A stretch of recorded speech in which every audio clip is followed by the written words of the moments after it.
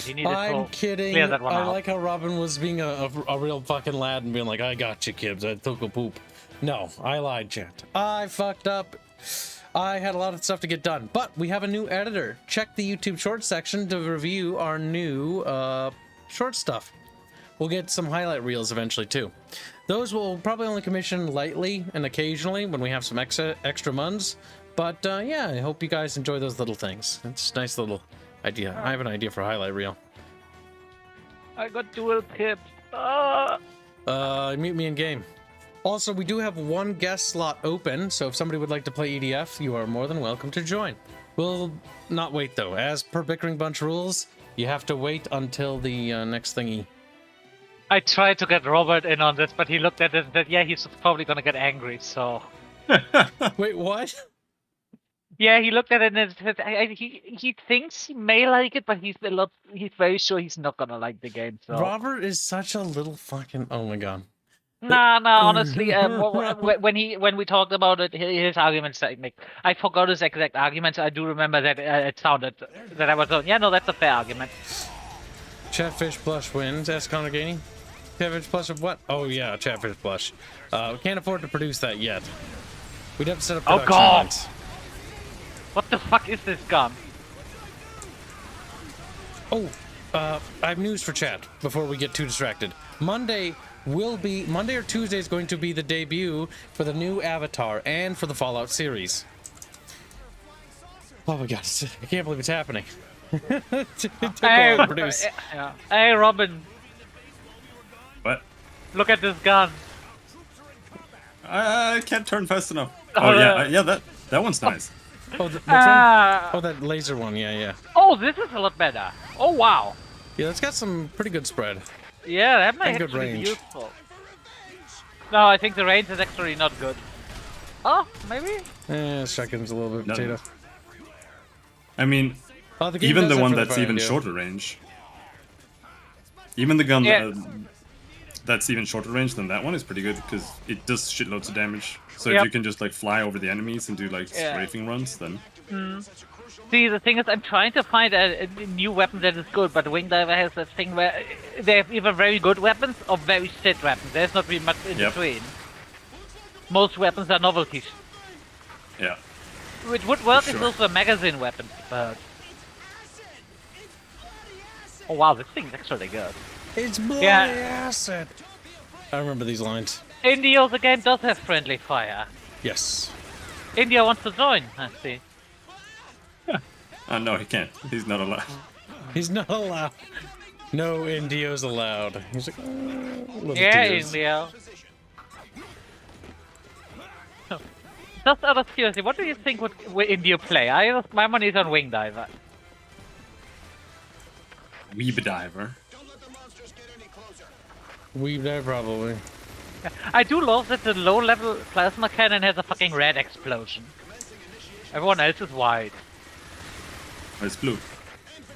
Yeah, bluish white, but I think the idea is that really hot fire blaze is not red, so... Maybe. Listen, there's a lot of things that has a surprising amount of thought put into these games, which we haven't seen why, but it is.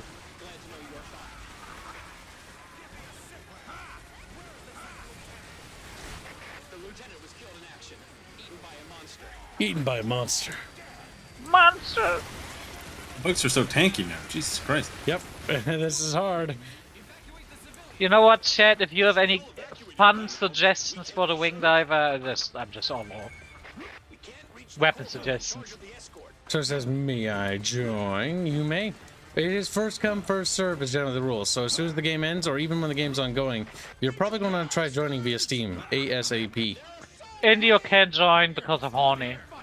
I'm drawing Rhea armpit, and he just puts the satisfied Robin thing in there. I'm sorry, Robin. I had to add the Robin emote. It's just too good. He's gonna sue you. He didn't even ask for permission. I didn't. I just took it. I pay you a lot of money, so I feel like I can do that. No, you don't. Listen, Robin. That emoji is as good as Gibson. That emoji? Yeah. Look at all what I do for you, Robin. I mean, I'm like living in poverty over here. Robin is very, you know, he likes his basement space. Besides, now we can have a little bit of Robin with us every day. That's true. It's okay. You can have it, kids. I'll allow it. I'll allow it. This sounds very reminiscent of what happened earlier today. I'm not sure what happened. God damn it. Robin, you were there. Oh, well. When was earlier today? I don't know what you're talking about. Like 30 minutes ago. That's not earlier today. That is earlier, technically speaking, and that's the best kind of right. I like how there's You no just learned that phrase. That's not true. I just... Shut up. I didn't learn the phrase. I heard it recently. But it's in context to that conversation. And chat's just sitting there more confused. I bought a new mouse. Soda, aren't you here? You get fucking used to this thing. stupid bastard. I'm just gonna call him stupid bastard until he feels bad. Soda, where are you? You should just use the gamepad, Fairman. That's a profile Nah. picture. Is that you, Soda? You might want to be online for this. I'll give you a minute, so chop chop. To either respond to me or not. Zarkin says EDF, EDF. Yes, that is the spirit. Patriotism towards our Earth Defense Force. Seriously, we need to make the real life EDF. When is like United States or like Britain or one of the major powers gonna be like, we're gonna form the EDF? Well, they were talking about aliens just now, so. Maybe it's time. Maybe.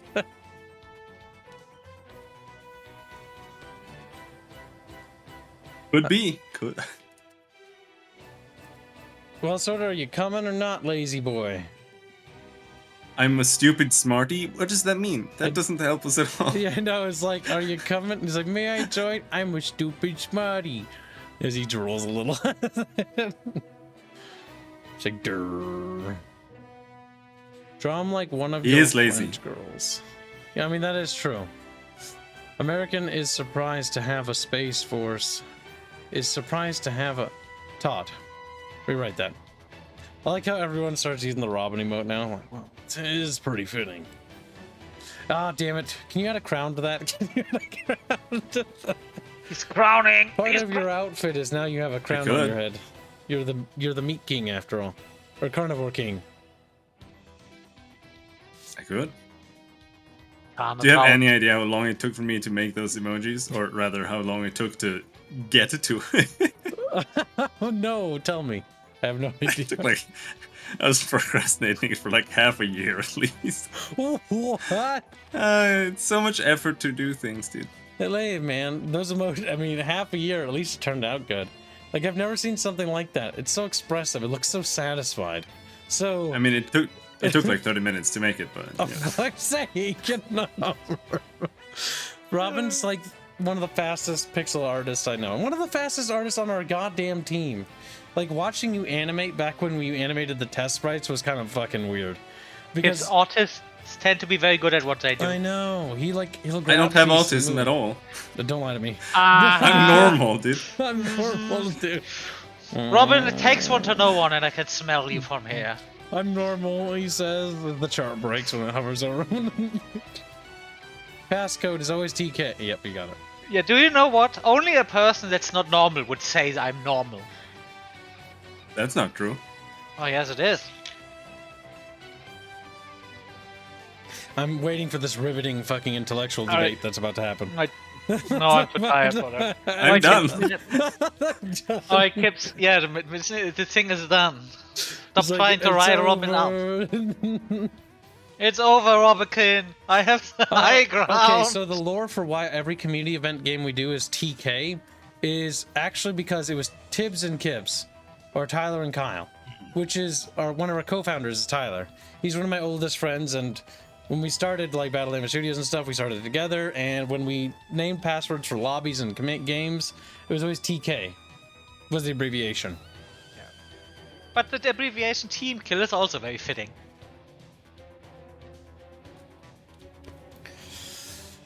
Tyler has the nickname Tyrex. He's got a little dinosaur profile picture. Sometimes it goes rear.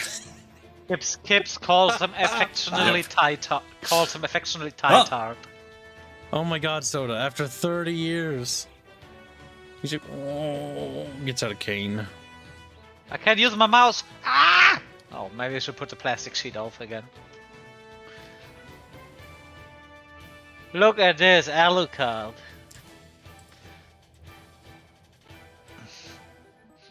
Robert and me had plans of looking if that one could be for him, but sadly he doesn't have time for these kinds of things. He's a busy boy.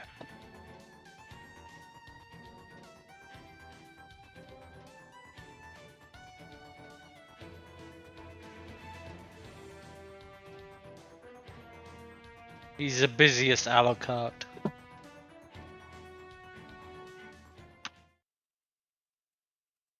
Oh, I wish to point out, I am rockets. I am nothing but rockets.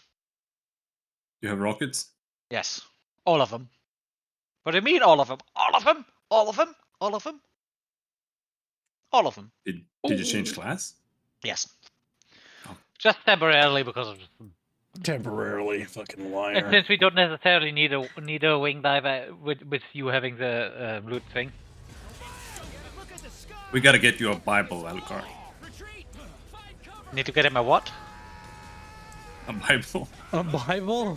Found Jesus. That motherfucker needs Jesus, yeah. Alucard's been making good progress. Just as a reminder, so nobody pesters the Alu panel, he is currently temporarily on a custom Chatfish order hiatus, temporarily. He's got some important work orders that he has to expedite. Once he's done with those, he'll resume. Don't worry, these work orders will be for you too, by the way, chat. They benefit you. Oh no! This Sorry. is not a multiple lock-on rocket launcher. Ah!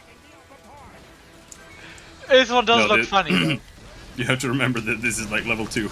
Nothing here works. Yeah. Yes, we have early game equipment again. Hey, listen. Hey, guys, look at my rocket launcher, yeah? I don't It even know doesn't where even you are. put... I'm behind you. There. Look how the rockets come out of the rocket launcher. It's just strong.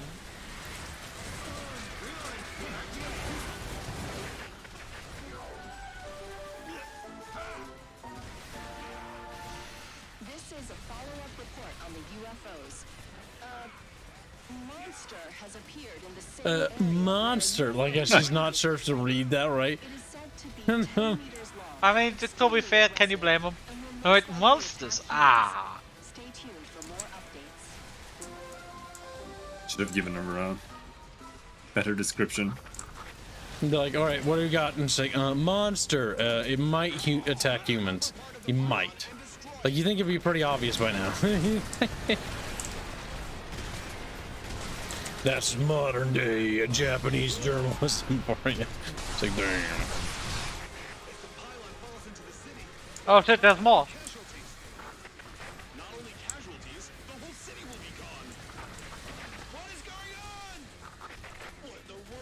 So, if I remember right, these are teleporter beacons, which are teleporting insects here, right? Yes. Okay. Yeah. Because I'm trying to remember what these things do again. Because They're all these anchors. insects have to be bred from somewhere, so they're coming from the like home world or whatever. Nobody has asked the question why all of their little monsters are just earth creatures. Because it makes some sense. I think they tried to explain that in EDF 2017, at least in that storyline. Because in that storyline, I think I can't remember what they said. That was so many years ago. It's basically along the lines like, oh, they're mimicking our like animals because of our climate or something like that, because that'll be easier for them to, you know, survive here or whatever. I mean, it could also be Yeah. that this universe doesn't have ants, considering that they frogs just look like us. Maybe. Like, they do actually put effort into the story, as silly as and ridiculous as it is. Yeah, that's what I meant. There's a surprising amount of thought in this series. Oh man, I love when you have like a gigantic cannon that pierces enemies. But if you hit like some tires or like a lamppost, it just the shot just disappears. Oh yeah, this is the final section.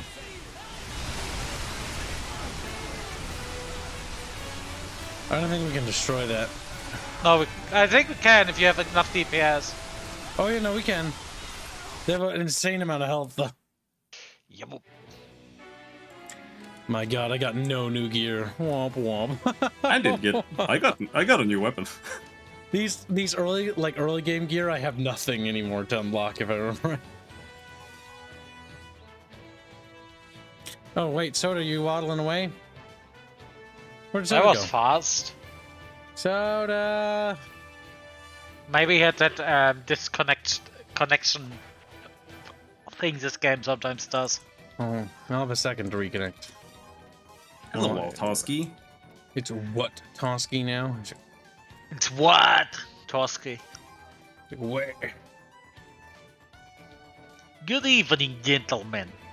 It is me, Wiltowski. Not quite sure where I come from. It's like, goddamn it. Hey. He got kicked? Weird.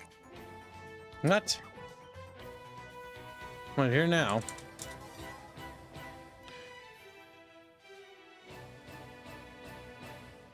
So is your Fuck it, potato?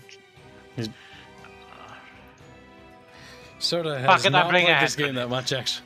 I'm looking at a 314 arm. You're gonna be in for a rough ride, buddy. But you will get good gear right away. Yeah, and since we're picking up everything, his armor will go up pretty fast.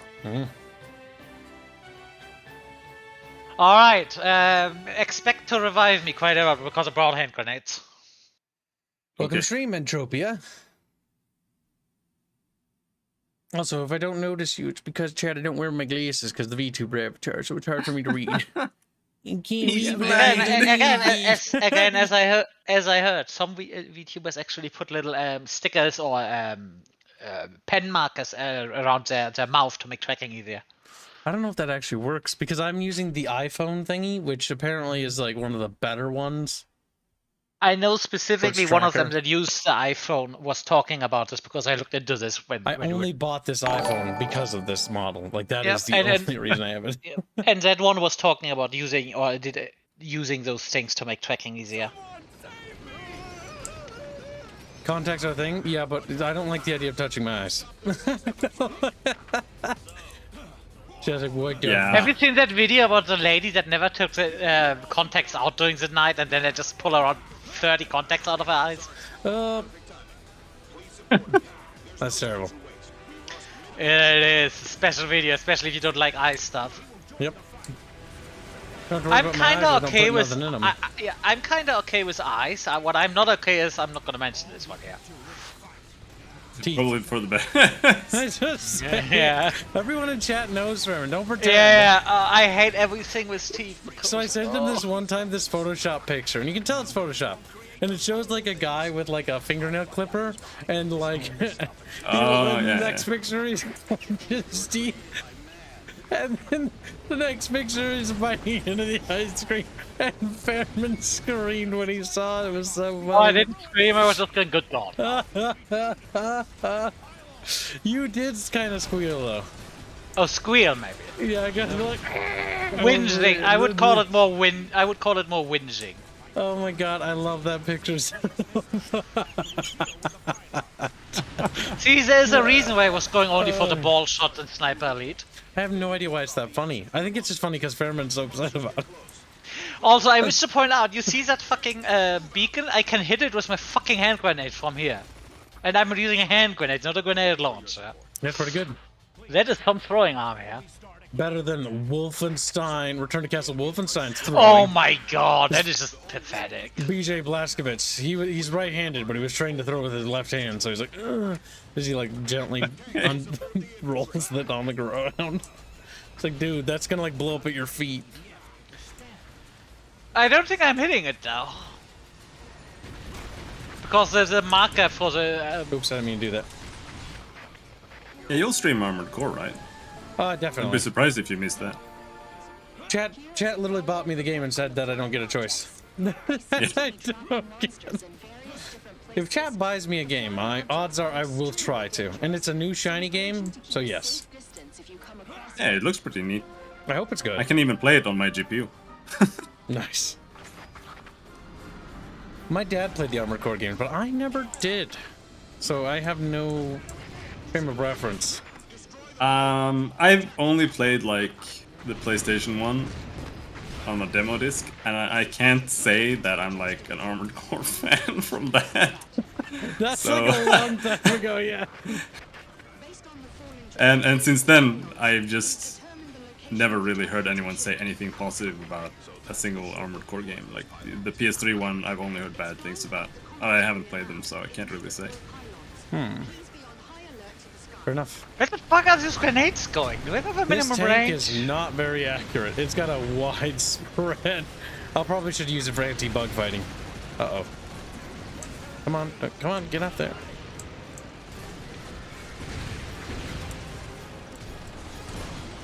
This reminds me of I a don't know, Nintendo 64 game called Battle Tanks. I'm kind of interested in Armored Core as well, because it looks like the closest thing we'll get to like a new Son of the Enders game in the next 10 years. Zone of the Enders. I played that on my Game Boy. That's not quite Yep, the that- same as the console version. No. It's like a tactics That- game on the Game Boy. Yeah, the Game Boy it's literally just like Fire Emblem game. Yep. It was fun though. I actually liked the story a lot. Fire Emblem. I'm very torn on that series. Not Fire Emblem. I meant the Zone of the Enders, Mission to Mars or whatever it was called for the. See, there was that Game one Boy. game for PSP, Yggdra Union. It was kind of like this, but it was a lot more on a tactical level. That one Shit. I liked.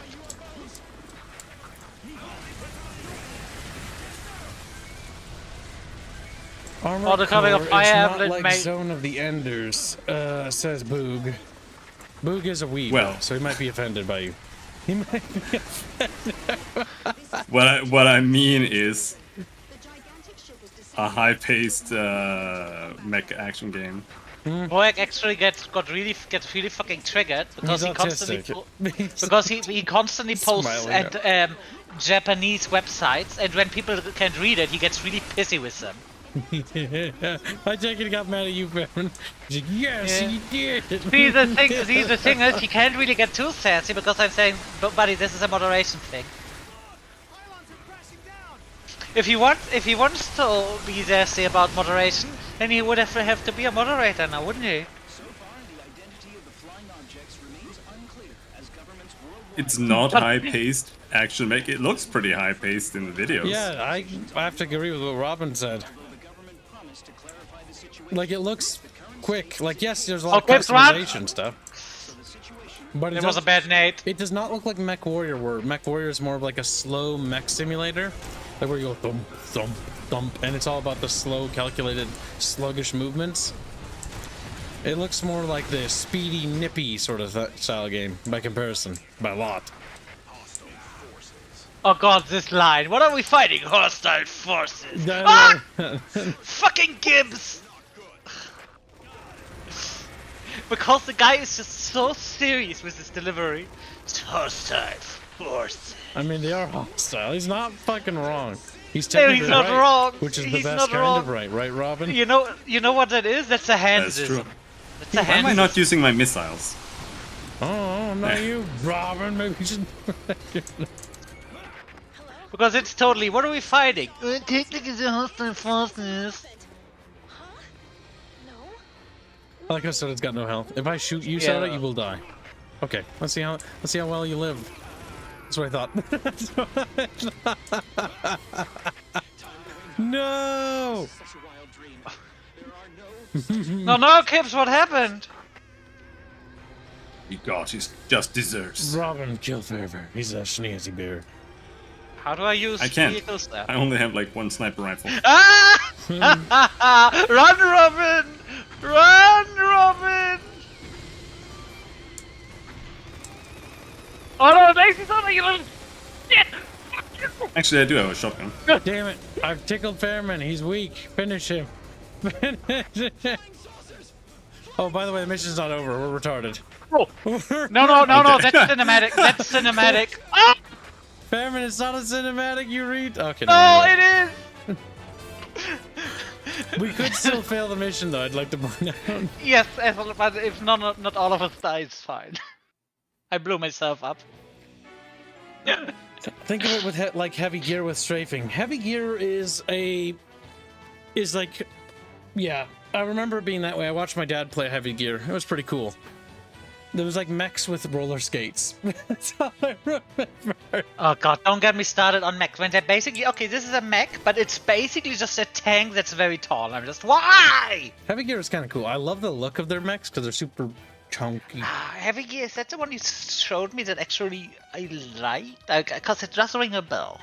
There's two heavy gear video games, Heavy Gear 1 and Heavy Gear 2. And Heavy Gear 2, if I remember right, had a lot of problems getting it to work and run. Oh god, this is the flyers, isn't it? Yeah. Probably should check my equipment. Maybe re-change the loadout to something a little bit more snappy. Do I have a multi-lock on one?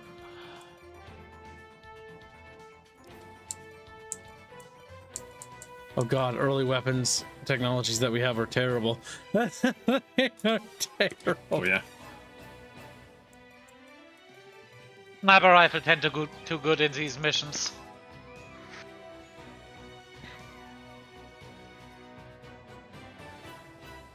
Oh, I got a power lance.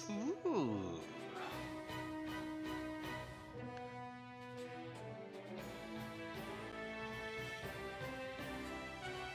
Ralgin.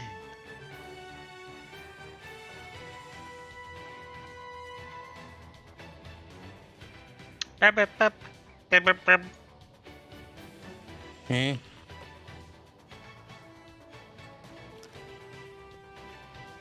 And dude, did you shoot me a DM and then delete it? You just no. Andy out. I had two clips and I opened it and none was there. Duncan says, I remember having a lot of fun spamming airstrikes. Oh, and our Defense Force is pretty good. The Air Raider is probably the...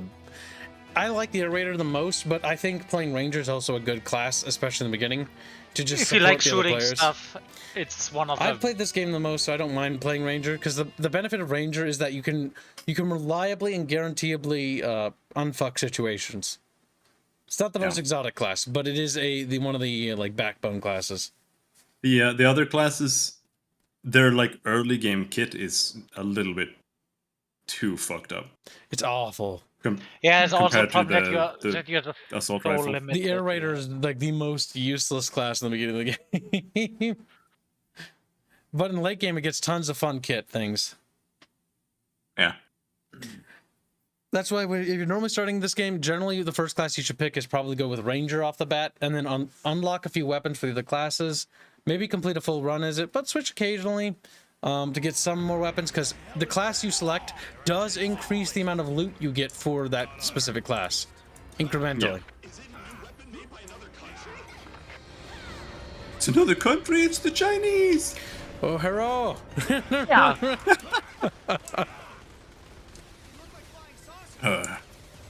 Raffles. Oh wow, that's a rapid fire weapon. These early MLRS launchers only have like 2 missiles. 8, I think, in Vermine. This is a special weapon I'm having It here. does not do a lot of damage. If they get close, I'll switch to the machine gun.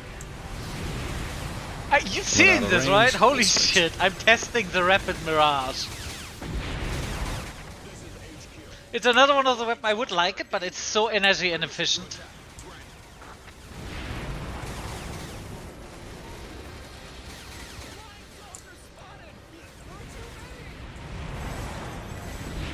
And I overheated. I love those airburst bombs that you get. That's so cool. Where they like explode into a bunch of little bombs. Yep, that's what I've been using the entire time. It's still the Bloodstorms. Oh, very nice. You India. used the fucking Bloodstorm all the way through the last game, didn't you? Oh yeah, I used it on the last stage. Well, I mean, if it works, I guess. Do you use it actually do you kill stuff, or do you just stun stuff with it? No, it kills the shit. It does a lot of damage. Yeah, but only small shit, right? No, God The only thing it- terrorists. the only thing it's not super good against is the armored dudes for some reason. Because most level 1 weapons would just have that massive damage fall that they're just not good. by sheer DPS, but that one seems to be okay. I guess it's a DLC weapon for you. I don't think it's a DLC weapon. I'm pretty sure that it used to be some kind of DLC weapon. Maybe it wasn't 4. In this game, I think it's just like if you want like the highest level of it, you have to get the DLC. I do know that the PC version is a little bit different with that stuff, so... Normally the PC version is normally released after all the patches and all the DLC of the console is done. That's why EDF6, we didn't get it the year of its launch and the year after, because they were still doing stuff for it. And then we get it basically once it's all done. Which is nice for one thing, because, well, it's complete and you can just buy it with everything. It is shitty if you are an impatient guy that really wants to play the new one, but I'm not too impatient due to the fact that we have like 5 EDF games already, so I can always play them. And at least we get a refined product. Yes, I'm more concerned with quality if anything else. Yeah. I really want them to improve the flight controls and vehicle controls. I think they're absolutely abysmal. Yeah, they're really, really bad. Helicopters are the worst. I see lots of people like playing them, but every time I play them, I feel like it's the most ineffective vehicle to fly to use. Like, you know, it's contribution-wise, you're doing so little damage. I would also like updated like stat screens to see performances, because I want to see like how many units I kill. Yeah, I've been thinking that the whole time. In general, vehicles could handle a little bit better because the vehicle handling is just nightmarish. Like, I do understand that it's a PvE game and not a PvP game, but I think PvE game is just important because what stat screens can tell us is it tells us how we're doing with our weapons. Like, okay, how did I actually do anything? Am I actually like useful, or is this gun actually just terrible? For example, there are a lot of guns that are very good at securing kills, but not very good in terms of damage. And if you see, okay, I got a lot of kills, but I did abysmal damage, well... Yep, because shooting enemies also stuns enemies, which stunning enemies is just as valid so long as you have, like, casts. Because cast characters or closer support characters can come in and blow the crap out of things for you. This is why when we're getting an underground mission, you should bring napalm. I'm not a big fan of the fire in this game. I don't think it works very well. The thing is, you throw the napalm into an entryway, and the enemies cannot get through the entryway. Maybe I've never used it for defensive deployment. I always try to use it offensively. Yeah, I use this very successful for the defensive deployment because it just stun locks enemies. Most of the fire is kind of lame because it like the napalm grenade launcher and stuff. I don't think it gets like larger area or something. Or yeah, the radius feels. My biggest problem is I always felt like the radius wasn't very big. Because you need to use it in like tunnels and stuff, and those missions suck anyway. Also, don't destroy those tanks, Fairman. I dropped them so that people can hide in them if they need health, because all you need to do is get in the tank, and then it has a big pickup radius, and you can drive over health with it, and it has a health bar which protects you. So don't blow up those tanks. I put them down for literally defensive purposes. Annoys me that you did that, Fair Bear. Apologize. I didn't. Yes, I am. No, I did not do anything. Because this part I do remember kind of sucking a little bit on hard.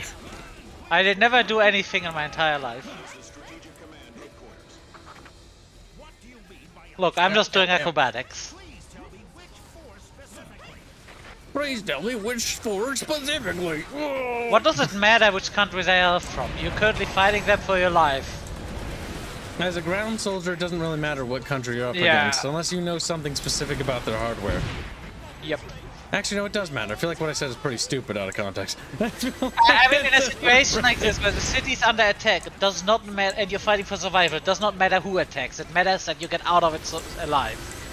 As a foot soldier, that I will point out that we are not actually retreating. We are actually standing and fighting. What? Because a fighting retreat would be us moving backwards while, you know, using suppressing fire. Yes, that Forward would be group something. Suppressing fire while the rear group, you know, tries to get out too. That would be something, but you have extra missions where you have to, kinda like an escort quest, but not the cancer of an escort quest. It just feels like one. Where the big mech base shows up and it's running at you and you gotta run back. Yep, but having a little bit more, like maybe like that mission in what's called in Generals where you have to with the Americans where you have to protect the receding Americans. Okay, this mission wasn't as nightmarish as I remember it being. I remember we it died also- a lot here. Maybe it hard. helps that we have a good. Maybe because we have It a good might team be the composition. next difficulty above. Very hard, if I remember right. That could be because that is when the game really gets tricky. Because this is also Very where you hard get black. is actually, like the name This- describes, very hard. This is also where you get black ant. Weren't you guys like just pushing straight to hard and just starting there? Yep, we did that. You can. So what we did is legitimately we played start the on first hard. like 5 or 6 missions, and then we switched to hard, and then we switched to hard again, and then we did hard a couple of times, and then we switched to very hard. Yeah. We did that Starting because So we, that wanted might to- be- we were more excited about the new guns than we were about playing the game in order. But yeah, starting on hard in this game is totally doable. It is. Hard is doable if you want to start it. It just, you're gonna lose a lot more than you otherwise would, especially in the initial Yep. few missions. Well, yep. Once you build up your equipment, you're good though. Yeah, it ramps up as well. If you look at Yeah. like Yep. the drops, it does ramp up. So Yep. you might just have to grind a little bit. Normal, if you know EDF, if you, this kind of games, normal may be a little bit underwhelming for you. If you see normal is too easy for you, it's fine to go up to hard. I think we'll probably start EDF 6 on probably hard, just because we'll have a lot of experience with the game. And then we'll Remember beat it on that- hard, then we'll move up to very hard. Remember that also is based on the game, because in EDF 4, if you would start on hard, you probably would get your shit kicked in. EDF 4 is, if I remember right, is fucking It's brutal a lot on hard. harder. Yeah, yep. So it would really come down, I say, in the EDF 6, because nobody really knows that yet. We probably want to test and then just go up or down depending on what feels fair. Mhm. I know we have people that know what they're doing in general, so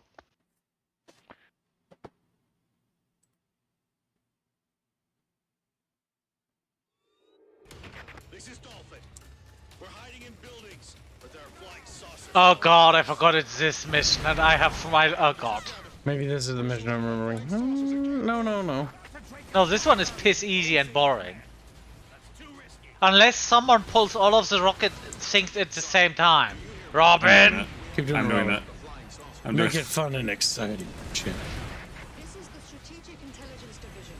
I don't know. Sources are Just blow them up. It's easy. Listen, as long as you keep damaging them like this, I can one-shot them, so... the color of the drone is the key. A blue drone is in alert mode and is presumed to be harmless. So the drones that glow in blue are not dangerous. The blue shouldn't be alert mode, that should be what, idle mode or observer, whatever, not alert. Combat mode. They are killing machines that can trace and kill targets. Well done, Sergeant. Destroy the rest of the drone. Curious to see how many missiles it takes. This map is particularly bad because the drones like getting stuck in buildings and sometimes they Yeah. get stuck. And if you're a slow class, you have to foot slog all the way over to them. Yep. The industrial area is not very good for drone movement, nor for ant movement, because they just get caught up on the buildings. Oh god, the ants get stuck so much on shit and then they just skitter around. I mean, they made a good job of making the ants look very skittery, but... Oh wow, we're already done with this. Almost done. Missiles. Missiles strong. Fucking fences, man.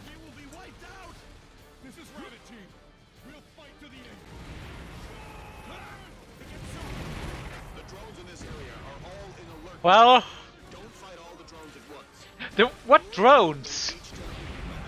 Don't fight them all at once, dude. Dude, we do what... Fuck you, we do what we want. If we can analyze the data, we might be able to They'll dead. You know what to do! The war's over. Hashtag peace in our time. Do it, Robin! Do Oh it! shit, do they have reflections on these signs here? Oh, oh. What do you mean reflect? Fancy graphics. Yeah, they reflect the environment. Wow. Maybe. I'm not sure. It might be a trick. Oh my god. They reflect the environment! Blows it away. Wow, so impressive! Monster attack. Wow! I mean, the good I thing is love we the don't need to... description to the mission. We made it to the city. Now we can finally have some rest. We're safe here. Trust me. You survived. You'll get back somehow. You know what? I need to get back into my life attitude. Everyone in chat just going, Typical Schnazi. Faber's like, "Mm." His desire to conquer Sweden grows. Faber is silent with rage. Yeah, I gotta measure. What the fuck is this person? Squeaky chair. I love my squeaky chair, chat. It's so squeaky. Nothing squeaks like my squeaky chair does. You should put some grease on it. I did, like several times. It just squeaks. You should stop judging it for squeaking so much. It's what it does. Dinkster says EDF. That's the spirit, Dinkster. Welcome to the stream, Dinker.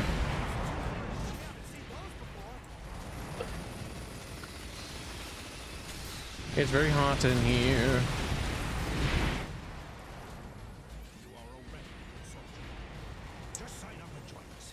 Oh yes, that's right, little chat.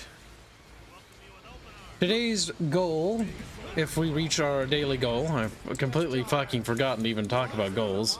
My brain is just not in that fucking mindset right now. Is the next reveal of the giant STL.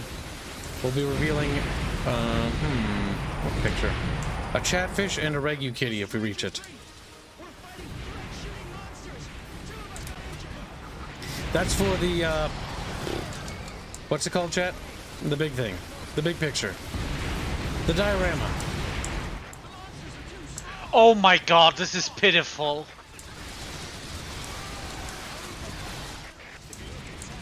But at least I can fire a lot of shots.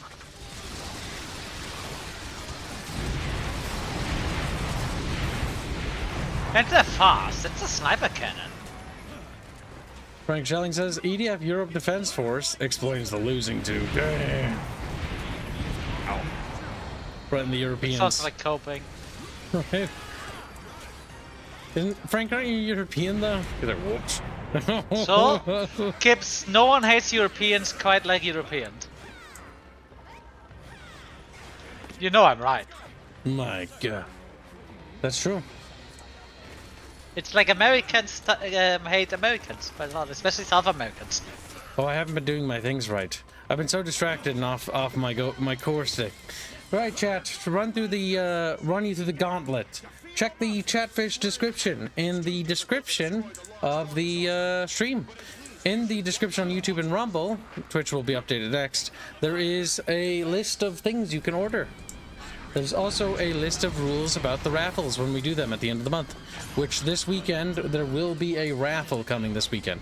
You can apply on the day of, but not before. A Raffles Café. Rules for the raffle are in there.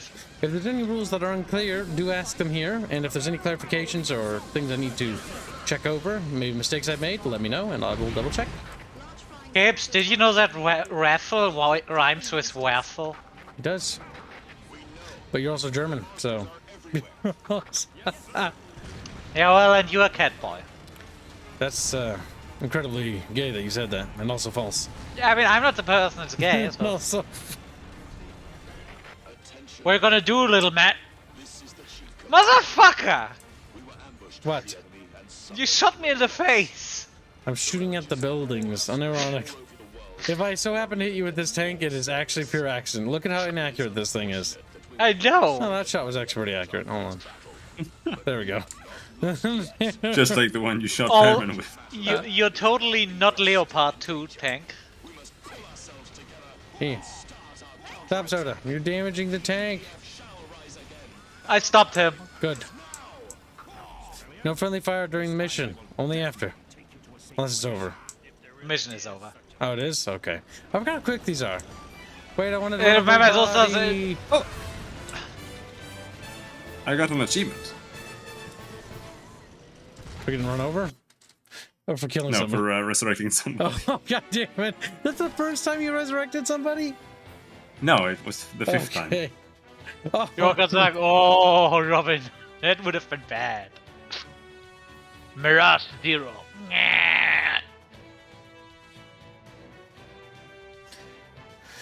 The little Chatfish O'Lees. Oh my god, speaking of retarded guns, kids are gonna send you something. What's that? Enlisted's new season started, and let me just show you one of the weapons they added. Oh, did I do that, Teen Metals? Thank you for catching it. I will fix that. Send this one to Arif or Kibbs, I always forget. Kibbs. Let's look at this. Guess which country that one is. Pretty easy. Germany. There's an actual sword gun in the game now. Or is it a gun blade? No, it's a sword gun. Fucking Japanese, man. Hurry up, It's Bear. funny. We're waiting on you, German boy. No, you don't. What's your name gonna be, Kaiju? Granby Grew. Gummy Kaiju. Oh boy. Chad, have you read it? Did you look at it yet? Like, no, readings for pussies. I was like, oh my god. I even put little dashes in there so it would help organize it for your little eyeballs. Let me just look at it for them because they're too fat and lazy. Yeah, so merchandising options. $30 for a per custom chatfish. You already know that. And then I wrote that, I think I wrote that well. 90 USD for Chatfish STL. And then 60 if you already have the art. And then we've upped the cost for art slots for 200 USD. They are open again, by the way. But bear in mind that we're increasing the price due to the incredible demand. Only 2 are open.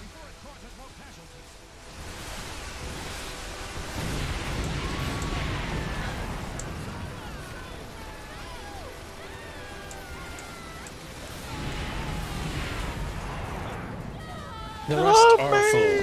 So, limited time slots, chat.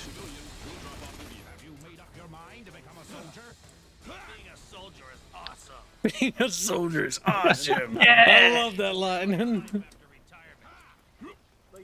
Yeah, you retire very early as a soldier in the EDF. Very early. Dinko says that Reuben doesn't wiggle. Did we get the code for Robin yet? I don't remember, Dinkster. Dink. Bear in mind that, Dinko, I got the new overlay stuff. I tell you what, Chad, I'll show you something. Hey, Dinko. Hey, Dinko, hey.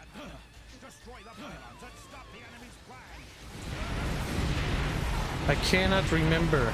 I know I put all future code on hold for Avatar stuff. I haven't bothered you with it. Mostly because I'm waiting for the 3.0s. They be coming. But Bon's finishing wrapping up the Fallout Avatar. There's just a couple of glitches in the system, so to speak, that need to be worked out.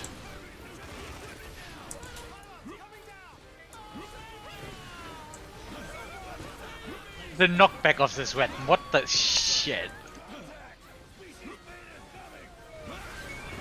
Species beta coming.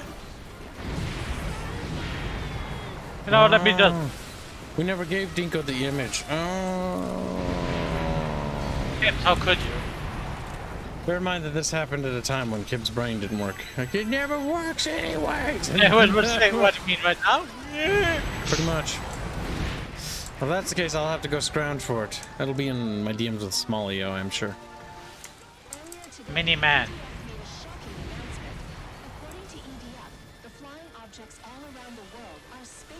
Looks like your rockets went off wide there, Robin. They're still there. Yeah, sometimes they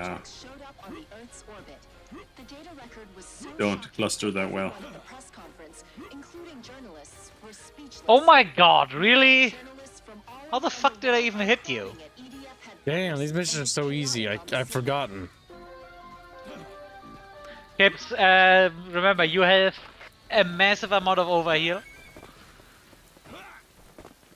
And Lazy, what is your health? This is just unbelievable. How many hit points do you have? I saw the flying saucers with my own eyes. Blip, blop, blip. There are little not blip that. bloops. Uh-oh, accidentally gotta refresh my page again. It did the ding. It did the thing where it bugs out. No. No. There, fixed.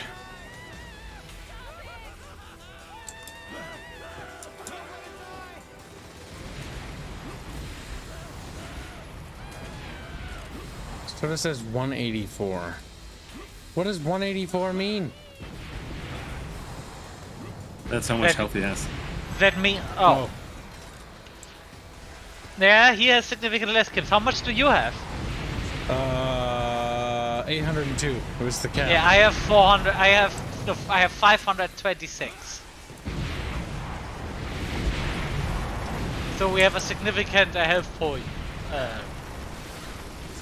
buffer.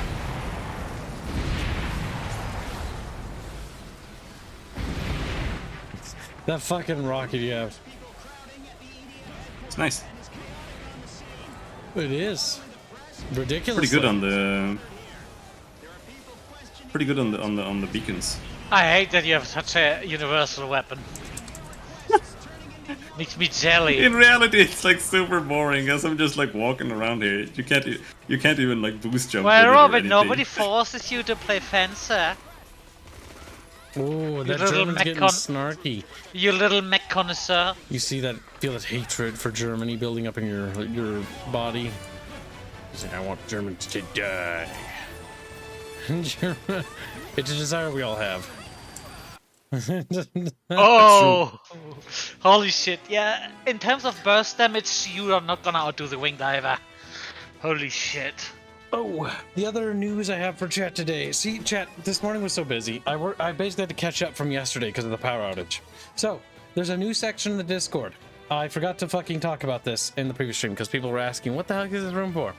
It's called, I already forgot the name of it. Avatar Recommendations. We can actually start getting outfits for Aerith and her avatar, or outfit apparel. Let me put it that way. It will cost Munmun's dough. But if you have ideas, I know one idea that was suggested was a bow. There's several ideas in there. Some of them are incredibly complicated and sophisticated, and I don't think they're possible, but they would cost thousands, chat. So try to curtail those ideas to simple ideas.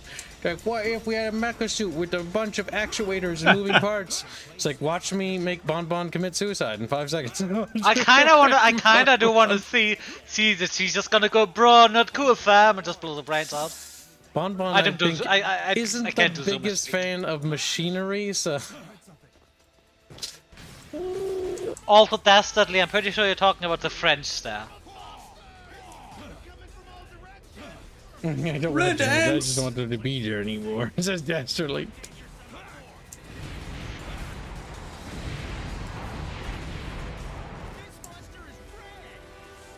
Yes, more shit, red! It's not red, it's pink. Riveting dialogue. It is red. There's the black monsters. They're not even black, they're gray. Todd donates $200 to say, hello, Bickering Bunch. Jesus Christ, Todd. Also, I would start with Rhea, Weeboo art piece. More to come later. Okay. DM me some details about it so I can prep the artist. And thank you for your very generous donation. There's only one art slot remaining today. Get it while it's hot. What if it's cold? See, there's no problem you can solve with cluster minutes. I didn't think about that, did you, Robin? No one did. Wow. Also, that's chat, a lot. I have another proposition for you. I found a person that can make me little chatfishes wiggle on my screen. If we raise a certain amount, we can put chatfishies that wiggle around as part of an experiment. I'm not entirely sure if it'll be the best idea, though. Let me know if that interests you. I had an idea to basically make the little guest box have another layer behind it with animated fish moving around. Yeah, I've seen those. Yeah, we can make them of chatfish, and then the big spenders, we can even give them their own custom. That could work sprites because that it's like shimmy in. make it look like we're in an aquarium or something. Yeah, it's kind of what I was thinking. I mean, aquariums are big ones where you can walk around and. I'm already Public starting ones. prep work for the final overlay, the 3.0 final. And that was one of my ideas for the guest box, because sometimes we don't have the guest box isn't full. And it's kind of just like a big empty space. And I'm like, what if we have some sort of like little wiggly fishies? And make them out of the chatfish big spenders. I mean, we do like underwater games here, don't we? Blub blub. This is what what Kip's always saying. He wishes there would be an underwater barrel trauma. I did say that. Yeah. I just love it. Kip. You know what, Kip? This is not fun if you're I owning meant to it. say that it was like, I was thinking about it, but I was so busy thinking I didn't say it. 3D Barotrauma would be amazing. Yeah. 3D in space. Space would be okay, but I would like a 3D Barotrauma. Yeah. And I know people before you say that, you know Space Station 13, but Space Station 13 is significantly more autistic than Barotrauma.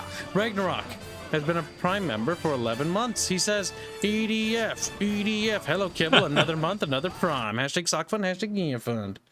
That's another Nia fund and sock fund. Oh, hey, I got a didn't even notice that Bloodstorm. one. Robin, I got a Bloodstorm. I like how he said Nice. Prime sub, Kibble. Kibble, Prime. Ragnarok. Ragnarok is clear sky. See, Ragnarok, as your opinion, how miserable of an experience do you think Clear Sky as a game is?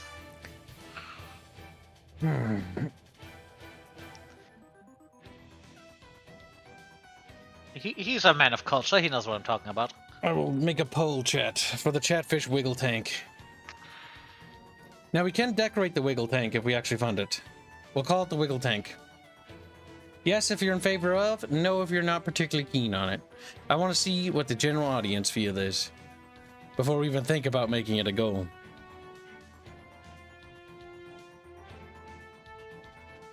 Yes, and I might put a filter in it if we raise enough money. A fully functioning animated filter. It's like, yay, clean water. What if we could program it so that if we don't get any donos, the filter like clogs and then it gets like gets all dirty and then they start floating belly up dead. I don't know why I love the idea of that. All right, so dead chatfish just make me laugh, okay?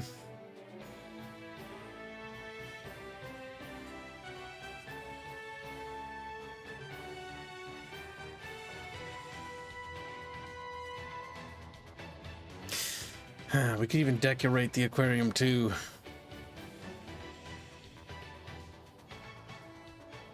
Herman. What? Fuck, moderation issues.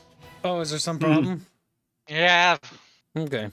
Well, just remember, you can always take another moderator on the Discord to handle Yeah, it. I You put are it in. on stream, so just let them know, and another moderator will pick up the slack when they get a chance. I put it in the mod room. If any of the moderators sees it, look in there. Remember, Discord moderation can wait, unless it's an emergency.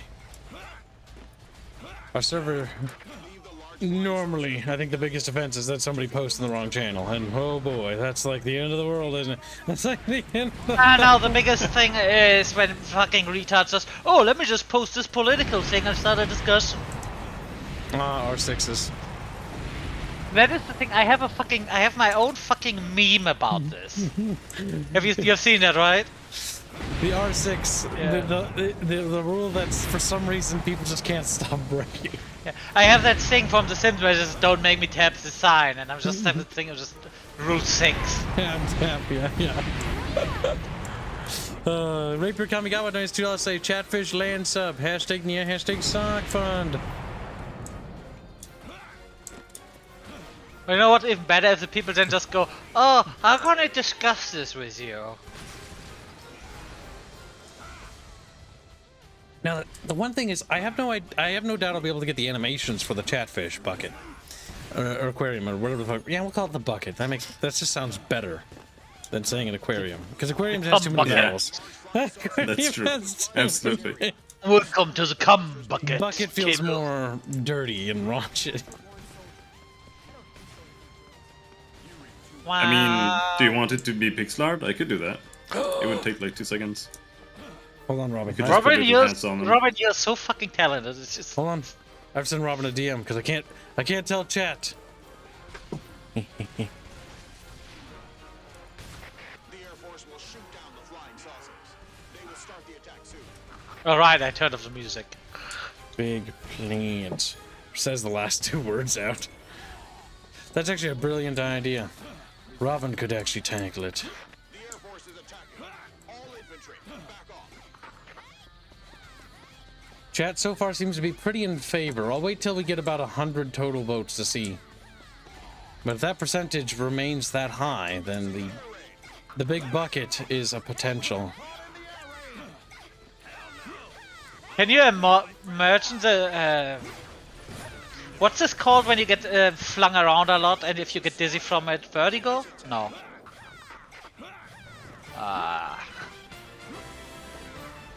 Ball is in the way. I can't see chat.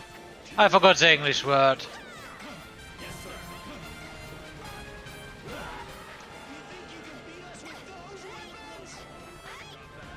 EDF! As they Get realize- him! As they realize their guns are absolutely ineffective.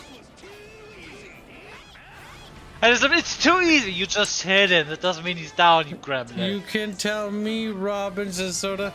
Not if I shoot him down.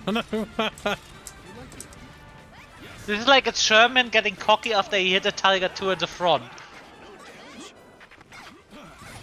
Matt, for all intents and purposes, it'll be a nice looking transparent aquarium where we can decorate the interior. That gives me terrible ideas on how to fucking make this thing like last forever, chat. We can get festive decorations for the bucket. The aquarium for Matt because he's sensitive. Because he's What? I'm bullying Matt right now. I don't like the bucket. I think aquarium is better. So for An aquarium is a lot nicer to look at. listen, I'm just saying for marketing purposes, calling it the bucket's gonna sound better, chat. The aquarium is, you know, it's the more delicate for the more delicate fish, like the angelfish. You know, angelfish are pretty delicate if I remember right. The bucket aquarium. They're very particular. The aquarium, bucket fish. the aquarium for bucket fish is literally just a ginormous bucket that has a little glass in it, so it can be used as an aquarium. I just can't get like bucket fish. Just sounds like I don't even know. You go to like the fishery, and there's a bucket, and they're just filled with little bucket fish. Keeps getting the bucket fish from that video. That was one of the greatest moments in your life, wasn't it? Pretty much. I mean, it's led to the biggest, most largest success thing our channel's ever done. Yeah, and do you know what? It's something that evolved organically. It did. Cancerously and organically. And it was compounded because Giggles made a fan art of it. Kids, remember, true cancer is immortal.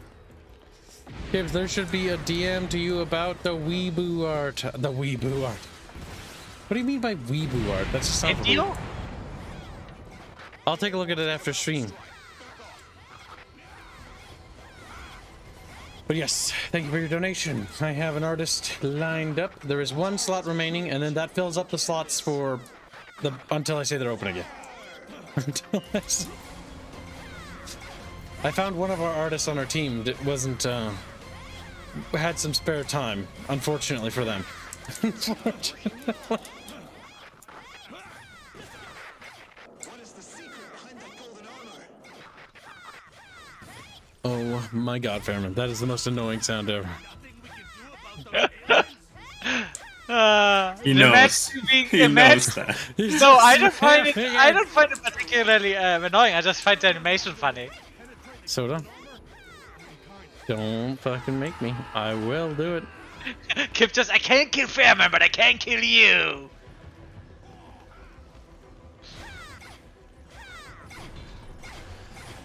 Yeah, good luck hitting that fucker, honestly. God donates $5 say Kibbs. Oh, I read that. God damn it, I'm retarded. I just read things like 30 times. I just read. And other times I don't read it. I just hear somebody die. Revive with full health if you pick him up. Yes, because like a fraction of my health is like their entire health Yeah. Soda, you cannot win against me. I have 4 times your health. And I have an explosive weapon. Robin, tell me if I'm getting danger close, because it can sometimes get really hard to see with this gun. I don't know. I know, if you Noticed see... anything? Okay. If you just see one getting way too close for comfort, just... I don't know the explosion radius of this gun. It's larger than the actual explosion, so... Same goes for you, Kips, if I'm danger close. Broken arrow! Also, for this month, chat, I'm not sure how many things I'll put into the entry, but you can donate to add more things for the raffle entries for those bucketfish that want to help out. But don't worry about it yet, because I gotta do some number crunchies to see how many I can do. Jeez. And don't forget to be there for the Sunday stream, because it'll be Sunday. Hold on, I gotta remind them, or I'll fucking forget. I'm gonna do this in the next stream today as well, to tell the other fish. Did you know that Sunday is a day that's supposed to be sunny? Alright, Dinkster, I just need to go find it. Let's see, Indio Pendio. Oh yes, one more level and I get my plasma big cannon. Alright, my name is Indio, and I'm hiding. The plasma big cannon is so good that one carried me from level 10 until the end of the game. It's one of those guns. It's pretty good, as long as nothing walks in front of you. Yeah, because I love it for the absolute retarded explosion radius, because... Yeah, there's a 30 meters explosion radius. There's... If you lob it into a group of bugs, they are just not gonna be happy.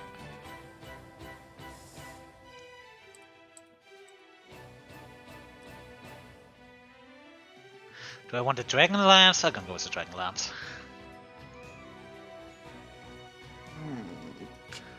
Oh, sauces! Oh, no, no, no, no, no.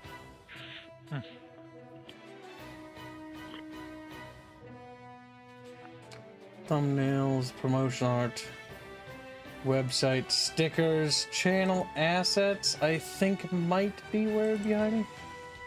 Oh my god, Robin, I just realized something. You are the meat and banana man. Did you ever eat a banana wrapped in bacon? Did you ever eat a banana wrapped in bacon? Yeah. And how is it? There, Well, I mean, I wouldn't exclusively eat that. We have something here called Flying Jacob, which is really nice. You have something called banana pizza over there. Flying Jacob is basically like... It's chicken, and then you have bananas in it, and you can wrap them in bacon if you want to. You just put the bacon in it, and then you have peanuts in it, and some chili and stuff. It's like my area is broccoli. Yeah, well, you're a kraut. You eat sauerkraut over there. You're a No, I do not eat sauerkraut. I eat pizza with broccoli and hollandaise and ham. That's disgusting. As a man that eats banana pizza, I will not be lectured by the likes of you. I've seen what makes you drool. It's objectively better than broccoli pizza. Wait, hold on, Robin, you gave me the nameplate thing, right? Yeah. Can you hand me the nameplate in my DM, and then can you also make a grayed out or the darkened version as well? Well, after this game, and I can give that to Dinko. Yeah. Then we'll have the nameplate for talking and not talking, and then it'll actually light up properly. Sweet Dinkster. Thanks for helping out, Dinko. Chat. Give Dinko bald spots. Like, okay. Okay.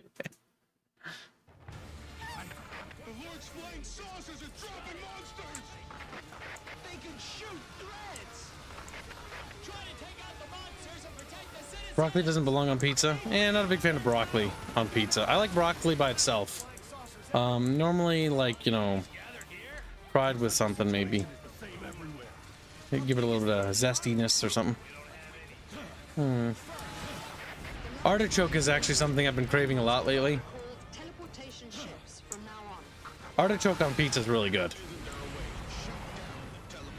My dad always used to have that. No one has had any success. The hull of the teleportation ship I just like artichoke. It's got a nice taste as far as veggies go.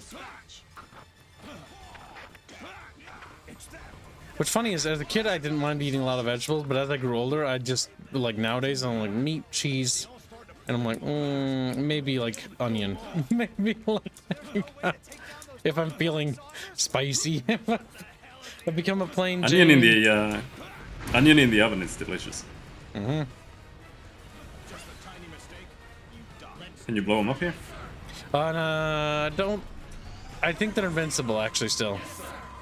I forget that every EDF, these things are invincible until, like, a certain mission. They do take damage, but I don't know if you can actually kill them. Yep, they normally have a massive health bar, if I remember right. And it flew away.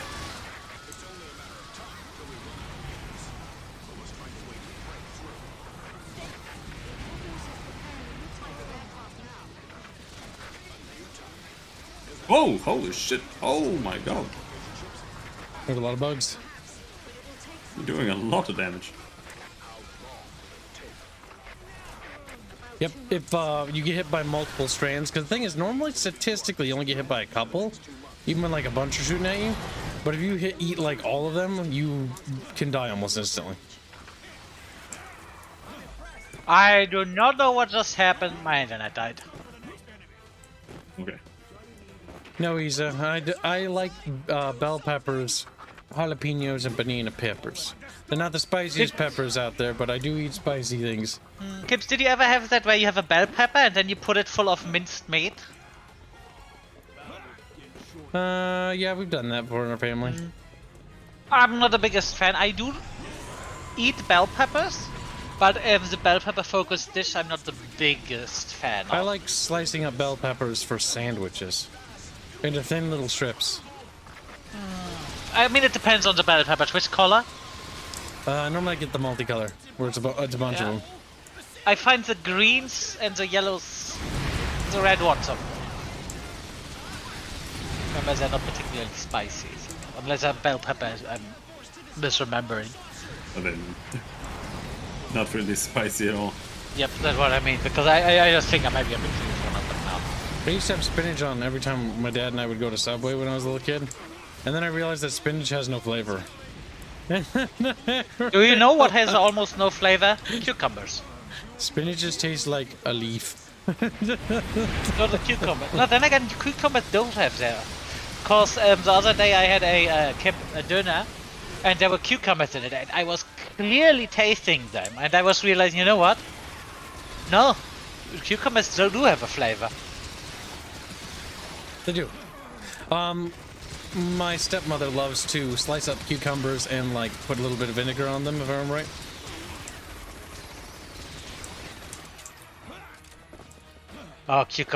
Cucumber flavored alcohol is a thing. In Japan, they have cucumber flavored food. Sweet. Then again, they have Kit Kat with wasabi, so. Blech. Japanese food is fucking fascinating.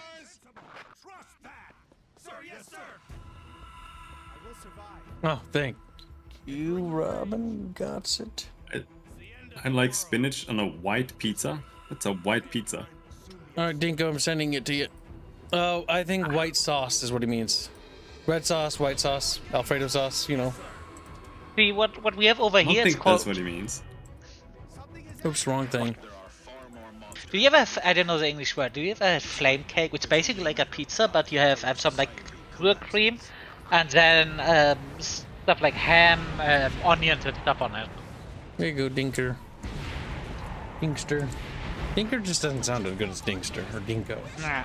I've tried, it just sounds dumb. Just Dinkers. Let's see, Flammkuchen. Some nicknames stick, some don't. If you Oh, put it's Tabasco called sauce and homemade macaroni and cheese, it makes it taste great. Actually, I like my mac and cheese with black cracked pepper. Oh, it's called a tart. Freshly cracked. In English. And I like to lay on the black pepper thick.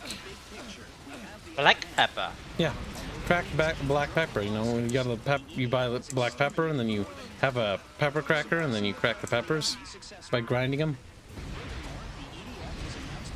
Yeah, pepper grinder. When 3.0's at Stinker? It should be soon. I know that Bond says she's prioritizing some other things right now, because she's trying to finish up the Follow avatar before the Follow debut. There's a couple of quirks she has to work out, but it's pretty good. Also, I'm down. Yeah. Robin, you got a fan club. I'm alone. Oh no, did you all Fairman got die? DC'd. Yeah. Oh, Kips also got disconnected? No, I'm not He died. disconnected. Oh, you got DC now. Yeah, my internet gooey decided mac and to. cheese. I forget what cheese you use to make it super gooey. I haven't made mac and cheese in a while. Do you want to know the worst thing? Gonna watch me trigger the American. I never had mac and cheese. That's fine. Are you really You're American? German. You don't even know what good food is, so I can't help you. I also didn't really have had bacon. Never got around getting it. Oh fuck! I hit restart. I need to back out to the lobby to grab Fairbear. Yeah. Nope. I already joined the room. There we go. Return to lobby. What? I already joined the room. No, in order to bring you in, we gotta back out so they can fully reload. If we just hit restart, Oh, okay. you won't pop in. Where did Robin go? Reep. You didn't restart the mission, right? I got killed. But no, you can't make mac and cheese over in Europe because you can't buy American plastic cheese and put on it. You Oh, wouldn't God, have needed no, to listen, restart. before you start, shut the fuck up. Firstly, we don't, most Americans, I know, when we make mac and cheese, we make it homemade with real cheese. Such as Like, you know, Monterey Jack, real cheddar. plastic American cheese. Monterey Jack is not plastic.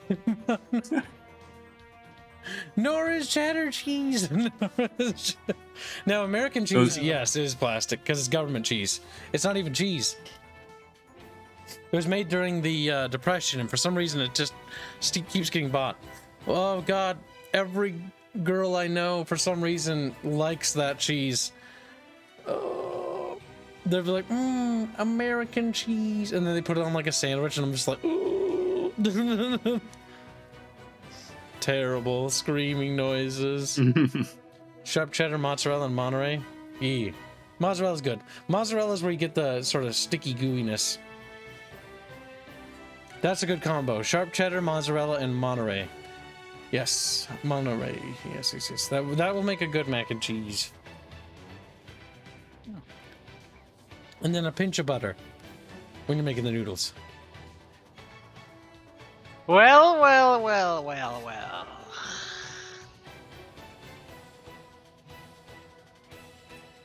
And trust me, the butter does help, chat. But only a little bit. On the risk of sounding incredibly cliche, I bought the Lidl over here has what's it called? If you bake yourself pretzels and eating those with a little bit of butter. Then you crack the pepper over the top as it's all steamy. Ah, there you go. I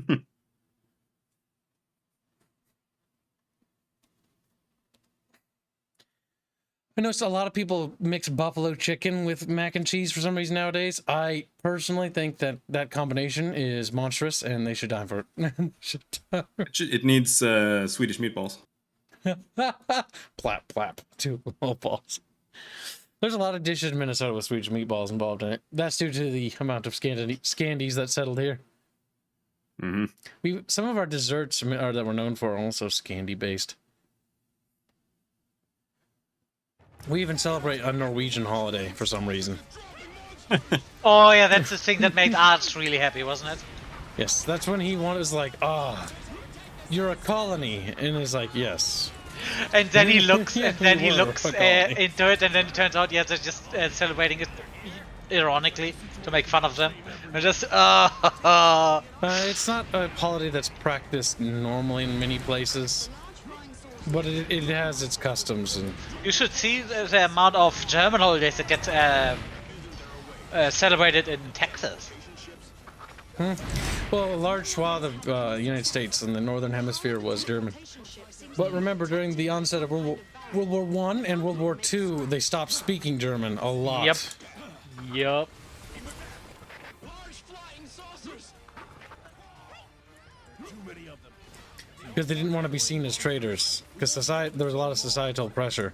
There's no way to take down those large flying saucers? What the hell is the Air Force doing?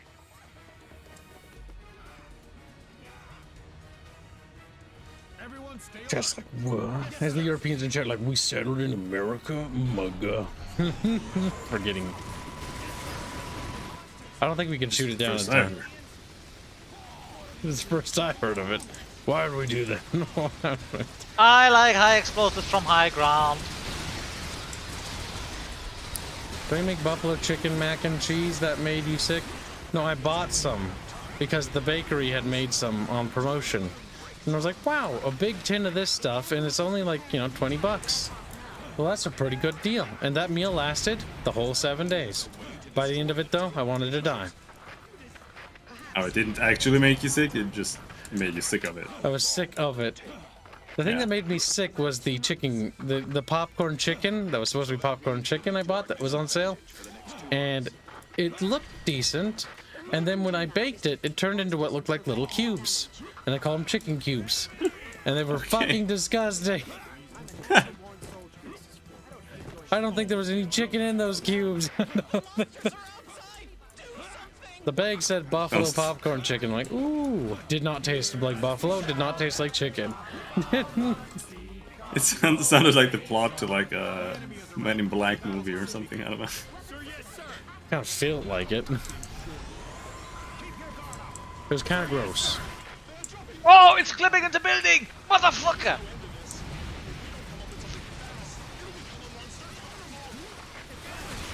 Monster Carnival! Also, is my mic behaving normally, chat? I saw somebody said it was making weird noises. If it is, let me know. I'll move my fan. It's on the floor, and it shouldn't be blowing on me, but I had to adjust it.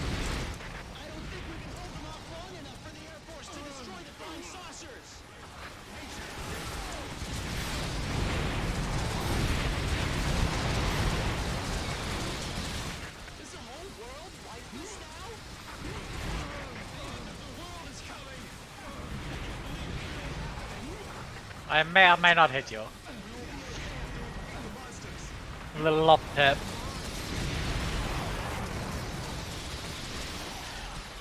Pew, pew, pew, pew. Monsters! Monsters are running in the street! They're running the street. There. Dorito. Incoming large flying saucers. I don't mind add bacon to mac and cheese, but if I add bacon to anything that's kind of gooey, it will get squishy, so I have to eat it that day.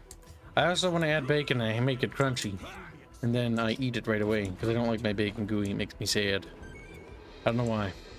Whenever I eat gooey bacon, I just get a little bit sad. Like, this isn't good. This is I don't like it when it's gooey. Brownie face. Unironically, yes.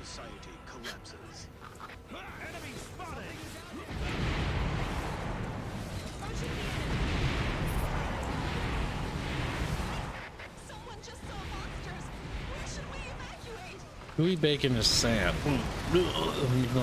Die. It makes me fall. Yeah, not a huge fan. What, a bacon or a gooey bacon? Gooey bacon. How do you like Well- your bacon cooked? I don't know, like normal. What's normal? So when you bite it, like, what is the texture? It should be like, it should be sloppy, but it shouldn't be like crisped either. It should be like crispy edges, but it should still be bacon. Kind of a chewy center, but not gooey. I guess. Yes. I'm not a huge fan of bacon. I prefer it like as an ingredient in some dishes. But I only have it as usually a side sometimes. But I It agree. usually takes over everything. Yep. It's like if you put it on pizza, it doesn't matter what else you have on the pizza. You're now eating a bacon pizza. Yep.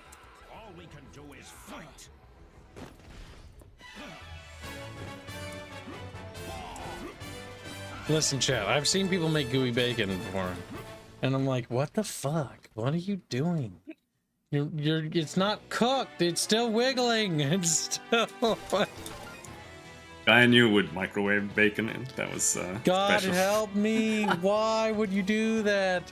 Like, baking is. Oh, I'll accept that. It's not the best way to do it, but fried in a pan is the only way you do it.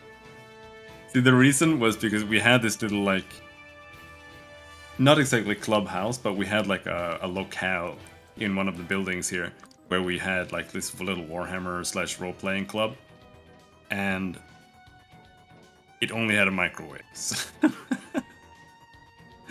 A lot of the people basically lived there, and they just ended up like, well, everything was microwaved. And some of them were kind of special, so...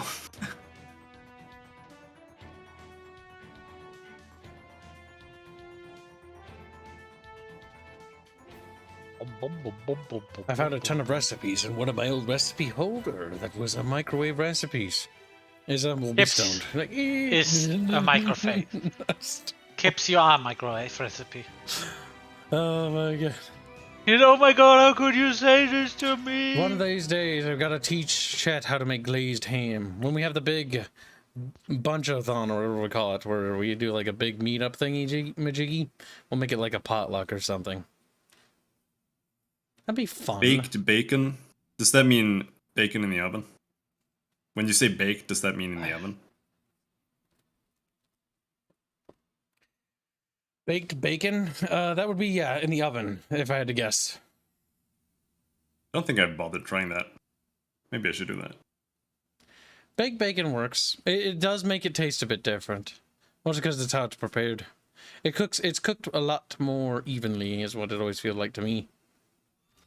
Mm-hmm. It suits you, comrade. Glazed hands? If you want to bake, glazed ham. God damn it. Look at you, lazy soda. You get the fucking stupid suit. I get the good suit. It's because I am cool, you're not. I get the fancy outfit. Steamed clams? Yeah, I've been trying to clean out my freezer so I can buy some steamed clams. I've been hankering for some steamed clams lately. Yeah, I just want some steamed hams. Steamed clams. What does that taste like? Like burgers. It's like hamburgers. What? Really? Oh my Are god, you fucking Kim. with me? Oh my god, Kim, you don't know what steamed hams are? No clams. Yeah, we're talking about steamed hams. Yeah, no, we're talking about clams. Do we? I've never had clam. Neither do I. I'm not a big Oh hey, he's finally using his class and he's flying. I do like a lot of seafood though, like big lobster bits. I absolutely hate seafood. Lobsters. The It's reason, wet and yucky. the thing that made me like seafood is mostly like it's the sushi style with like the little rice wrappy thingy-majiggies, and specifically the dipping it in the soy sauce mixed with wasabi. I don't know why, but that's like fucking meth to me. That specifically. Without it, not very interesting, kind of boring. But that wasabi stuff, the green pasty stuff, that's pretty good. Not the fake horseradish substitute, the real one. Wasabi's pretty good. 20% of the total population in the past 5 months. Soon the human race will be facing extinction. See, when I went to the Fuji steakhouse where they had that stuff, like, I saw somebody put the wasabi and then they mixed it into the soy sauce and made it to like an inky sort of black-green color. I'm like, what the hell? And then they dipped the thing in it and then they ate it and I'm like, huh. And so I tried that and I was like, whoa, that's amazing. And ever since then, like, I love sushi. I did not really care for sushi before then. I was like, oh god, this doesn't look very good. I've never tried it, but I've never really liked seafood, so... Yeah, if you're not a seafood I've never fan, felt it incentive. might not be the biggest thing. Like, don't get super excited. Can't believe we're going under the transportation ship. We've been fighting I love that it's 5 months and nobody came with the idea, yeah, let's shoot them when they open their heads. I do agree with what Seth Syntax says. Everyone in this universe is fucking half-wing glue.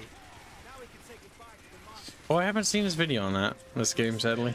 Yeah, no, he basically talks about that everyone in this universe is a fucking window-licking retard as well, and he has a fucking point.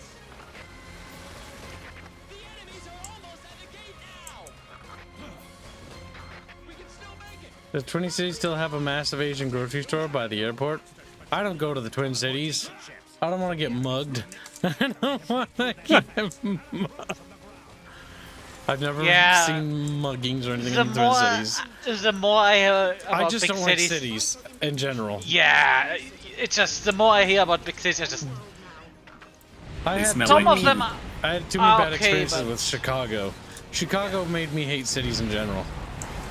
I mean, it also depends on the city. Over here, we have the one where I was, and where you live in the city. That's a very big.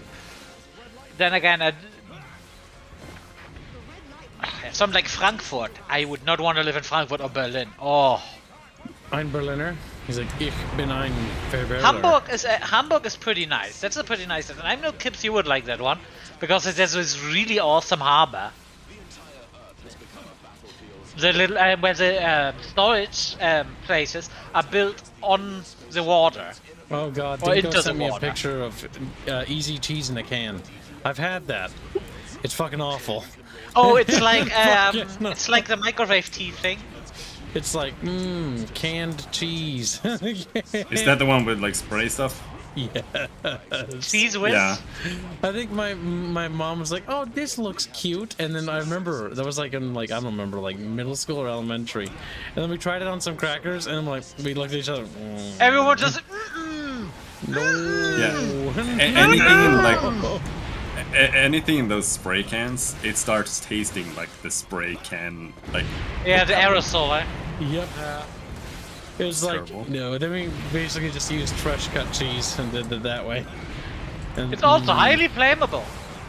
Oh god, I once went to Barley's. That's one of those that's those upper middle class fucking grocery stores. Very nice.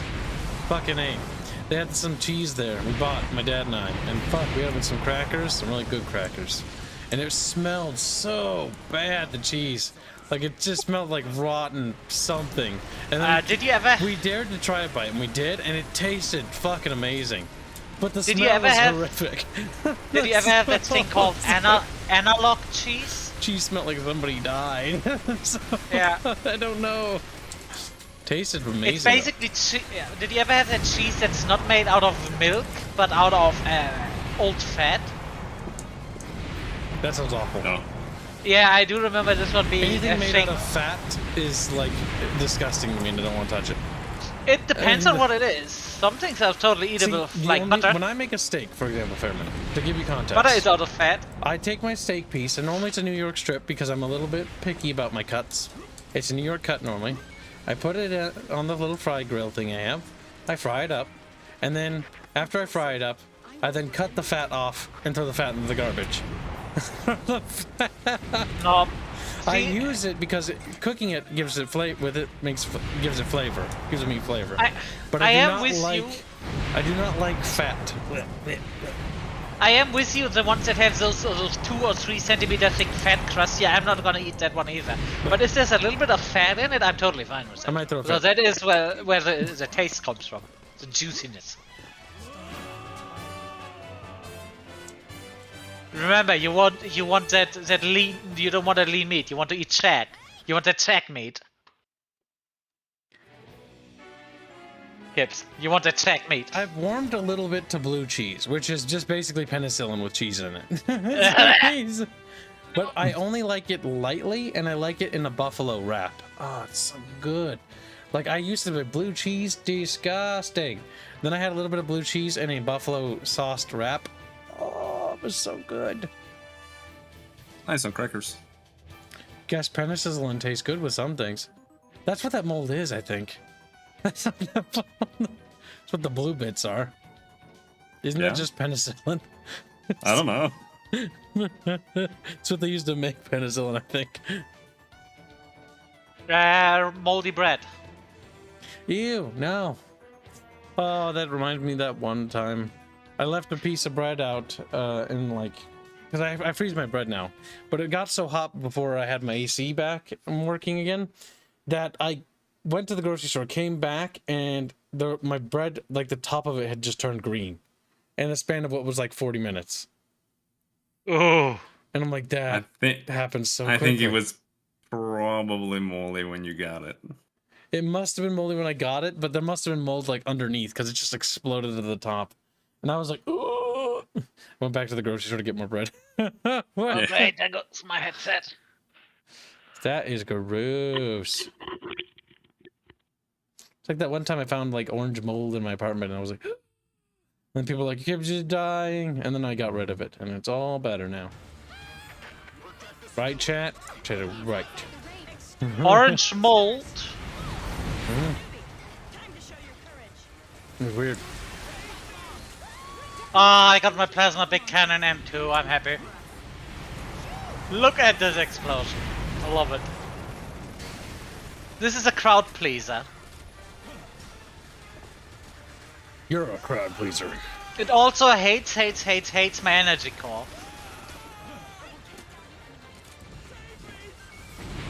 Look at Soda being on the ground, just being weak. Yeah, you can return it and get your money back. I know. But at the same time... Who takes the receipt, dude? See, over here we have it's baguette bread. It was, see, the thing is that normally never happens, I want to point out. In fact, that's the only time it ever happened. But that's why you probably should take the receipts. Over here we have this really nice baguette bread that is really good, but it has absolutely no preservatives in it, so it starts to get moldy and weird after a few days. But damn, is that good bread! So this is one of those things. If you ever get over here, probably should have you eat because you're gonna love it. That is good bread. This is also why you can only buy this locally. You can't send Bob's at all. What are you talking about, Clear Sight? He's like, my eyes, they're foggy and hazy. Darren!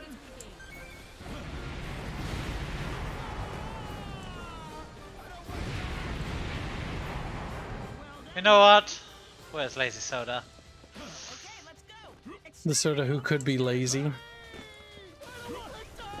I love how the little person goes like, I don't want to die. We're attacking the civilians.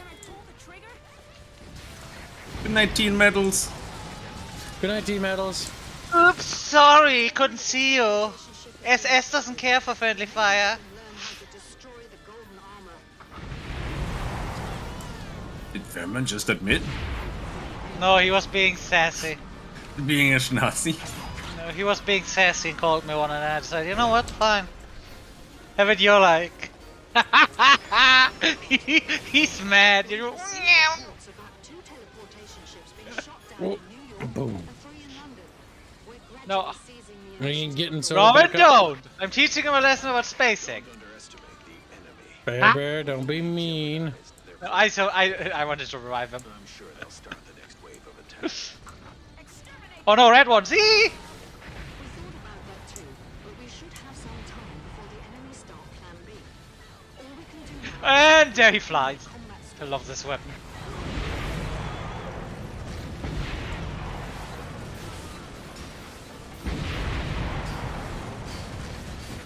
Then let's do it. We will win this battle as well.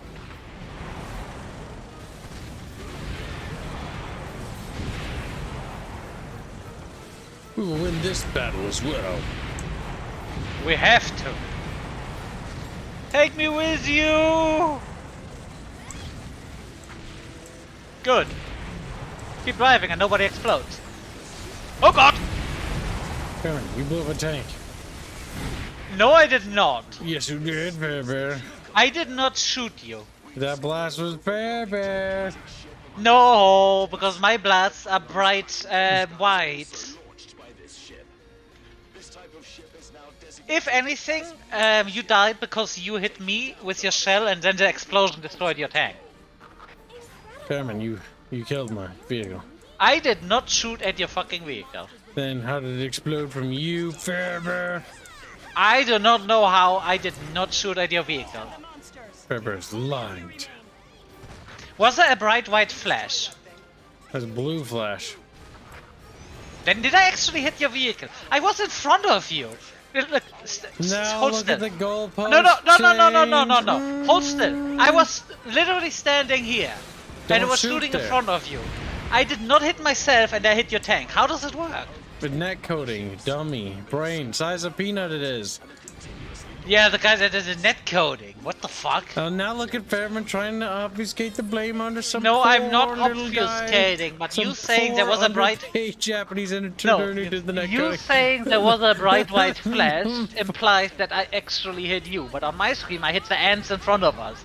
Chat, what is this Fairbarian treachery? I changed my opinion based on the new information that were provided to me.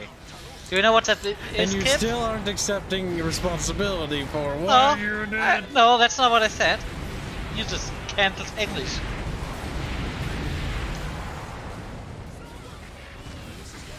Damn, at this difficulty it's not killing them in one hit. This is bad. It silently hovers over a city. They must be onto something. Good opportunity. We're planning an operation to attack the mothership.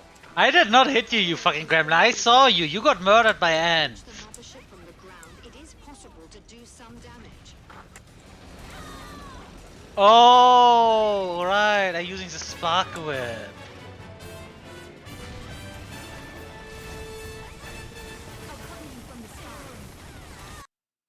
Yep, chat's also on to Fairbear. Yep, that's what I thought. We're all on the same page, chat. Hashtag Fairbear basically did 9/11. I fucking knew it. Fucking nailed him to the cross. If I did it, I can guarantee you I would not hit the Twin Towers, yeah. Fairbear would have missed. I would have went for the Statue of Liberty. Would have hit the Empire State Building instead. I would have went for the Statue of Liberty because that one would hurt a lot more, in a way. I think Fairbear's on to Fibbin. I would have won for Mount Rushmore. The Fibbear, if you will. Just... Unpleasant noises, Fairbear. Typical. I mean, that's what I do. Fuck it, I wanted to test this weapon, might as well keep going. Oh hey, another mothership mission, yay! Hey, do a good job of just teasing, you were gonna attack the mothership. No we're not. Oh, we're attacking it. No we're not. Like with the base. Or the kaiju missions. Ugh. Especially the last guy, he just keeps running away over and over and over and over. Yeah, he just... Like oh, literally 10 fight! times. Yeah, that is the thing with those missions where it's go... Is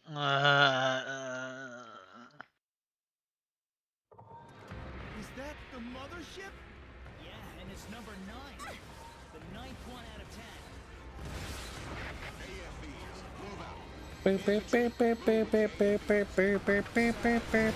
This song, maybe not a favorite. You like this song? No. It's the most memorable one. It sounds like a Men in alien. Black thing or something. Yeah, it does. It sounds like... I was about to say, it sounds like old Alien movie. But which, isn't Men in Black inspired by those movies? Yes. Yeah. This sounds like the Aliens.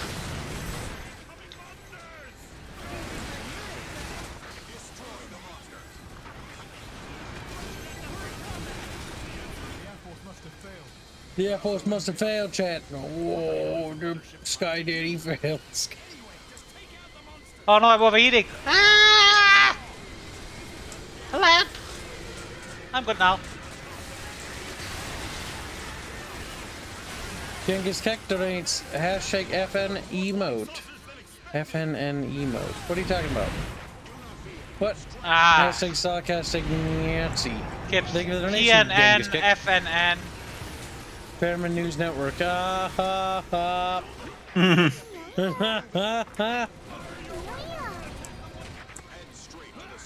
See, I'm more like the build side, though. I think he's more like a Das Vaterland, ja. No, das Bild side, though. Das Fairbear ist mad, ja. Ah, Yes. yeah, yeah. Ja, ja. I wish to Spiegelein, point out Spiegelein. I could just wipe you off both with one flick of my wrist. He's like, Fairman is very upset. Yeah, look at you, Robin. I could just delete you, just like this. Just need to relax my finger. You and want to you're get on dead. the front side of the tank so it pulls you. Sadly, you have like this. Oh, I went back to Ranger. Ranger.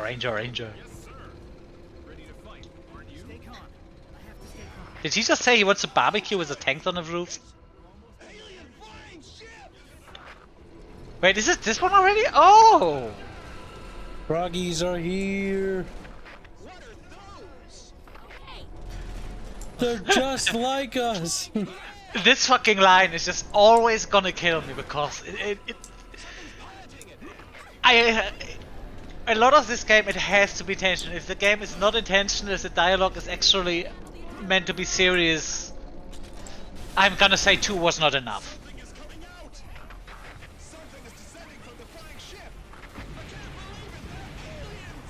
They're aliens, chat. She's like, wow, bugs. That are frogs and not bugs. The opposite of a frog, bug. Alright, chat, it looks Is that quite the case? Yeah, look. I love this weapon. You just hit them and all of their legs go flying. All of their limbs, sorry. The alien infantry is here. I call this crippling depression.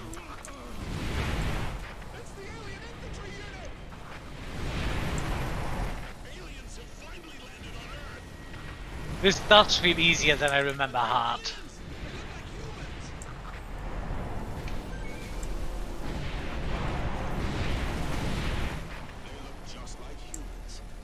Oh, shut up! They look Fucking just loose. like humans. Well, I know a video Kip's gonna have to watch now. People are frogs, chat. Frog people, frog people. Frog people. I still want a more aquatic team one. Just give us crab people. That would make Kip so happy. I would like the next CDF to have giant lobsters and crabs. Yeah, I mean that would be good. Giant crab that can pick up tanks and I've fling always thought that crab enemies could be the coolest, but no video game does them right. them. Look at this giant enemy crab. To Kip, you might be kind of autistic. You're hyperfixated on crabs. Listen, Kips is not hyperfixated on crabs. He's hyperfixated on crab. Yeah, that's a big difference. What if they make alien enemies? What are you talking Yeah, I mean it does get boring to just fight against human all the time, isn't it? Did you know that they actually did make a medieval EDF No, I didn't. for the Wii? How'd that go? Well, they didn't port it. Okay. It could be one of those games that either didn't do well or it was just one of those things that just wouldn't have any appeal in the West. Yeah, I haven't tried it. I just saw that it was the thing. I don't remember what it was called. Let me take a look. Yeah, I mean, I'm curious. Figure it out, yeah, before the next one. And while you do Fantasy- that, chat, we have decided the aquarium fund is a go. Whip. Look at him. I mean, I have no idea what the goal number is. Hold on, I must consult in Squeakrits.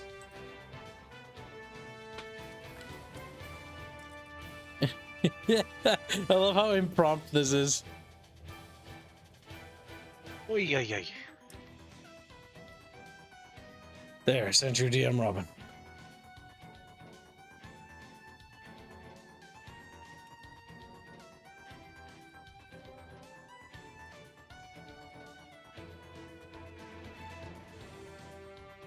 And let me know what that game is, because I actually am kind of curious what medieval Earth Defense Force looked like. I could see there being some, because the wizard and something could be easily doable, but some of the other classes would be playing way different because there would be such a bigger focus on melee. Either that or everyone is a mage. Or some kind of mage.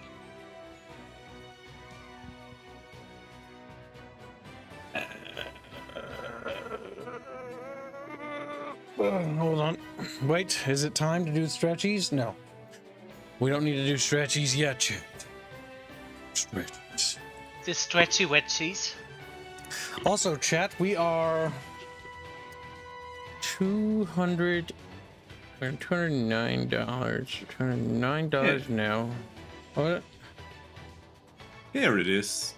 Let's see, where is it? Hold on, chat. I'll pull it up on stream so you can see it too. It's a Wikipedia.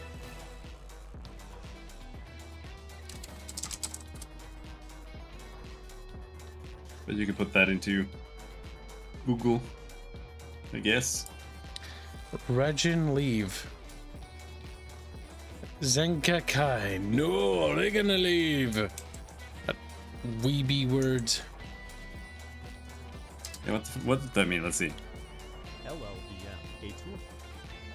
Zangeki means slashing attack. And this was by Sandlot, I assume? Yeah. Oh god, it even looks like them.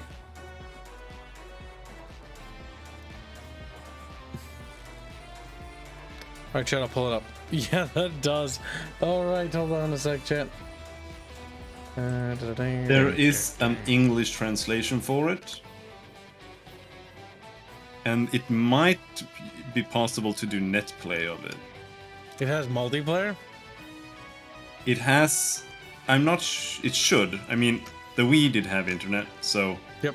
I think it has online, but you have to emulate it. But you can do net play via emulator, so it is possible. Possibly.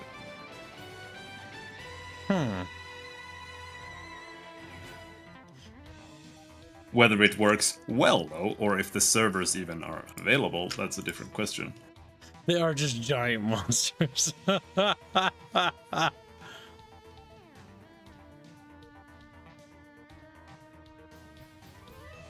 God damn.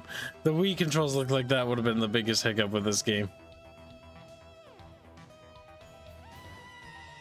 Wow, it's actually very bloody. I don't know how much it uses the Wiimote. It does look so stereotypical Japanese fantasy, though. Holy shit. Still, a fantasy, I mean, so is the sci-fi ones. It's stereotypical. Yeah. Like, I would actually dig a fantasy EDF. That'd be pretty cool. You can tell it's their game, though. Just with how things are wiggling. Yeah. Looks like they tried for a little bit more of, like, you have a lot more allies here. Or at least, like, they've got health bars. No, wait, those are peasants. Oh. Never mind. No, wait, those are... Huh.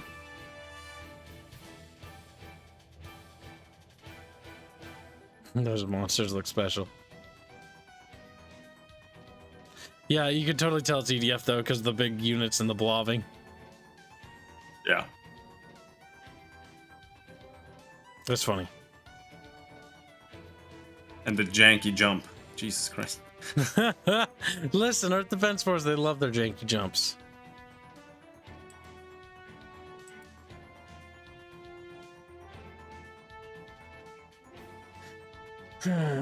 Let's see. Looks like a 2007 game. I mean, that would be era appropriate for the Wii. It came out in 2010. Well, I guess it's not. That came out towards the later stages. Or the mid-life cycle, because 2012 and 13 would be the beginning of the next gen. But I think the Wii U was out earlier than that. And Nintendo was playing catch-up there for a while. The thing with Nintendo, they never were about graphic fidelity and stuff. They were just more about functionality, which honestly, why they, in my eyes, are one of the last consoles that's actually worth getting. But you're just a German boy. Yeah. I mean, and I'm asking this on genuine. What games does the PlayStation 5 have that are worth getting the PlayStation 5 for specifically? chat, you can answer that. I don't Yeah, know. because considering that it took how many 2 or 3 years so that you can regularly buy them because the scalping was so bad, and it still is bad. And honestly, the PlayStation 5 is just not worth it. The Xbox has better stuff, and you wouldn't even get that one. Yeah, the problem is like the last stage that I was interested in console games was like was it 6th gen or 7th gen? It's the 360, Wii, and PlayStation 3 era. After And do you know? After that, I don't think I'm interested in really anything that any of them put out en masse. Do you know what massively helps? That now we get on the PC get most of those games as well, because a lot of stuff nowadays gets ported as well. Oh, these fuckers are spongy as hell. Yeah, but this is one of the missions where you want to bring a shotgun.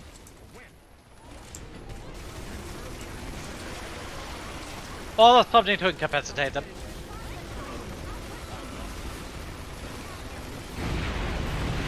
Incoming!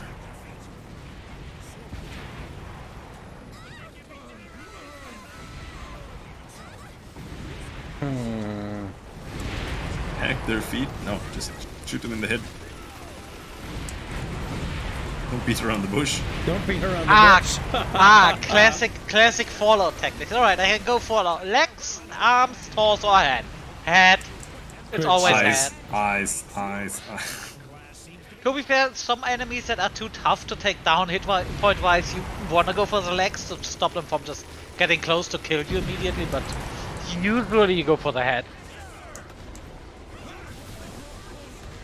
Look at you do a little clown roll. Popped off his little froggy head, we did. How are you gonna select what build to play in for? We'll let chat. We'll come up. Did you We're select gonna come one? up with a couple of builds beforehand, and then chat will get to influence that. Which one gets And which one. game? For Fallout 1. Ah! I've got a couple build ideas. I'm gonna talk to Hans. We're gonna iron them out if you have suggestions too, and then we'll come up with several build ideas for characters, and then chat will be able to vote. Are you for planning to play completely vanilla, or are you planning for Fallout 3 and New Vegas to something like a Tale of Two Wastelands? Which combines 3 and We New Vegas. might do that when we get to that one, but for Fallout 1, the first thing that is scheduled for next week on the Fallout 1 debut series is the class selection. We'll pre-make the classes in advance, and then we'll let chat vote on a number of pre-made classes we have available. Because it's going to be easy, otherwise we'll be at the class character creator for thousands of years. That vote will be not super based. That is only on chat voting. So there'll be 4 options in total. And then the highest one that wins that vote will succeed. And then any big narrative decisions will be donation based. So if chat wants to see a particular ending or a particular thing for certain major plot lines, it's on them. Fallout New Vegas was made by Obsidian, wasn't it? Yeah. Didn't Obsidian Yes. also do Outer Worlds? Yes. And wasn't that one absolutely dreadful? Yes. They only have... The thing is, Obsidian's kind of a highly overrated company. They're not bad. They get a lot of flack nowadays, but they used to have some... They used to have some talent. The issue is even after New Vegas, the Pillars of Eternity game they made is, from what I heard from people who played it, and this isn't me myself, that it is one of those very overrated games, and you could see that a lot of the talent apparently disappeared there. Now, I can't confirm, never played it, but I always heard everyone tell me that it's generic as fuck. It's like Blizzard. Hey, it's it, actually, you can tell. Yeah, pretty recently. I have quite a lot of opinions about that actually. Oh, good. But Let's hear. Pillars of Eternity, like, I'm not a huge fan of the real-time with pause systems in general, because it's like Baldur's Gate is basically the progenitor of the real-time with pause genre, and that game was actually meant to be an RTS, and they kind of just reinvented their engine to be Baldur's Gate instead, and then that kind of became a genre. But in reality, those games are literally just like, you have 6 dudes you're like auto-attacking, and that's like That's like all. about it. Didn't they also do the one where you play as the henchman from the of the evil guy? What was it called? No, I don't think they did. No, that was the they level might have 8, done wasn't it? I don't remember. But What was this game called? Tyranny. Tyranny, yes. Let's see. They made Tyranny too. Tyranny. The thing about Pillars is that they did try really hard to make a new system when it comes to like both stats and the gameplay. So in Pillars, characters actually have like abilities. All classes have abilities. All classes can use all stats. So you can actually make like real builds. Like if you're playing Dungeons and Dragons based games, especially anything 3.5 plus, it's literally just you're stacking main stat. Like if you're playing a wizard, you have to have max intelligence. You put all your points into intelligence. Everything is intelligence, and the same thing is true for the thing where you're not any allowed class. to branch out. Because it's literally just about getting like every stat is 5% hit chance, so you just have to do that. Yeah. That sounds pretty fun. Is that one of the games where you have where most of your attacks are just miss? What? Where Pillars? where it feels like most of the attacks miss on principle. No, not really. I don't even think you can miss. I'm not sure. Because you said hit chance. Because the game is mostly based around flat damage reduction there. Not only the aliens, But because of that, you can make like if Don't you shoot want, them yet. Maybe the monsters don't attack. like having might on a wizard makes sense because then your spells just do more damage. But if you go for intelligence, you get bigger AOE and you get like longer buff durations and stuff. But where the game falls flat really, and I do like a lot of the writing in Pillars of Eternity 1, but it's lacking because there's just not enough of it. It was a Kickstarter game. They over-promised and over-expanded because that's what most early Kickstarter games did. They were like, Yeah. oh, we're gonna have all these stretch goals, like 400 million stretch goals, and then they're like, wait, our studio is still the same size regardless, so we can't actually like produce this shit in time. Yeah, So then they just Kickstarter, made all Patreon. of those goals badly. So the story, it feels like it just ends halfway through. Damn, they overstoked. And yeah, really, really badly. Kickstarter and and- Patreon have that habit of ruining people because they just get way too big for the bridges. And I'm not even talking about ego. And Deadfire 2, or Deadfire, which is Pillars of Eternity 2, it's just plain worse. In almost every single way. Like it is. I was so disappointed. I was really looking forward to that game, but it was just not good at all. Unfortunately. They only did like some small changes to the combat system that were pretty good, but like the story overall, it was just you were kind of just walking around on a map. And the one thing I saw, at least when I saw people pay PoE, is I just remember seeing like the real-time combat system. It just didn't really look fun. I don't know why, but I've just never liked real-time RPG combat systems. Except for like Warcraft 3, Diablo. but that's because it's a hybrid. And Diablo also has this. Yeah, but that that's is not really really. That's not the kind of RPG. It's genre. ARPG. That's It's an ARPG. action RPG. Yeah, it's a bit different. Yeah. Oh, you mean the See, tactical ones? Yeah. More At, like at least in CRPG. Pillars.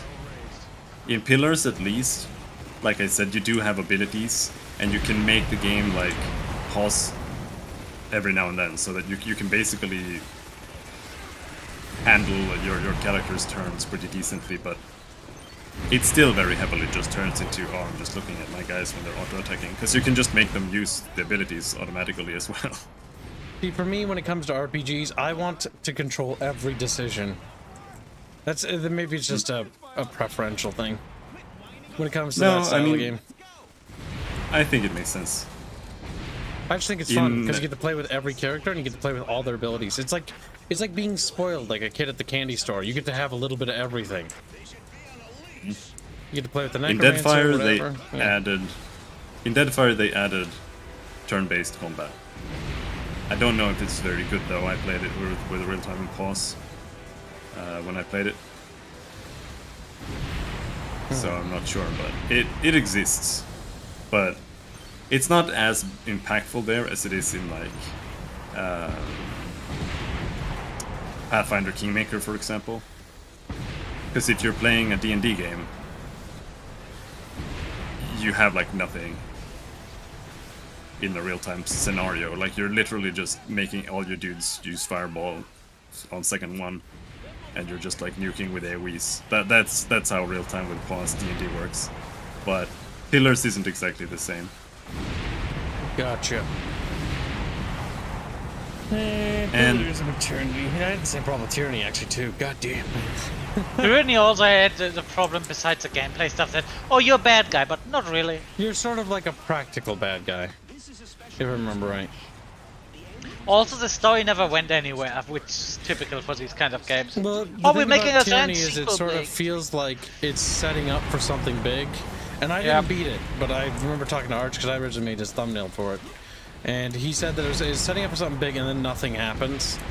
Yep. Because it's clearly sequel baiting, and then they never got a sequel. So And it What- wasn't because the game didn't sell, because I'm pretty sure Tyranny was a potential success. I had like the same feeling I had when I played Pillars of Eternity, where when you kind of get to the end or even like late midpoint, it feels like they just kind of ran out of time, and all the dialogue choices just become literally like yes, no, and it just feels like a very, very bare bones game after you get It's through like most Mass of it. Effect 3's writing, where it just gets really retarded at the end. Mass Effect 3 has a sort of a different issue. Like it's, in my opinion, I thought Mass Effect 3 was more or less kind of fun gameplay wise, not a very good RPG, up until the ending, and then the ending's just like what the fuck, and the reveals were just dumb. Yeah. But that was the thing with me, and that was I also didn't play ME3, and I also think the Mass Effect. Well, I really have a soft spot for Mass Effect. Mass Effect has only one game that's an RPG, and the other two are just shooters. Yeah. And I will say that the first one is only barely an RPG. It's like baby's first RPG, in my opinion. Kip's not a rain on your parade, but are you sure you want to go with it? Oh my god, you're all running with this kind of equipment. Holy shit. Oh, Oh, I probably is need to it, do the uh, MLRA. Derp. Yeah, the because cave? it's underground. See, I'm not going to switch to any of the more fun, interesting classes because they don't have any good gear playable right now. Try the napalm then, I guess. I don't want This to. is a mission where you can... You I try mean, the you don't napalm. have to. You're damn I don't have right to. I don't have to. I don't have to. I have a plasma big cannon. I can delete everything. Including myself. Never existed. I'm gone. Alright. Blacka, blacka, blacka, blacka. You definitely don't need the blacka Big fan here. of Diablo. I like how Kibbs did nothing that mission. I was thinking commissars are big brain thinkies. She's like, Oh yeah, now we know how multitasking works for some people. multitasking with Kibbs doesn't go very well. Oh, that's fair, I guess. Ooh. Neither do I, Kips. Overrated, yeah. Fun. I find it fun. Slogging through second one at the moment. Tyranny has some moments, says Harmless Rats, being the feminist he is. He said, what? Enjoyed my furry dom mom. Never got around to the custom spell system. I normally never really find that particularly... Custom spell things, I don't know why. I just don't really care about that.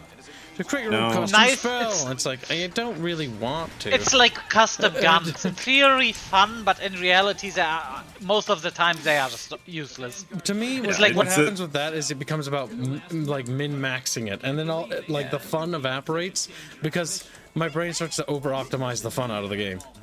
Did you ever play Mother Gunship? No. That is a game that, oh, you can make your own gun, but that's a game I stopped playing after now because it just wasn't satisfying at all. And most of the guns had this thing, yeah, this thing is completely and utterly useless. It's only here so you get a wrong option because what was you get 1 out of 3 options, and most options are just there. So literally, oh, too bad. You got these options, so literally this slot is wasted. And well, better luck next run. And I just hate it where the game just says you're not supposed to win this run because RNG. See, the problem with making your own spells, it has a bunch of issues. In Oblivion or in Morrowind, for example, it's fun in theory, not in practice, but in Oblivion, if you try to make a spell that like uses like you're making an offensive spell and you're like, okay, I want to mix like fire and lightning and ice damage into one spell or something, it's literally just worse because it just becomes more expensive because you have like more types, so you're better off just using a normal fire Yeah, spell. and then just go for the full-on damage. Just even if they're fire resistant, just brute force your way through it. And another issue is that it requires you to have like generic functions. Because, I mean, to me, that's kind of what makes Magic able to be interesting in games. That you can just do effects with it. But if those effects just boil down to like red, blue, yellow, fireball, then that's not that interesting. What's your opinion on Grim Dawn's system? Where you can Grim Dawn have a system? They have that system with the constellation, which you can use to get special abilities on your abilities. For example, every time you cast a spell, an additional spell gets casted on the same spot. So you could create a Molotov, and that Molotov makes a little volcano spawn on spot of it, and you can put this one on all the spells you want. That one was fun. I like Grim Dawn. Grim Dawn's more of a... Wait, you not played that? I thought you did, Robin. I've played it a little bit, but I don't like those games. I don't like the Titan Quest developer. Oh, their games Titan are clunky Quest. and slow. The Titan Quest developer does have a little bit of a thing where they just do those huge damage spikes where everything is fine, full health, whoops, you're dead. That's something they do a lot, though. That's not my issue with it. My issue with ARPGs is that they're generally just one-button games. Yeah. I mean, Grim Dawn isn't... In Grim Dawn is like you can use more buttons, but I don't know if you really want to play like a piano. I mean, listen, this is how I play something like MechWarrior. I have the thing with that I thought Grim Dawn was fun for, but the thing is I never beat Grim Dawn because anytime I play it, I get bored of it before I beat it. I mean, considering where the story goes, you haven't missed anything. Oh yeah, no, well the story's fucking generic and dumb. What I did kind of like... Hold on, Fairman, before you interrupt. The whole thing I thought I did like was doing the Demolition Expert and then literally doing the Molotov thing. You basically make fire last forever, and you just cover the map in fire. I thought that was funny. Fire! That is novel, but the problem is, while I do recommend Grim Dawn when it's on sale because it's worth the price in my opinion, I do think that it kinda gets old before you're done beating it, if that makes sense. Because I think the fun part was just messing around with the classes. But again, I always have that issue with any class system. I find that any game where the classes aren't preset, where like different paths to follow, and they're like hyper experimental, I find that those are often the worst.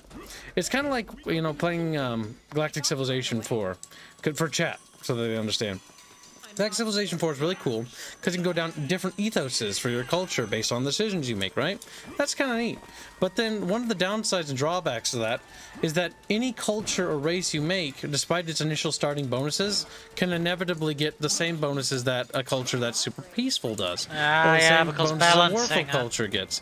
So it doesn't feel like your race is unique so much.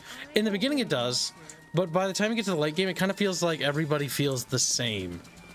That's my only big issue with Gal Civ 4, is that the late game, every race stops feeling like they have unique personalities and starts to feel the same. I do hope they introduce the idea of like unique cultures, but that's to tie back to the class system. I think the same way about classes. I don't like when classes are able to cross over, like mix mash, like other things too much. I don't necessarily mind that. I prefer in general if things are more classless, to be honest, but... A classless society. Communist! Okay, continue. I'm just fucking with you. Do you? But, I don't know. Because... I don't like when it's, like, mixed. And...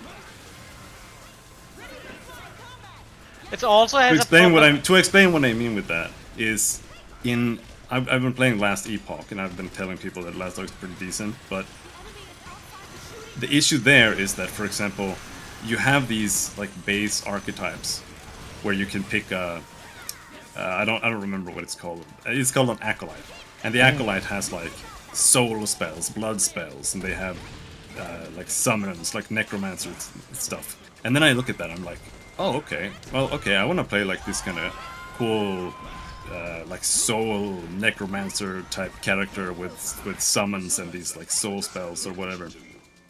And then you start playing, and you're like, all right, yeah, I can mix these. But then you get to a certain point in the game where they're like, okay, now you have to pick a specialization. You have to pick between like Warlock, Lich, and Necromancer. And you're like, okay, what does that do? Okay, if you pick Necromancer, you get only benefits to summons. So now all of a sudden, you're actually just playing like a fully hard-locked Necromancer, and all of the other abilities no longer exist. The free flow of your decisions doesn't matter anymore, because the next tier of class basically locks you out of them. Which doesn't make any sense when you think about it, because when a character progresses and they have those abilities, why would they all of a sudden become extremely weak at those things, but then stronger at a hyper-specific thing? When they've already mastered Are you those seeing things. this? He's stuck in the cave. Yes. The frog is wigging out. What the He's fuck? about to be dead. Oh, it's just on my screen then. Yeah, I don't know, he's just standing in there for me. He's Okay, not dead. because on my screen he's flying around all the way through Oh the... shit.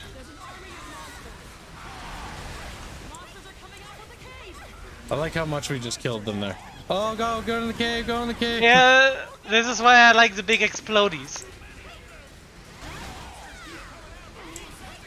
Soda back up, Soda no.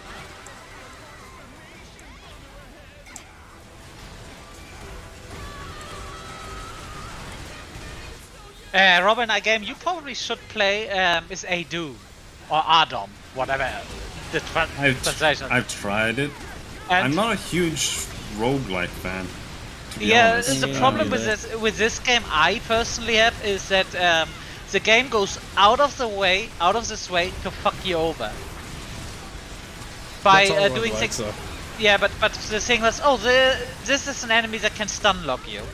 You can also use the ability, but you cannot stun lock because only AI can do this.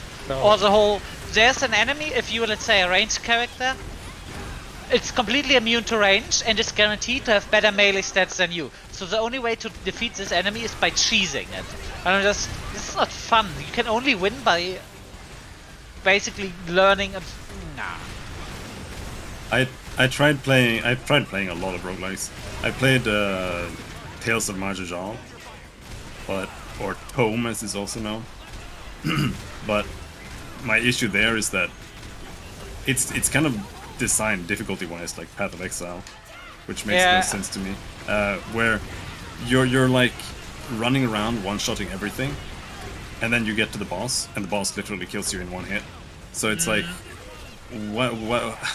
Like, I don't understand how you're supposed to play. Yeah, it makes no sense to me. Yeah, that's a problem. I do never has like as well. those sort of one-hit things. No. It's also the thing that when the game just goes out of its way to be an absolute dick to you, and just this is not the same as being hard. This is just you being unfair. Yeah, there's this enemy that can kill you in one hit. It can stun lock you, and you're dead at the first hit. You just don't notice it. It's just, also, that's just, I think, a legacy of old game school design, or old Yeah. school game design. Because the idea behind it was to make it harder because it'll run up playtime. Also, you have the problem with the developer has a very specific way he wants you to play the game. And there is a thing, people, because you have a lot of freedom, you can do a lot of things. You can summon enemies if you have certain items, and then people summon the Banshee that kills everything around them. And you can make yourself immune to that and use it to clear a room full of monsters. That one is no longer possible because the developer does not like that people go creative. No, you have to brute force your way through everything. Or just exploit the system, and I'm just... But nah, not a fan of these kinds of game development. It's like with RimWorld. It depends, I guess, in the context of that. If that's a multiplayer game, then that has to be fixed. It's single player. But if it's a single player game and something's broken, like at the same time, you do want to balance. Like there is a factor of that's clearly broken and it makes the game so easy that it's the fucking laughable. The developer should probably go and make it it can still be good, but maybe it shouldn't, you know, be so broken that it does everything. Yep. It's like when we did Mass Effect Andromeda, we stacked, because Bucky suggested we stack the penetration mods, and we can kill bosses before we even talk to them, and kill people before they even talk, and they lay on the ground dead, and their mouth move. That's hilarious, but if a developer patches that, yeah, it'd be annoying, That but at the I'm same fine time, with, yeah. like, it's one of those weapons where it's so clearly unbalanced that I don't know, I have mixed feelings on it. A part of me likes the idea that, yeah, there's a broken thing in it, it's funny and you can do it, like the If you can break the weapon game, does so much. If you It's can not a break the game, they critical probably issue. should. Yeah. Yeah, that's if you what I can break think. it, you should probably patch it. If it breaks the game, if it just makes it easy. Here's what I'll say: they can patch it, but at the end of the day, if their game has other problems, those should be prioritized. One game that is, and I know this one because I played this one a lot, that has a massive problem with that stuff is RimWorld, because the developer does hate people using kill boxes. So he constantly nerfs everything that gets used in kill boxes, and in turn makes not using kill boxes even less valid, because you just have absolutely no chance in an open field battle. I mean, that's good job. Also, 180X, yes, he says, you know, yep, the reason why, due to old games having harder difficulties and big difficulty spikes due to limited storage space. Yes, that's always been a thing back in those eras. So if you play those old games, it's part of the era. But it's one of those things back then, you know, it was a limitation, and it makes sense for those games. And a lot of those games were actually designed around that philosophy. Now, sometimes that worked out well, sometimes it didn't. But what's weird to see is when you see modern developers apply those same methodologies from those games to modern games, when that limitation's not really an issue anymore. And so it's like, so you made archaic controls, and you made, you know, a very awful, like, designed encounter because of, was it necessarily nostalgia? Or was it, you know, what was the reason behind it? And that's what I like A lot to of think bad design decisions are made for just the sake of nostalgia, and you see a lot of developers actually hiding behind that decision. It's No, we made not, it because nostalgia. It's not necessarily nostalgia. It's just that people just build like upon what they have played. That's And also if true. they haven't, if most people have, and most developers haven't really played as many games as you think they have. So if they don't really have that broad of a base when it comes to like game ideas and ways to design things, then things just get designed with some boomer mindset. Yep. That's why like stats have been around forever for RPGs, MMOs, etc. But they've been changing, and they've changed like drastically over the years. And that's just because they actually keep developing them instead of just leaning back to like ancient D&D design philosophies and just kind of going with, yeah, this is how it should be. Yeah, some of those things are just, oh yeah, we're doing this. Why are you doing this horrible system? Because they always did it. And just, it's not a good reason. Using a classical system because it fits, I'm fine. Or if you want to use it because it's a classical system, fine. But if it ruins your game, well.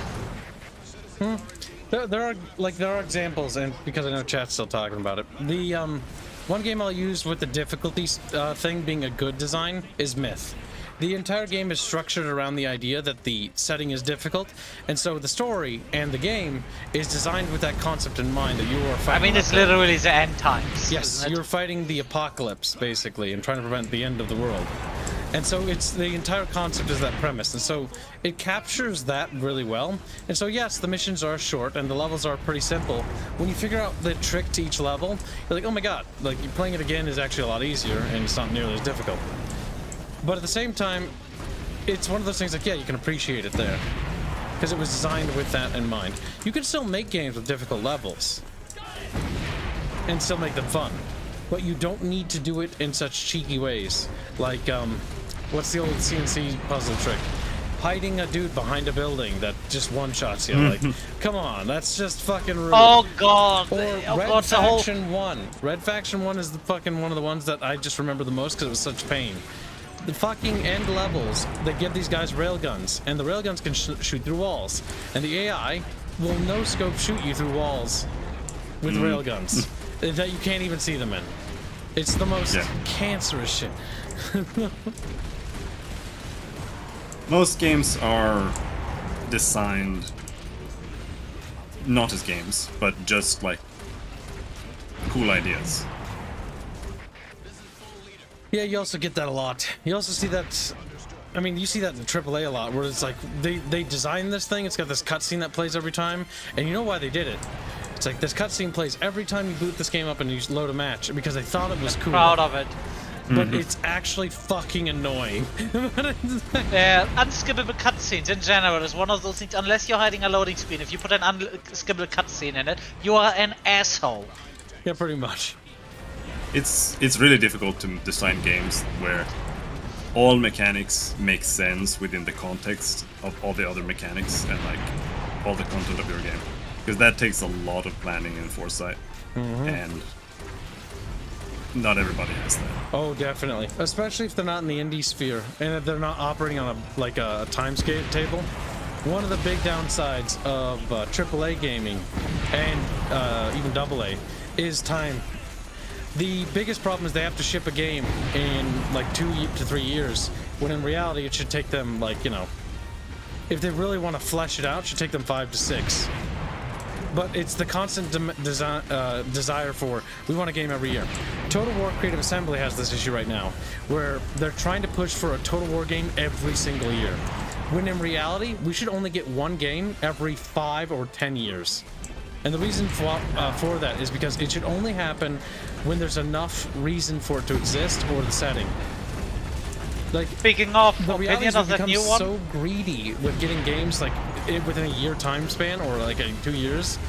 We have no patience anymore for quality. And so instead of getting one really truly spectacularly well made game, we get 60 really poorly made games. They'll all sell anyway. Like, that's the reality of the situation. Yep. They'll sell anyway. They sell anyway, Quality so it doesn't matter because casuals will consume everything. Yep. Yep. Speaking of, what's your opinion on that new Egypt one they announced? I don't really care. I'll stream it, but that's my only opinion. That's my own. I stream it, but that's just my opinion.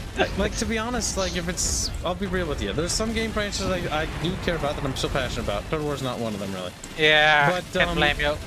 Like, the biggest thing in my mind is I try to think about these kinds of conversations and how does this apply to our project, you know? Because these conversations, I think, are important, and I do hope that other studios have these as well.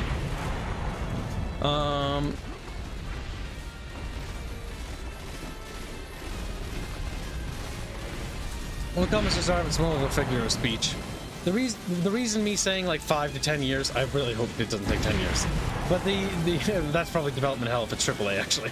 But it's more so a figure of speech. The idea being, you know, a game comes out. I would rather get one good game like every 5 years than a game every single year that's just okay.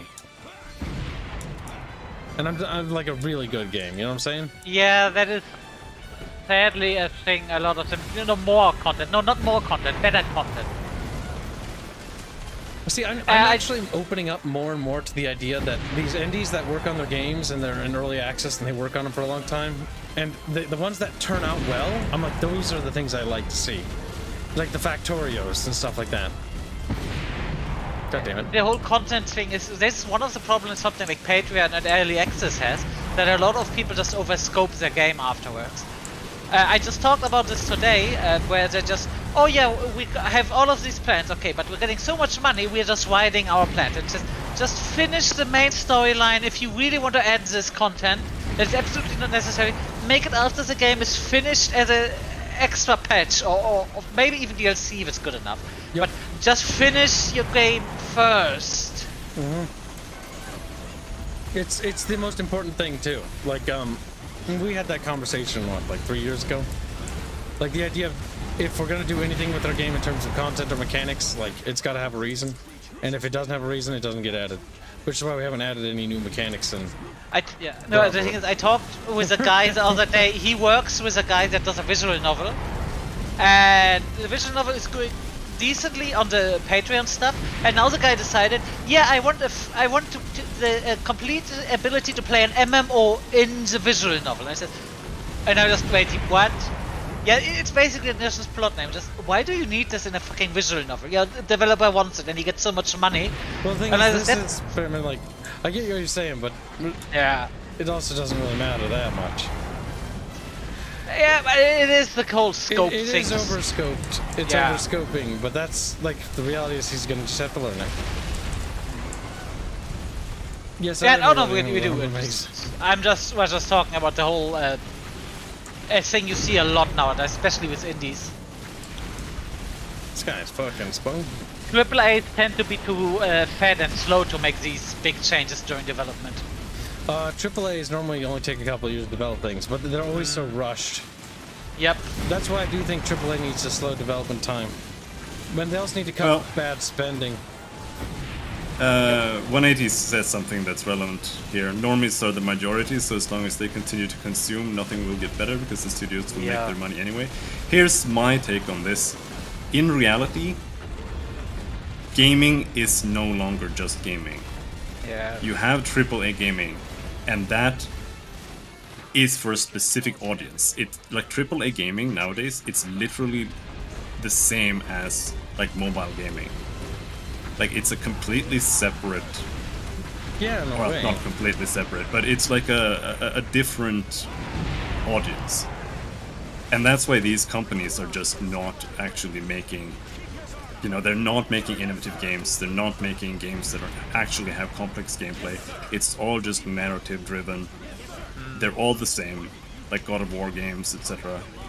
I mean, this is Like- also the thing that it's not just the normies, it's also the people just, oh, this is a game made by, let's say, Blizzard. Yeah, I'm buying it. Why? I have to because it's Well, Blizzard. I mean, that's not necessarily, I think, Robin's point. It's more about the idea that there's now two markets inside of the Yeah. gaming strata. There is Yeah. the actual gamer side of it, where it's like, you know, we're dedicated to mechanics, interest, and like quality. Then Fun. there is the casual market, where it's become a social exercise now, which gaming has become Yeah. a social standard nowadays. Yeah. It's the biggest like- entertainment industry.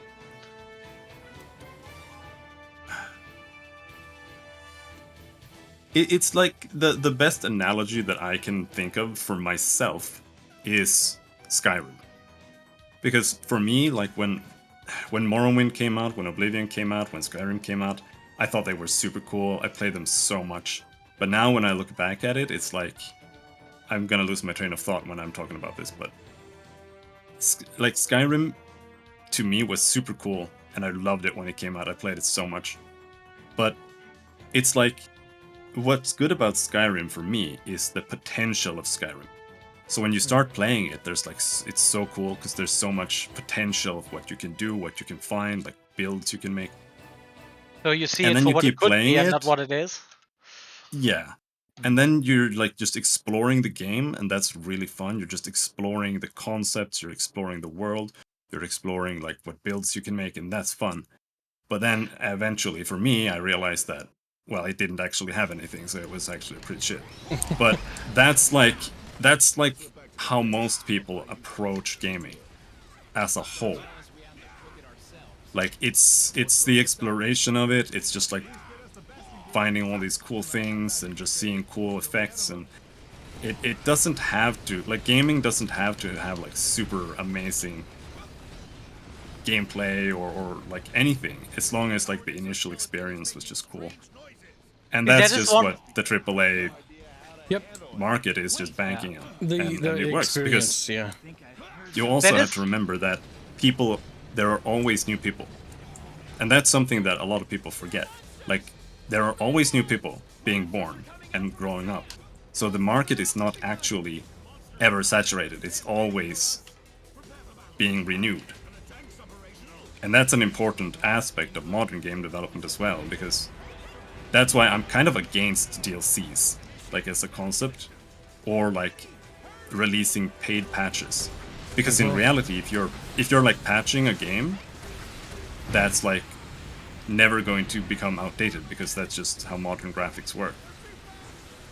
You're just making a game that you're just gonna have like 100 years of revenue from better, so... I mean, with that's the a bit of a segue. graphics thing, I just found SNES thing emulated the other day, and I just picked one up, and that game is almost as old as me, but still looks good because it got a decent graphic design. Goodbye, So Rick, graphic, Rick, old graphics doesn't have to look like shit. old 3D graphics. That's what looked like shit. Yeah, Also, hello, Moxerdoki. absolutely. Get around to Moxerdoki's question. What do you think of Armored Core 6? I'm interested, but we'll have to wait and see for me personally. I don't know about you guys. Yeah, I mean, I don't know. It looks cool. That's all I can say. Yeah, I pretty have much. no opinion either way. That's from the FromSoft guys, right? Yeah, I'm not a big fan of FromSoft games, but I like mecha games. I always feel ashamed to say that. I don't know why. Listen, if it's basically Ace Combat on ground, I may be up for it. Is it because mecha games kind of just suck across the board nowadays? Yeah, pretty much. That- Yeah, yes. pretty much. Listen, there's only one mech game that is actually cool, and that is MechWarrior. And MechWarrior 5 is... Let's not talk about that one. That one is a big fart. That's a big disappointment. Yeah, and right it there. is just with the announcement of that new update, the developer just is proving, yeah, we do not give a shit what the fans want. We just put out shit because Yeah, I don't really care about beyond just streaming it for the sake of getting clicks. Like I've sold my ship of interest from MW5 sailed yeah, with the developer's lack of actual care. there are some because as usual mods will fix it because the modders actually care. Mods won't but fix it. It's They're fundamentally flawed in trying. my They're eyes. trying to fix it. Yeah, let me rephrase that. Yeah, and they won't. They never do. Like the thing is, They're making it better, but fixing this is what the modders should be doing is they should be fucking, learning how to make games and go fucking make a better game. yeah. So they To can be buy. fair, making a mod for an existing Yeah. game and making an entirely new game. It is different, but Yeah. I'm not kidding when I say a lot of these modders have a lot of skill, and if they actually work together and they actually started making a fucking video game, these fuckers could produce a way better fucking mech game. They than could just- Yes. I mean, look at a lot of. I think the last few years, most of the top sellers tend to be Because indies, I'm not gonna lie. triple A's. I'm almost sick of the death of well, mods fix it. It's like, yeah, well, I don't really want mods to fix it. Like, the game should be fun by itself, and mods should be like a sweetener on top. Like, ooh, there are mods so I can freshen up the gameplay, so I can play it for longer. That is what that should be. It shouldn't be, oh, well, at least it has mods. Like, that's not I don't like that. Yeah, oh, don't think that was me saying, oh, that's an argument. No, that is I'm me not really basically. talking That's about what you're them- saying. I'm mostly just talking about in general. That's a developer excuse me. This is why I can tell you, what's called the new Starfield is probably gonna be good with mods.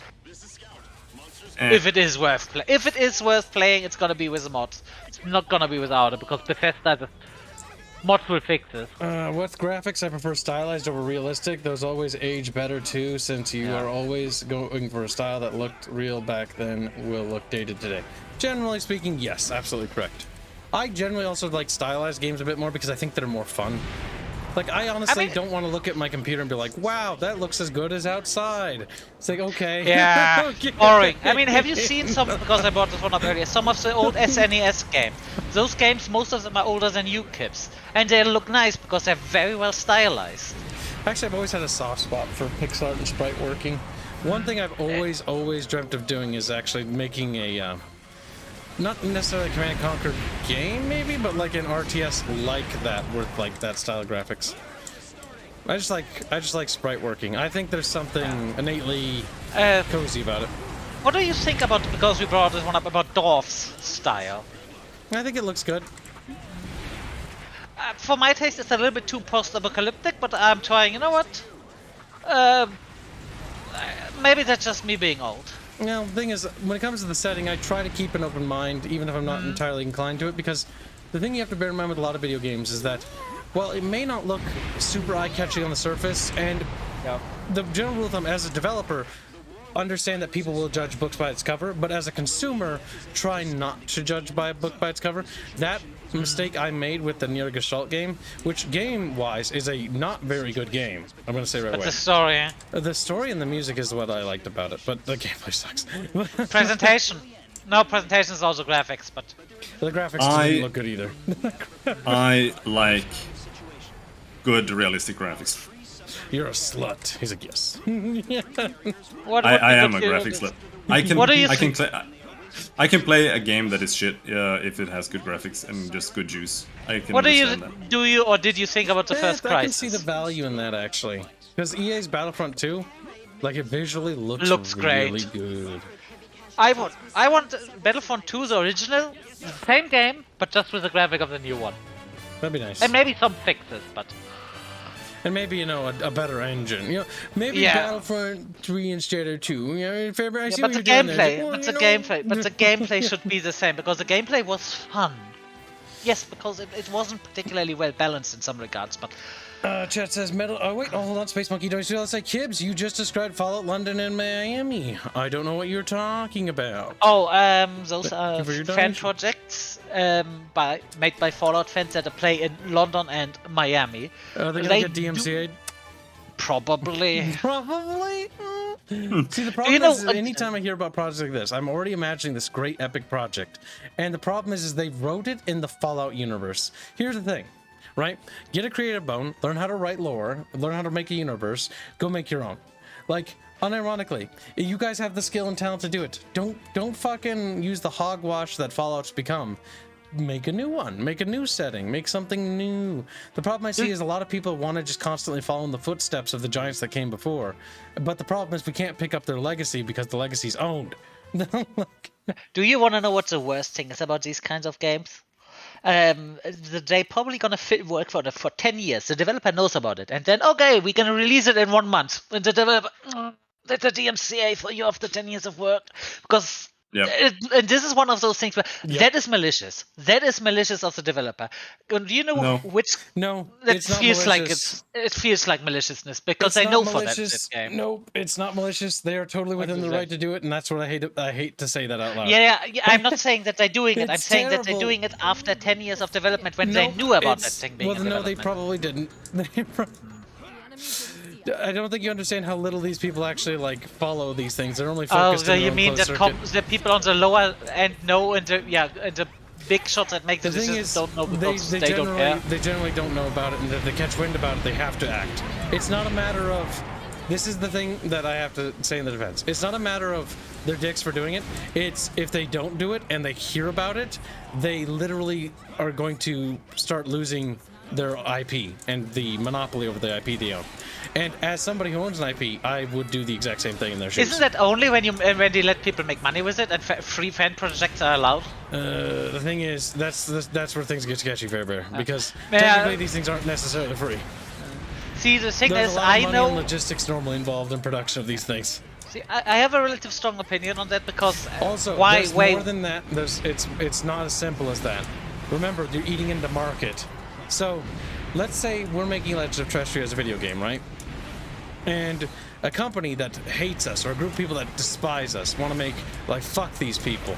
All right, we're going to make our own Legend of Terrestrial, and we're going to copy everything they did, and we're going to give it away for free. And then what do you do? oh. The things I probably maybe a little bit opinionated on this because way. The thing is, the reality is that these modders, what they're doing is great, but they really should just make their own game. I want to talk about this. There was this Warhammer fan movie decades ago. Yes. And that was something, and I know they were in talks with Games Workshop. Official and no, go ahead. And then a month before the release, the same guy was saying, yeah, no, you can no longer do this. And this is one of those things where I'm just Did they get it written, documentation, and contractually signed?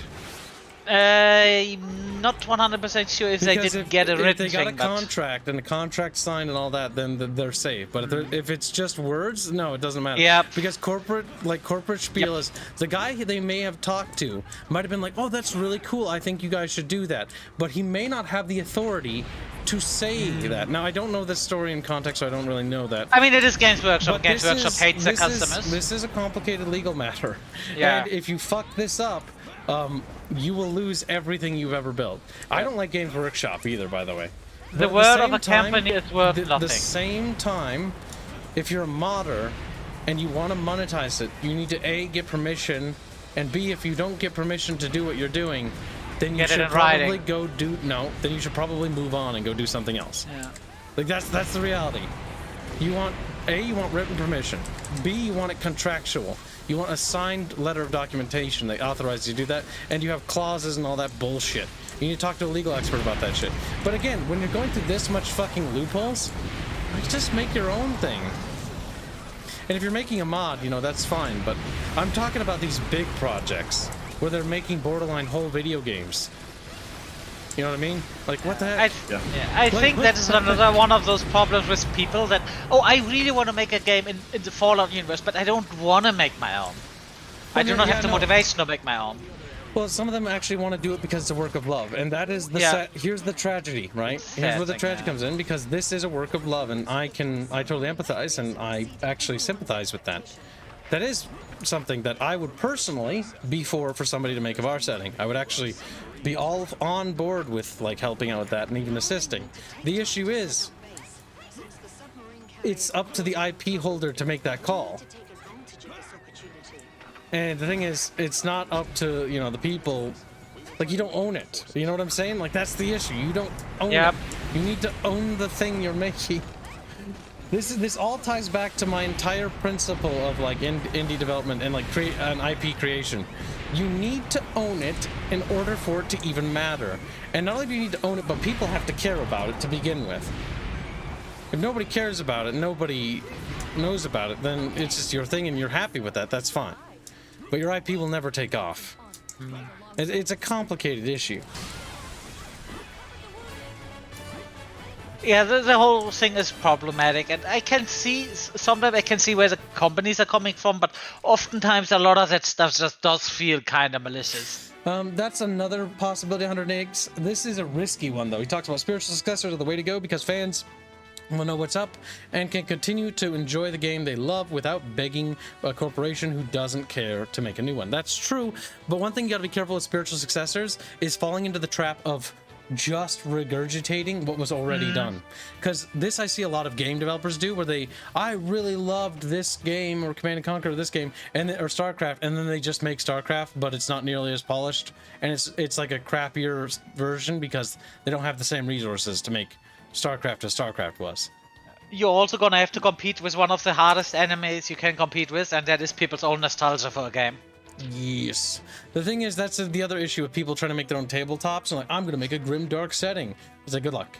You're need it, because you're never gonna beat Games Workshop at their own game. You need to bring something new to the table. Why should I, if I've invested hundreds of dollars into all these miniatures and books and spent, you know, hundreds of hours thinking and caring about this setting, why should I stop playing with this setting and choose yours? And the answer there needs to be that your setting offers a completely unique and fresh experience that the other one cannot do. You have a unique feeling. And if yours is, it's just Warhammer 40k again, why the fuck would I want to reinvest into a new project? God damn it, Soda. God damn it. Space Monkey 22 say Enderell got official Steam release. Requires Skyrim. Yeah. That's cool. Enderall is one of those things that actually got... Now, because it's just using the engine. But now that we've talked about the principle of it, we also need to discuss exceptions. So, nothing is an absolute. Only a set deals. Fuck cringe. But the whole thing about modding in general. Certain game studios are more lax with modding and more accepting and tolerant. And Valve is very open with that shit. Yes, so what you need to do is, remember, it's not a general rule of thumb of what I just said earlier. Because this is a complicated issue, so you have to think about the whole angle of it. So if you make a mod for Valve, they'll even let you monetize it if it's good enough. Fuck, look at Black Mesa. Yep. Black Mesa was a modded game, a remake. And that is a Half-Life pretty 1. good remake, I despite disagree. some of the flaws. Despite some of the flaws. The last chapter is cringe. But kids, they got fucking so obsessed that they were better than the original that they made the most cringiest, longest section of the game. But you know what? Everyone hated Zen in its original, so in that regard, it's very much on point. I don't like it. Yeah, no, I can see where you're coming from with Zen. I didn't mind it, but I think I have a higher bullshit tolerance than you with that stuff. It's larger than a building. How did they... Well, the thing is, we can say last bomb standing, and I agree. GW doesn't really deserve the money they get. And I agree with that. But the issue is, no matter how much we say that, that's not actually going to happen.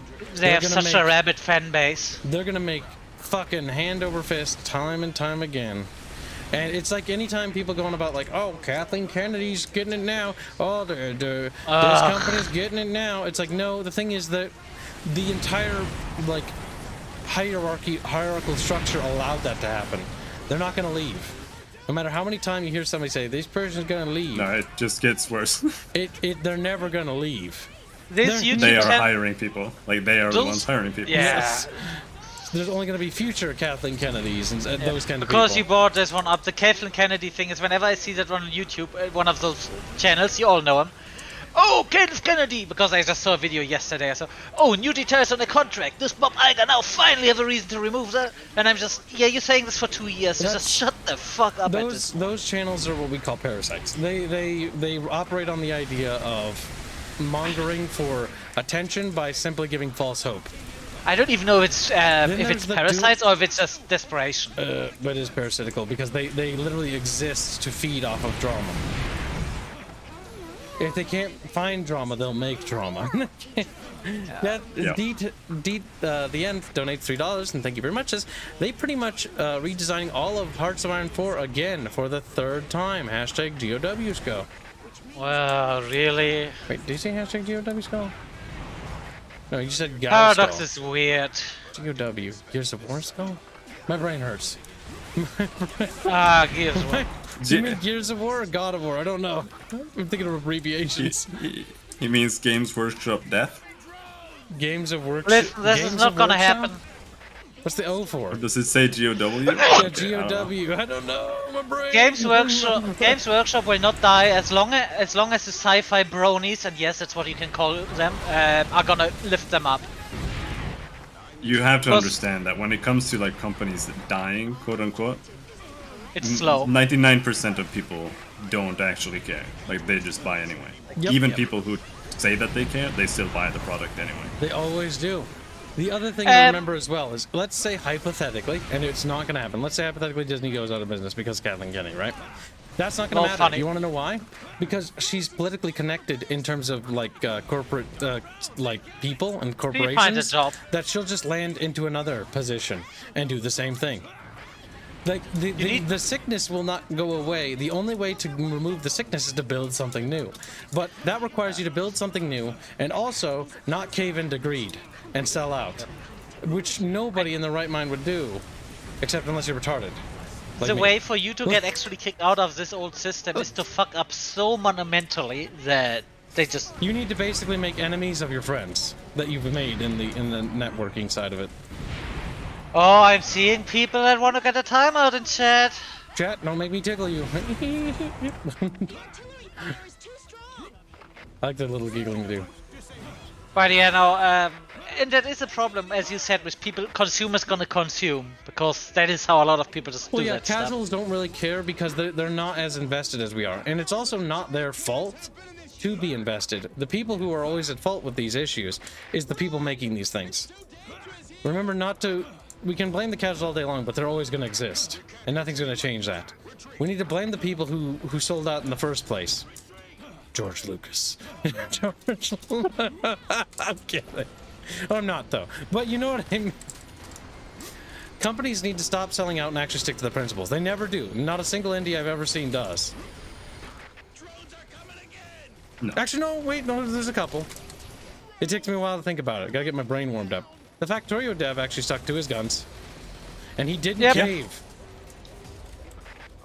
When he was pressured. Didn't he tell the people to fuck off? He actually stuck to his guns and did the right thing. So Factorio dev earns massive respect for that. Yeah, he is exactly the kind of people we need. It also helps that the guy does what he wants, and but he is not to the point that, oh, I'm gonna ruin this game because this is my idea. He does listen, but he does... It's just the right mixture of listening to the community and doing what he wants. Mm-hmm. Yes. The Factorio dev is basically one of the golden boys in my eyes of what... We need people like that in the industry who don't cave to pressure and stand by their guns. I'm trying to think about another developer that is pretty decent in that regard. There's probably one, and probably one I know. I just can't think of any at the moment because my brain is weird. They are out there. It's just I never can remember. Yeah. Because the thing is, it's always hard to tell a developer who sticks by their guns because you'll never hear about it, and if you do, it'll be because they tried to take them down and they failed. The ones that's always going to be an issue. Are you talking politically or are you talking about game I'm not talking quality? about even politics. I'm talking about like literally sticking to their beliefs about a game and not Terraria. bending the knee to it. Terraria did? Terraria is... That game got cancelled by the developer twice, and every time he came back, no, there's more, and it's one of the best-selling and most successful games on Steam. If not that's the... good too. Well, that's not And the entirely game what I was deserves meaning. it. I'm mostly talking about selling out and caving to pressure, but I think Okay. Terraria is the same. It's on a different level because... No, Terraria is more like they wanted to just stop development, but there was so much pressure for them to keep up development that they did it anyway. They can't make a Because sequel. they've been working on the game That for is, 100 yeah, they are years. They gotta cursed be by sick of the... that shit. Yeah, They are cursed by the game's own success, that they can't really... that If they also do- sucks, honestly. Yeah. As I do feel bad for the team.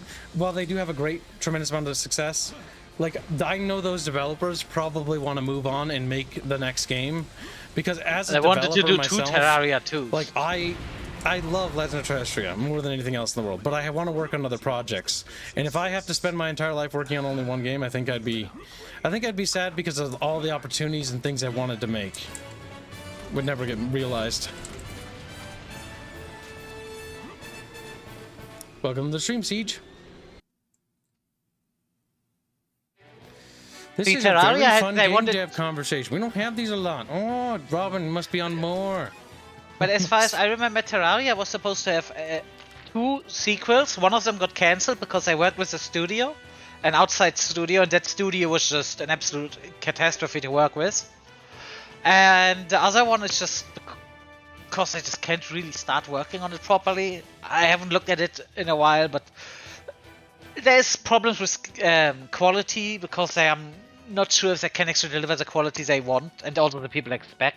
And I'm saying, yeah, if you want what the people expect, you're not gonna have a chance. It's like Half-Life. If Half-Life 3, if that one ever gonna come out, that one has no chance of living up to the expectations. No, I don't think necessarily that's true. I'm not saying it's not gonna be good. I'm just saying that people have such high expectations, and you know how people work with the hype shit. I don't think so either. Well, I think that often, yes, there is such thing as monstrous expectations, but I also know that the biggest proponent of people pushing the idea that the game's never going to live up to a game's expectations are often the people that led to its failure, like Duke Nukem Forever. They often say a lot of the defense for it from the studio side of things was, well, we're never going to live up to expectations anyways, from like the marketing and all that. It's like, but it also wasn't good. yeah, see, that That's is the pretty good. thing. Yeah. Come here. Yeah, see, that is the thing. If you deliver a good game, a genuinely good game, not good in terms of yeah, that's okay. No, good, really good game, but it's behind expectations Duke because Nukem expectations Forever was just rushed is the issue, despite being in development now. It was also Duke Nukem Forever was pretty pretentious in a lot of regards, but it just no, Back we're in the better than all of was these. a good game, but makers can leave it alone. Now so many mods for it nowadays. That's true, but understand that the casuals don't care about that. They might be actually genuinely stuck, because if they try to make Terraria 2, the issue is if you have a success of that big, that quantity, that scale, is that if they make a second Terraria, why should I play Terraria 2 over Terraria 1? What are the reasons? And they gotta be good. They can't It's a similar problem Paradox games have. Yes. Why would I play this new one when the old one offers all this stuff? And it's better. Yeah, on release. Maybe in 10 years that, let's say, Hearts of Iron 6 or 5 is gonna be great. That's the exact same question for Crusader Kings 3. Why the fuck does anyone want to play Crusader Kings 3 over 2? 2 is just has more stuff in it. More mods. Like, I don't really want to play like regular medieval stuff. Like, when I play Crusader Kings, I want to play in like Azeroth or I want to play in Tamriel or something. Don't make me slap you.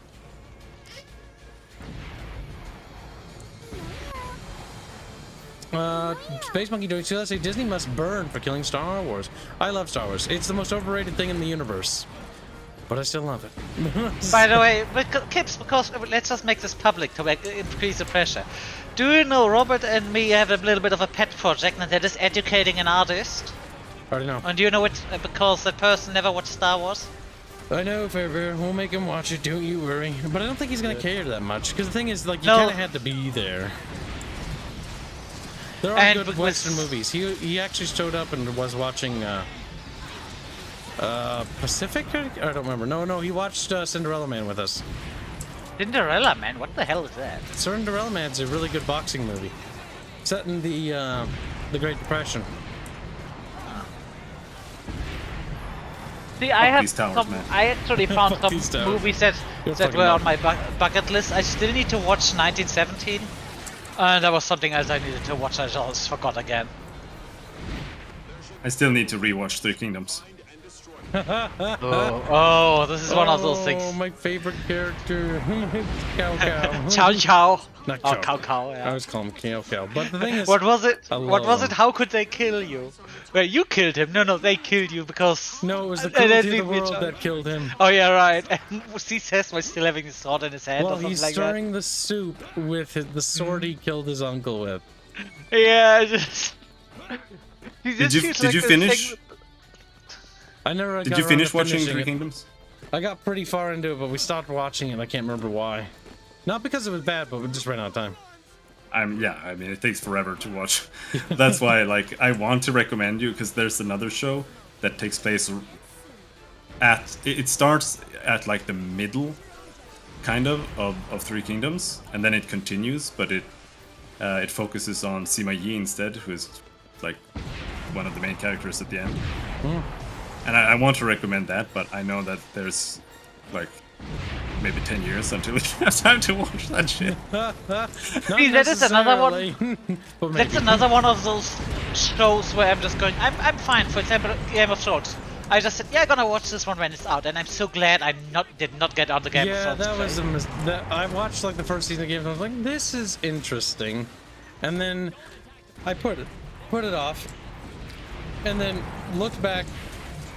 I was like, thank God I didn't. Oh, and then there's stuff like Rome, because Rome was really good, but Rome was good. that one is something that got canned, and from what it is supposed to really show in the last season because I just crunched so much shit in there. Yep, the last part of Rome is very crammed. Rome has its problems though. Like it's got random like gratuitous sex Characters. scenes that are just kind of like pointless. Where The it's main like, character is literally you a Gary waste- Stu. Well, that's not my issue. Like he's there. He needs to get through the story because you see it from his perspective as a little Yeah. dude. Yeah. But my biggest problem with Rome was just the sex scenes. I don't mind sex scenes if they have a purpose or if it's like to show how gratuitous something It was is. just an adult show. But it's like every 5 seconds, like pop, pop, pop, pop, and it's like, okay, like what does this mean? Like what? It's a show for adults. It's like that Castlevania show where and I'm not kidding, every minute someone says fuck because we're a show for adults. We say fuck a lot. Yeah, that is a show for adults written by fucking 5-year-olds because that's how a 5-year-old would write it. It's more adult so. dialogue. It's more so to do with the fact that what just triggered me, or not triggered me, but annoys me, I guess is the more appropriate word. With Rome, because it didn't actually make me that mad.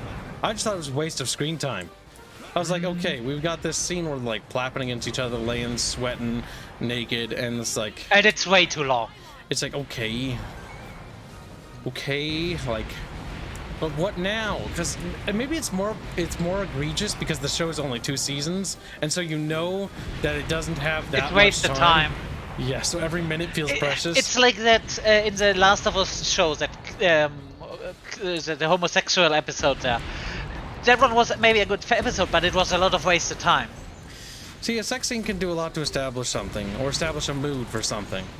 It can also establish, like, a relationship between characters, but you also don't need to show it for too long, in my opinion. Mostly Yeah, because I because- think, in a TV show sense, you have a limited amount of runtime. And my concern is like, okay, you have a limited runtime, and with a show that doesn't have a lot of episodes, you waste, like, when you waste a scene on that for so long, it's like, I feel like they're just doing it to catch the teens, because teenagers fucking gobble up sex Oh, scenes not like just a candy. teenager, also the horny moms. adult. Moms do too, yeah. I'm saying the same thing I'm saying to Boak all the time. Boak, if I want to watch people fucking, I'm gonna watch a porno. Yeah, I was gonna say, Flake said disagree, there should be more sex scenes and less boring stuff, and I was gonna say, well, good news, there's a whole genre of film dedicated to this. go watch pornos. To be fair, in pornos, nowadays you get a lot better quality than with a lot of the Hollywood shit because most of the porno guys still care, at least somewhere or another. I just like that one scene where the guy eats the donut. Oh my god! And she just looks at both of them and just, what the fuck? Oh, that is fucking great. A weird side tangent, I know, chat. But it's always something that bothered me. It's not just sex scenes. There's also, what is it? When they do those... Unnecessarily long fight scenes, just for the spectacle. The fight scenes are okay, so long as they're not too long, because, again, if you have a story that's covering big epic ideas and it's not about the action, I actually don't mind if there's actually, like, the action's short and sweet to the point. That's one thing I thought I learned from Star Trek, from watching it, that I was like, this is actually a great lesson for many writers if they actually would watch it. It's What about the entire build-up to the action point. The action happens, it's quick, it's snappy, it takes maybe all of 5 to 10 minutes for it to occur, and then it's all about the conclusion to that action. Oh, speaking of Star Trek, I learned something today. Did you know that Garrick was originally supposed to be bisexual? No, didn't. No, I didn't. The studio didn't like that. That really wouldn't have done much for the story. No, both it wouldn't. I positive just or learned negative. this. Yeah, I just learned this one today, and then just studio didn't like it. And look at him now. Oh, now they would have loved it. The big issue with that I have with that is that doesn't really add anything to his character. No, it really doesn't, because it's not what. How would that even gotten into this show? Because I don't even think we ever had any kind of romance thing. The only thing we had was with this old housekeeper, and that was more of a motherly role. So. That to me, it depends on the story. If like the romance is particularly interesting or has an interest to it. But often the case is with romance is that it's like a side thing, and it often feels like it's not natural half the time. I'm trying to think, because specifically Deep Space Nine, the romance. Cisco had a romance. Worf romance with Dex I actually kind of like. Oh yeah, Odo had the one with Kira. If the characters have chemistry, it can work. What's yep. wrong, Robin, man? Era. Oh, do you? Oh yeah, Well, you watched DS9? Oh yeah, I watched Star Trek like 4 times. Robin, are you also saying don't you like don't know? Kira? Good, Bajoran's need Why? to die. Because she's. You know what? I was about to say similar. She's thing. a Bajoran. And Odo Robin's was the best based. character. Yeah, Odo was one of the. He's Oh, how can I say super Odo's the annoying. best character if Quark is Also, Odo Kira's and kind Quark of are the annoying best as hell, honestly. Come here, Yeah. dear, it's me, I'm Kira. I have my beliefs and I'm gonna stick to. So we feel they did My this thing culture, where she. it's like your culture dumb. Your culture. I mean, didn't they mellow her out later on quite a bit? They which- did but- because they realized that nobody likes the Bajorans. Yeah, DS9 had a lot of good characters. They did. Yep. I fucking love Quark and Odo. Have you ever seen that video where someone that makes a on-spot impression of Odo and Quark? You have no idea it's not like this, where they talk about NFTs. That one is fucking great. You're gonna love that one, kid. Wait, what? Quark just got into NFTs and just complains about Odo that they're stolen. Odo's just the guy's making a top Oh, it's impression. an edit. Honestly, Yeah, okay. No, not an edit. The guy is making an impression Oh, impressions. of them, and just really on top. And he's just the way he talks, and I could totally see this dialogue happening like this. Pepper, And Pepper, yeah. ready. Pepper, Oh, okay. Pepper. I was looking at your weapons, you monkey. Attention, Bajoran workers. Oh, Golden Chat. Cut. Golden Cut was great. He was. He was actually secretly the main character and the good guy. Hashtag. And he also, honestly, I legitimately do not believe he was a bad guy until the end where he went crazy. Because remember, at the end, he went crazy after his daughter died. I mean, spoilers, but... I mean, people probably know that by now. But if not, Yeah, fuck you, Fairman. because before that, yeah, he was a dick. He was a dick, but he was not necessarily evil. If he was evil, all of the Cardassians were evil. See, DS9 did a great job of making you actually care a lot about the Cardassians, despite the fact Yeah. that it felt like originally they were going to be like, they're just the Nazis. But Characters like- actually, the Cardassians are pretty cool and pretty relatable. Characters like Eric, the guy that quote-unquote adopted Kira and that made a good job of humanizing it. The one guy that wanted...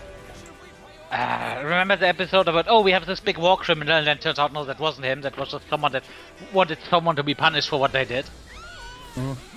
But that's what was good about old Star Trek's writing, that they generally like wrote certain things in a way where it was supposed to be like the Cardassians, you were supposed to think of them as like these bad guys because that's how they were portrayed from the viewpoint of the characters, right? But at the same time, they wrote them in a way where they weren't like all bad, and there were also like merits to their point of views, and you know, so it wasn't just like, it was meant to challenge you. Oh my god, I just remember And because the Ferengi. not just They did them so be dirty like, in the last season. not just paint them as something bad, right? Yep. That was that, like, to echo what Rob had said. The whole idea of them being introduced from the perspective of them being evil, from the perspective of the They were characters. antagonists. They were not antagonistic. But as you learned more about them, you could also kind of empathize and sympathize with a lot of their viewpoints because they weren't just evil. They were actually interesting, and they had reasons for what they did and why they did what they did. I mean, you could make the argument that Bajorans also had reason for doing what they did. No, they didn't. They didn't be wiped out. Just fuck the Here's the Bajorans. problem: the Bajorans don't have a great character lineup, so their Yeah. species. Like, I'm not to be totally racist here, but like for real, like Bajorans. Let's talk about good Bajoran characters.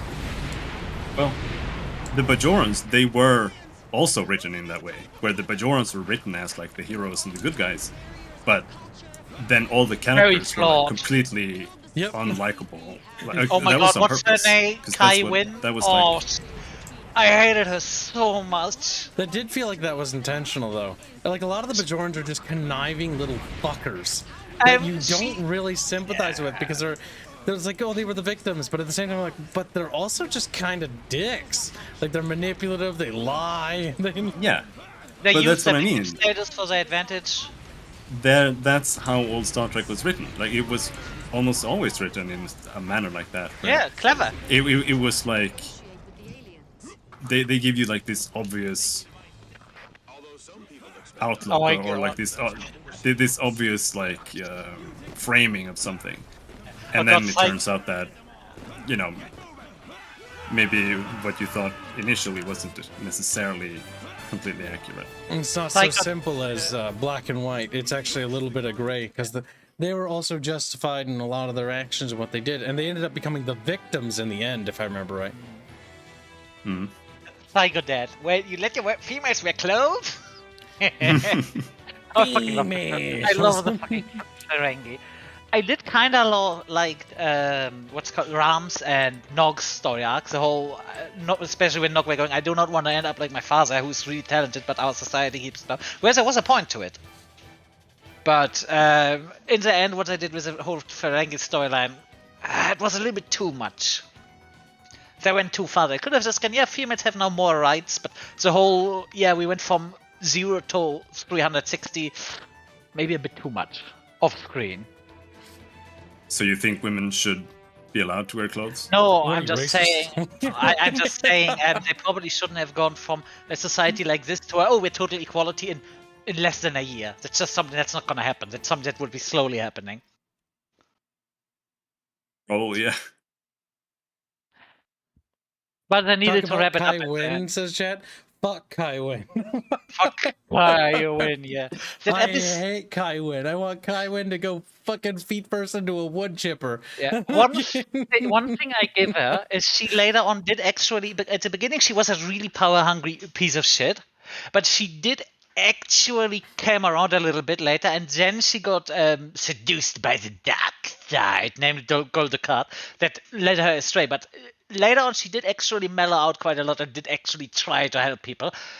She was still, When she realized that she couldn't get away with the fucking thing she was trying to do. yeah, She was a yeah. real power manipulative piece of shit. Oh, She's also God, what she made was. me hate the Bajorans. yeah, because the first She's basically a psychopath. Yes, That's how she's written. She's power hungry, she was manipulative. a politician. Yeah, she's written like the typical like psychopath politician. That's what she's meant to be. She doesn't care about her people. She doesn't care about anyone else. cares but about her herself. political power. Yeah. This is why she looks like cares about the people, because she cares about how she looks to the people, not about Yeah. what actually is good for the people. Yeah. it did feel like she mellowed out later, as I said, but she was still. I She don't know mainly if only Robin's mellowed out seen because she that, had. Chat, Robin, have you seen Babylon 5? No, I've tried, but I didn't get past like the first episode. Oh, yeah, the first episode. Well, the first season. The first season, it's quirky. Yeah, that's Get you like past my it. issue with it. There's too much quirky.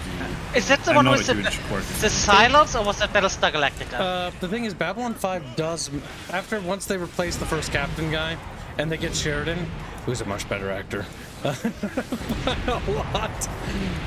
The show gets really good, and the actors actually find their roles. And the writers also chill out with the weird thing they were doing. Maybe I'll give it another try at some point. If but you have to, and we'll you see. absolutely must skip season 1, like just read the cliff notes. Okay, You should try it Tips. though. that'll feel good. Kip, stream. What? Stream. What about stream? Oh yeah. Good night, Nicholas. Good night, Nicholas. Take care, buddy. Nicholas. Donald the Cruz has been a member for 7 months. Isn't it a thing that fewer Bajorans died during the occupation than Americans died during the Civil War? Over the course of years, yes. Over the course of years, because of okay, so this is actually a mathematical fuck up by the writers, because all they did is they simply researched how many people died in the Holocaust. And then Yep. they basically added a couple zeros to that and was like, that's good, because that'll show that that's a lot of people over a Yeah, long we did time. the scale The for issue- an active war. The issue is that they actually didn't look up years over time how many people died, and basically what it turned out to be is it was less people died in the Bajoran quote-unquote Holocaust than people die from car accidents in America every like couple of years. Like they fucked up. They fucked up tremendously. So really, it didn't do anything, and actually not that many people really died. Like, There are so many. Have you ever seen the edit of Golda Cut in front of the Nuremberg trial? Where he's just all smug and shit, and I just fucking love it. Golda Cut was great. That actor is so great at playing a smug character. DS9 is one of the strongest Star Trek shows in terms of like characters. Yeah. The second best, in my opinion, is TNG. I think. Yeah. The third is Voyager, because you have War Criminals. There's coffee in that nebula. Yeah. She's just a fucking terrible human being. Like, she's actually a monster. He does not give a shit as long as he gets her crew She back home. kills people. Like, Yeah. because she killed, what was it? Fucking Neelix, or not Neelix, Tuvix. Tuvix. He's like, don't I deserve to exist? No. No. He helped the Borg come into the to be fair, that species 128 or what their name was probably a bigger threat than the Borg, but I don't know about that alright, plot point. That was dumb. alright Borg, we're gonna help you if you help us get home. Voyager is one of those Star Trek shows that were, it's definitely like, you could tell they were near the end of their inspiration, and it's like, Yeah. you had episodes that were like, oh, this is a good one, and then you had like 2 episodes in a row where like, oof, this is dumb, and then you have this is cringe, and then you have another episode where Janeway says one thing, and then in the next episode she does the complete opposite, so she looks like an absolute hypocrite. Yeah, And they were despite starting all to of- get too many writers and stuff. And this, Too many oh God, writers were trying to write different stories. Kids, did you know there's another show with Janeway in the lead? The best episodes were the one where they were in dark space or whatever, with the dark between stars. Or Yeah. something, I can't remember. That was good. But that's not important. Did you know there's another Star Trek show which has Captain Janeway as the lead character? No. It's called Prodigy. It's a 3D animated one, and it looks like an absolute nightmare. I do know that the actress who played Jane was actually pretty chill. Despite the fact that she may be a war colonel. Yeah. Also, Enterprise. I heard a lot of mixed things, but apparently Enterprise got very good in the last season before they cancelled it. What does your dad think about the intro What? Where? to Enterprise? What does my dad think about the intro to Enterprise? He'll beat me if I ask him. Why? He hates it. Like, I remember one time I came over to visit him, it's been a long time, and he just looks at me with this look of like, that's not funny. That's not, because in his eyes, Enterprise killed Star Trek, which is true. I don't think it killed it. It was just the last It's thing they been made a- after It did. before they died. The last season of Enterprise is slightly decent because they listened to the audience, but the show was already cancelled. Was it actually what made that show so bad? I never watched It's Enterprise. just melodrama, the show. Oh, Yeah. soap opera. Yeah, no, fuck Yep. it. I don't want to watch It's the that same shit. problem with Battlestar Galactica, melodrama, the fucking goddamn It's the show. same problem of something like what was it? Walking Dead, doesn't it also have it? That the Oh, first season is God. decent, and after that it's just melodrama. Yeah, pretty much. It's like, wow, zombies, and then you're like, oh, look, melodrama, and then like, oh, look in the Humans are the background. real What's that in the monsters, background? Is that a kids. zombie? And it's like, oh, you're gonna attack them? And it's like, zombie waddles away, and the melodrama continues. Like, fuck. See, Kids, humans are the real issue, monsters. the issue with Star Trek Enterprise is the same issue with modern Star Trek. It's that they tried to reinvent Star Trek to be more popular. They don't so they have tried to make it more current True. and write it and make it like TV at that time. It's just that the current zeitgeist at that time was less fucking cringe, so it's still watchable, but that is what happened. Yep. Boy, I hate they added time travel in Enterprise. They had time travel in the old Star Trek. Don't give me that shit, boy. Yep. The They've time travel always episodes. had time travel. Time travel episodes are more like, the way I viewed them is they were more like episodes that were supposed to be fun fillers. Yeah, because I don't really view time- any of the time travel episodes as canon. I think of them as filler episodes that are I fun and totally- experimental. I always skip them. Listen, Fuck 'em. there's They're so only bad. one time travel episode I like, okay? I'm gonna defend one of them. The Little Green Men from DS9. That's just funny. The Ferengi time travel back in time. That one DS, was and they're- fucking great. they're Yeah. just fucking greedy. But you know why it's great? Because you have Quark and his family being, well, Ferengi. Being Ferengi, yeah. Being greedy then little it's- fucking merchants. And then you just realize, you know what? Maybe humans aren't as soft as we think they are. Yep. Talon donates £2 to say, what's your thoughts on the idea of mega corporations are? What's your thoughts on the idea of mega corporations are? It's bad. Mega corporations are generally bad. Look at Disney. Like, a corporation is not inherently bad, because a corporation is just simply a business entity. There are little ones, there are big ones. But the a people in mega it can be corporation is generally bad. And people who are like, oh, corporation, I mean, fuck the like, they're just retarded. This Because the thing is, corporation. if you want to make a business, you have to file it for a limited liability corporation or like a small LLC. So it's like, okay, so you're telling me mom and pop shops are bad. Like, what the fuck? Corporation just means like a business. It's for legal tax and bold jargon, blah, blah. Technically, Yeah. Kids is a corporation. Technically, Battle Damage Studios is a corp, Bickering Bunch Ltd. but we're tiny. Well, LLC, but whatever. The producer of the world high quality autism. Oh yes. And yes, Siege, I saw your Zathras quote, and I really appreciate it, because Zathras is a good character. Zathras would appreciate this, Zathras thinks. He's like, damn it, he's doing the thing. Yeah. We'll see what Blake says I there. think Robin might actually enjoy Babylon 5. If he can just survive the first season. But that's always a hard ask, because Bubble said that if I survived 2 seasons of the first TNG seasons, that it would get better. And I did. To be And it fair. did get better. It took like 20 episodes for me to even get into Three Kingdoms, and now it's like my favorite TV show ever. It takes a while for TV shows to... That is true. Sometimes. Some of them are My harder. The one one for of me my- as a kid that fucking sold me was Stargate as a kid. SG-1. Oh my god. That It was was my cool, yeah. favorite sci-fi show. One show I absolutely loved was Scrubs and later Boston Legal, but one of them aged quite different than the other. But yes, like I say with a lot of things, like TNG, you gotta get past the first 2 seasons. Yeah, they're kind of annoying. You can skip them if you want to and just read the clip notes. But if you get past them, it gets better. Babylon 5 has the first season where the actors just don't know how to fucking play the roles. And they have this captain who's really just not that good. And it's like, oh, like... I'm surprised yeah, we managed to get through the first season. That new one, what is called Brave New Worlds, right? Didn't you drop that one the recent season because it was that bad? Oh, what was Because that? was a small. Didn't you and Art drop what's called that recent one you watched? Star Trek Discovery? Yeah, Discovery Or was it New Worlds? I don't remember. or New Worlds. I think the one with Pike. Yeah, Pike. It's a lead. We watched the new season. The problem is the writers actively try to make a mockery of Spock at every conceivable opportunity. It's the most annoying thing I've ever seen in my life. Also, Boyak, you should, if you ever can, you should avoid stuff like time travel at all cost in a show.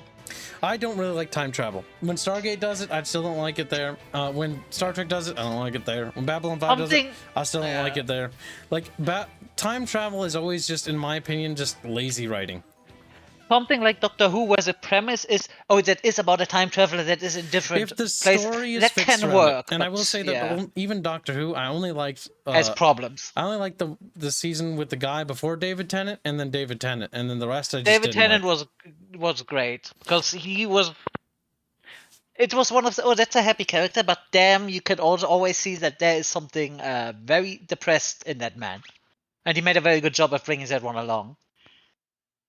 Also, you want to know a hard show to watch? Andromeda. Andromeda is one of those shows where it's quirky, it's weird, and it's so 2000. You're gonna be like, my organs are shutting down, but I can't. I must say I have a soft spot for it because it's this 2000s budget sci-fi show that I really like. Have you ever watched Lex? The Lex, or what that one's called. That's about that giant spaceship that looks like a giant dragonfly. No, Lex. Lex, Lexx. Yeah, I watched it, but it was 9 million years ago. I remember watching a few episodes when I was a kid, and it stuck because its ship design was just. I'm just. What? What was it show about that living ship you watched? Farscape? Oh, Farscape's a good one. It's Australian. That one's quirky, weird, and then the show gets cut, sadly, due to budget, but it did manage to get a straight-to-DVD movie deal to conclude the story. The movie does feel a bit, quote-unquote, rushed, but at least it gets a conclusion and a pretty good send-off for some of the characters. Alright, I got it. It's called Lex the Dark Zone. And yeah, that ship is a ginormous fucking dragonfly. I've got it. Farscape is great. And the little retarded frogman in the chair is my favorite, Rigel. He's so stupid. He's so stupid. Doesn't he have that thing where he's an absolute piece of shit and later on he does get a little bit of a better person? Yes. He is a former emperor of an intergalactic empire who was ousted from it. And basically is now just a prisoner. And then he realizes, you know what, maybe an emperor is not all in life because I do have friends or something like that. I don't know about that. I do remember watching where he literally sold all of them out because he had a hope of getting back. And it was, yes, he did sell out everyone in that show. It's just funny. No more spoilers, because I just realized some people haven't seen it. Okay, yeah. Farscape is one of those shows that is kind of niche. Niche? It's hard. It's one of the harder to find sci-fis out there. My problem with TV now, after I've been watching Three Kingdoms and like 6 other Chinese historic shows, is first of all that Chinese shows don't have any modern bullshit in it. Like, you don't have to deal with any of it. There's no politics at all. Like, nothing. And they're pretty behind with that stuff. Yep, because if you watch the historical stuff, it's not going to deal with the CCP, so you won't get even propaganda too much. You'll still get the romanticized Three Kingdoms, but it's fun. Yeah. And stories that are based on historical events are actually pretty interesting, because you can't predict it in the same way you can predict a story that's written. Because otherwise, if you watch a lot of TV, it's often very easy to predict how things are gonna turn out. I mean, you technically can predict because you know how it ends, but... Well, I don't, because I haven't looked up the Wikipedia page. But like, it's just so fun because all of a sudden some character just like dies from typhus or something, and then it's like, okay. And now the show is going in this direction all of a sudden. Yep, because it's following historical events as they were written. So some people just fucking died. And it's like, well, they're dead now. They don't have plot armor. I'm a big fan of the historical stuff. This is why I enjoyed something like Chernobyl so much. That Chernobyl show was was a fun fucking. miniseries. That show was a fucking nightmare, A and bit it's not about the inaccurate, but it wasn't quality. bad. Yeah. Well, that show did suffer from some elements of wokeism, though. Yeah, that where they all this female One is- thing with this one girl scientist who is basically, she's supposed to represent all the scientists that were at the or dealt with the Chernobyl incident, but that means that she's literally just a fucking Mary Sue, because instead of it being like 13 different scientists, it's one person coming up with all these theories. It's like, okay. Yeah, you could make an argument that is a Mary Sue, but it could be an unintentional Mary Sue due to the way I they don't use the think character. it was intentional, but it did become a Mary Sue, and that's the issue. Yeah, that's why I said unintentional Mary Sue. So They should have just gotten actors to represent each of the scientists, rather than trying to make them all one person. yeah, I do also like that they didn't sugarcoat anything. Yeah, you can literally see this guy melting because this is what happens to you from that radiation shit.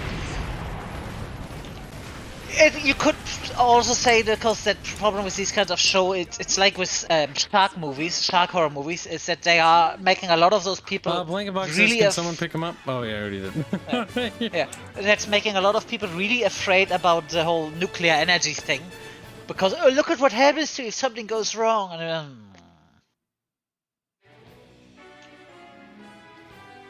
oh yeah, here, Kips, I'm dropping you some screenshot of that, because look at that fucking cast. Look at the guy on the left.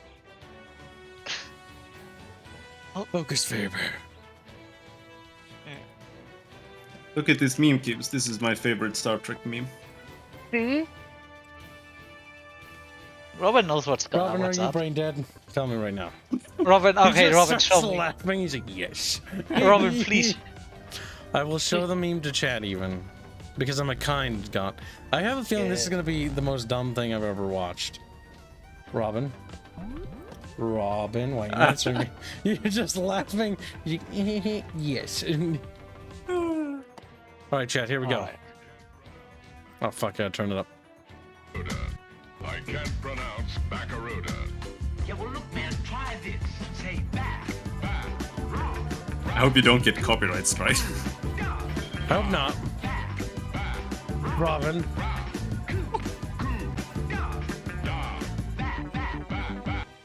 Robin, I hate you. What? Raguda. Oh. Oh god. Robin, I hate No, you. you don't. Is this a Okay, song? I'm sorry. No, they can hear it.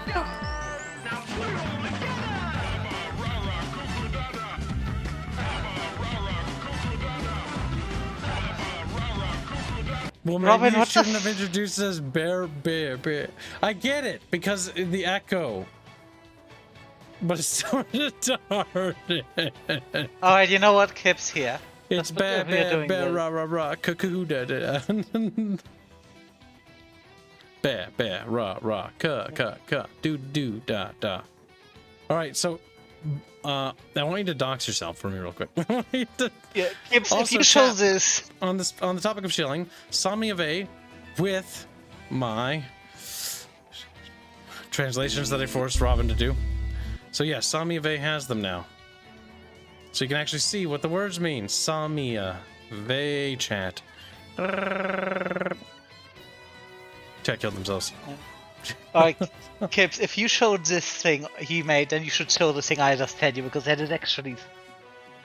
doesn't gonna give you brain rot. Voting TK. Head of You space guys just far don't above and understand beyond. humor. Above and beyond? No, I haven't. I don't know. What do you want? What do you want from me? Leave me alone. No, I'm just kidding. Click on the thing! Oh my god, you want me to show that too? Yes. Chat. That one's actually funny though. Okay, I'm gonna tell you, if it's Barracuda, you're gonna get fucking murdered, fam. Okay, I can just play it for them. Yeah. Don't post anything in our DMs, Fairman, because I have them up. Okay, then send this in. I got They it. stole over 1 million bars worth of latinum in apes from me. What are you talking about, Quark? I'm very busy. I'm I was having very maintenance busy. done on one of my Quark coin servers. I've had complaints about the amount of station power they're using. He exploited a backdoor in the system and got away with several highly collectible Quark Spar NFTs. What do these NFTs look like? Here, I drew them myself. Not much of an artist, are you? The art's not important. They stole the blockchain authentication codes for these pieces. I thought you said that whoever had the blockchain was the owner of the NFT. That the token was non-fungible. Yes? Yet you still claim ownership despite having lost the code. Are you going to help me or not? What do you want me to do exactly? I want you to contact Starfleet, the Ferengi Commerce Authority, everyone, and blacklist these NFTs. Nobody wants stolen apes. I seem to recall you taking great glee in explaining that centralized platforms were obsolete thanks to NFTs. Well, but now you want the authorities' help in policing the sale of these things. I can see I'm wasting my time. The only people who wasted their time were the thieves who bothered acquiring these hideous things. You obviously don't know the first thing about cryptocurrency. I know only a fool would put real money behind such an obvious scam. There you are, brother. I thought it over. Oh, I'm ready to convert my savings into Quark coin. They stole... Well, Baron, that was funny. Like a months ago, back when that NFT thing mattered. Yeah, Never, ever speak to me anymore.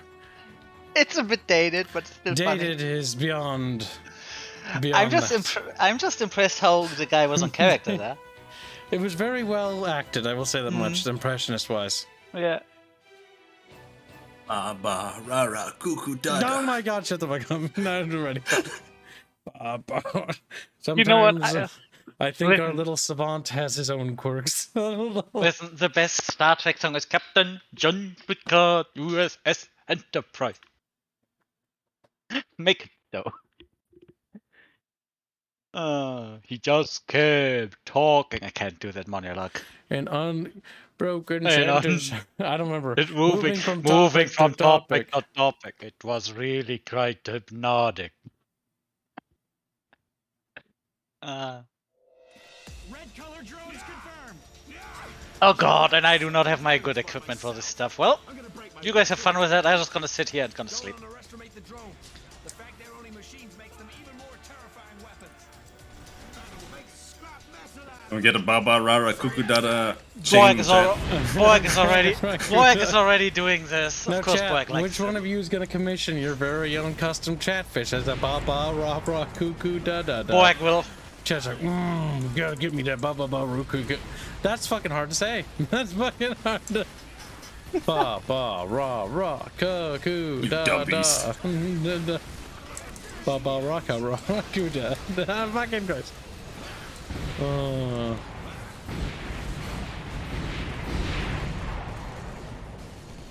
They are so tough on this level. I'm just gonna keep pushing him away so you guys can't shoot them. You forgot about Gowron from the Next Generation and Deep Space Nine? The memes are hilarious. Yes, those are better. Like, that's the kind of memes... Is he the glory hole? No, I see glory! I see glory. Hello? You missed a line. He says as he's getting closer, like, hello, is anyone there? And then as his eyeball closes on them, the glory hole, he's like, I see glory! and then, and this is how Father lost his eye, on the fields of glory. No, the stalls of glory.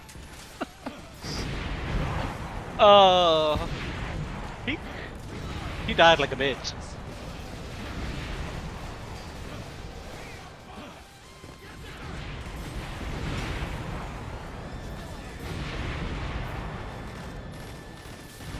What are you talking about, Jonathan? He's like, He means that my... He means what? Tell me. He means that my performance review is up and I'm going to get axed. He's right. He's right. So, and your performance review. And this is not important at all. What do you think of Battletech? As far as I'm aware, the NFT thing is kind of evaporated off the face of the earth. Yeah, because it's so funny if you look at this. Oh, NFT millionaire, and then people putting a year later working back at McDonald's and stuff like this because the people didn't liquidate the assets. Well, it's never gonna work. Yeah, the whole thing was, oh yeah, $500,000 ape just got sold for $500 and just, Well, because the thing is, people, this is so retarded. Things only have value if somebody thinks and people are willing, not just thinks, but if somebody's willing to pay for that. It's like, Yep. I had to explain this once to an indie artist who was asking me about like basic, like how to price their stuff. I'm like, firstly, you shouldn't be talking to me because I don't really do that. But secondly, when it comes to me, an artist's value is only worth as much as you think you need them. And so I'm only going to pay for an artist if I see the price of their artwork and I'm like, that is worth that price. And I agree with that. things are worth what the customer is willing to buy. Yes, and if nobody, you can charge whatever you want, but if nobody wants to pay for it, then nobody's going to fucking order it. Like, the thing applies to other artists. There's other artists who I personally don't like their artwork, but it doesn't matter what I think. It's irrelevant. If somebody's willing to pay thousands of dollars for X thing, and of that quality, then it is worth that value for that quality. NFTs was such a stupid fad. are great. I will send the data out to the world. The new thing is, I think the current thing which technically that gets overblown is the AI thing, isn't it? Where people blow it way out of proportions.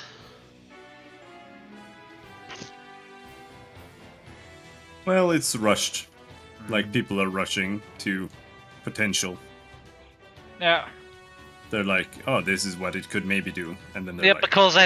I missed the chance with something like cryptocurrency and... Well, yeah, by the time you hear about it being the thing to go to, you probably already missed the window. Probably. Because these things are, these are flash in the pans. They're nice for those that caught it early, but everyone else that buys in at the bottom is at the bottom of the pyramid scheme. And the people at the top have got all the months.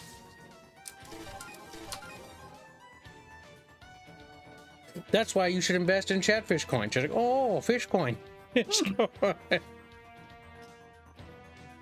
Fish coin. It doesn't even smell as bad anymore. It's all slimy. So It's a little bit slimy, but we bathed it in hydroformaldehyde. Formaldehyde. But NFT art is retarded. It is, because it has to be mass produced.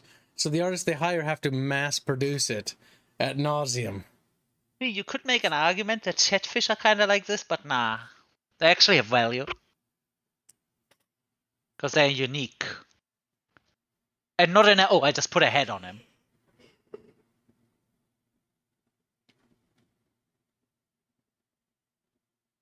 It's like, have you ever, Chat, do you remember the pet rock thing? Oh God. Can you explain this to me? I got one as a gift. I don't know where I threw it away, but it's somewhere. Can you explain a pet rock to me? It's a box, and inside this cute little wooden box, there's some hay, and inside, laying on the hay, is a little rock, and it's called a pet rock. It's retarded. Okay, it's literally just a joke. No. People took too far then. It's not a joke.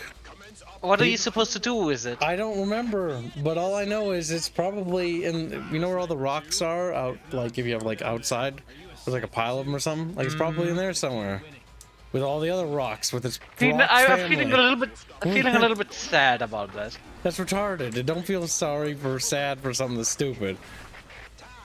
But kids, I feel sorry for you. Oh! Pet rock was massive. I love this people mission. Bought that shit up like candy. Yeah, you love it now, do you? Good, love this Robin. map. Yeah, it is. But I will I say, did this map like 30 times. this map is Yeah, fun. same. It's also very good for looting. So if we had, what's his name, still here, we probably could do this a few times so he can get some equipment. Nobody's here. Who needs Luckily, I brought my plasma big cannon, which just deletes frogs in a very large radius in one hit. So millions, you just had a pet rock, Bear. Yeah. The thing is, pet rocks were like a trendy thing that people wanted, and it's like, oh, it's your pet rock, and it's like a thing you have. It's like a fidget spinner, It's like a Tamagotchi back then. which I also got as a gift, and it's somewhere. Only that a I don't even Tamagotchi know. was a lot more annoying, and the fuckers tended to die all the time in the middle of the night. What's a Because the Tamagotchi? sleep function didn't work. You do not know what a Tamagotchi is? Is that the little animal thing? It's a little angst thing where you have to take care. It's a very 90s thing.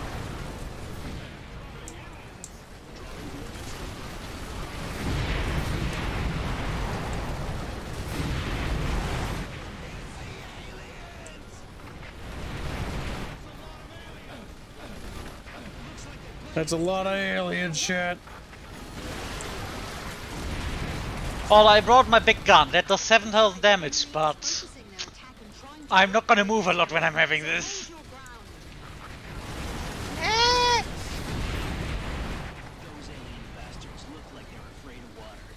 Oh god, this. But they're not. Why do they? It's referencing other every joke in this is referencing another science fiction Yeah, movie. I know, but or it's show. science, wasn't it? War or Signs, yeah. Yeah, was it War of the Worlds was and Yeah, honestly, germs. War of the Worlds, people say that's silly, but it makes sense when they come from a planet where they do not have those kind of microorganisms. That is silly. If you have a society that can cross interstellar bodies to only fucking dive to a microorganism because the society hasn't realized that, hey, maybe we should wear exosuits and, like, you know. Yeah, because I was just going from, oh yeah, no, this was the first planet, but those They were invaded Earth extrasolar and they didn't conquerors, even yeah. check to see if, like, the planet's atmosphere was deadly to them. And I then mean, they to be died fair, that is something. microorganisms. I mean, that is something. That is a lot of a plotline in a lot of Star Trek episodes. Oh yeah, we landed the planet without a suit. Yeah, we got some kind of alien pathogen. The civilian evacuation is completed. You know I'm right. You know I'm right, and you hate me for it.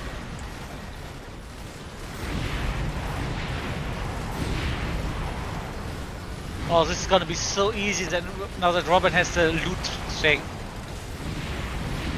Oh yeah. It is. Looting on this map when you're solo means walking around for like 30 minutes. If you're a wing diver, that's doable, but if you're something else, oh. Speaking of, Onimad has equipment, right? I think so. This is...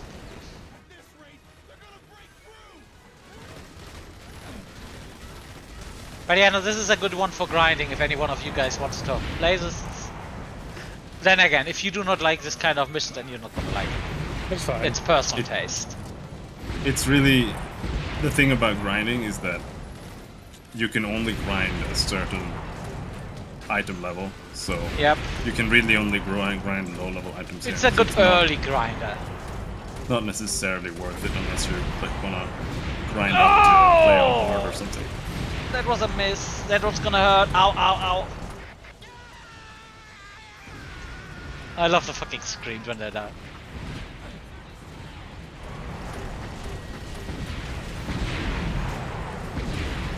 But honestly, I got the feeling the last time I played this, the people I played with were all fucking brain dead. Because this is so easy today. And we were playing on hard. Maybe. Memo and Kips. Teddy is retarded. Teddy not good at game.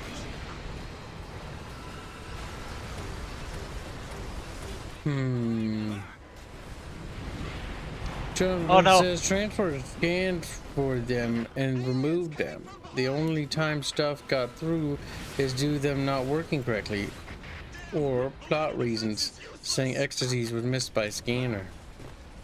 What? Yeah, still there is no reason not to wear spacesuit for safety. You can always take it off afterwards. That's true. Because failsafe, redundancy, especially space exploration.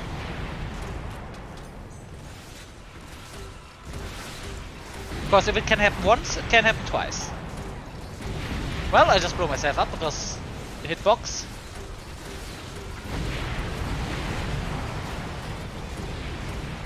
Well, maybe Fairbury, you shouldn't do that. Well, maybe how about you stop me? A lot of explosions today, chat. I can't really do anything that isn't exploding now. There goes his leg now. Yes, keep shooting the frog.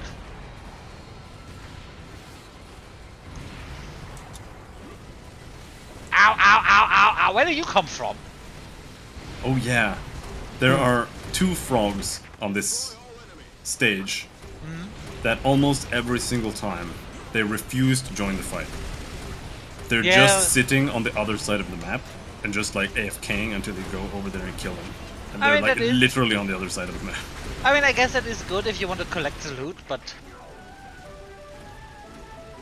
Wap, wap, wap. The war against aliens continues, while the economy is on the brink Oh of god, collapse. this one. Many industries are forced to shut down due to harsh operations. Oh no, not the economy. We have to prepare ourselves for the largest economic setback in human history.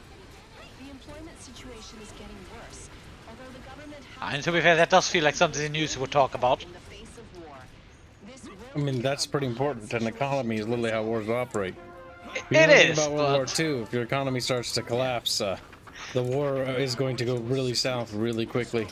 And you're also going to have It is, rioting and internal strife, which is going to make you falling even easier. I have been summoned by a bad take, Kyle. Prepare yourself. Oh. You're just a blonde bimbo. Yeah. I have It come is to for the critique your understanding of warfare. You only came in here for that? Well, now you're getting No. punished. Actually, I caught only the end tail of that, and you are wrong, but we can do that some other time. Some other. Oh, changing the subject, huh? Yes, because I was actually summoned here by Fairman's bad take. Bear Bear. Knew I have a it. bad take. What? I don't believe you. Because Fairman compared Chatfish to NFTs. Yeah. I've come here to correct him. I'm the not talking NFT about the principle does not behind refer. No, but I'm not either. Wait, you're you you're compared it to factually fucking technically NFTs? correct. Fair Bear, I what mean, the fuck? I said the whole Chatfish, you could compare them to the whole fucking NFT picture thing because No, well, you it's couldn't. all a Chatfish, This but is, they have a this is variation. This is not at all the This is same. why I arrived here to Yeah, explain see? to you that But I also think that there's Fairman, you made a NFTs major do not fuck up. actually refer to the picture. The picture is know, not it's what a is fucking unique or token. is valuable. It is the code behind it. And since Kyle has not yet begun to hand out unique cryptocurrency codes to his Chatfish, although you should, Thank you. this means that Chatfish are not NFTs. Right. See, I didn't say they are NFTs. Fairman, I did not no, say stop that. Timing compare it. out. Having correctly I put Kips, him I in the did oven, not- we shall you turn literally- off flames and close Kips, the you're door. literally angry at me for not Fine. comparing it to NFTs. Fairman, never ever draw that comparison again. Kips, you're literally angry Fairman, at me for do not argue with saying me. it's not NFTs. Bad. You did a bad. Oh my god. Fine, I'm gonna say they are the same next. No, you're not. You're gonna find yourself booted out. Bad. Chatfish, you are better than this.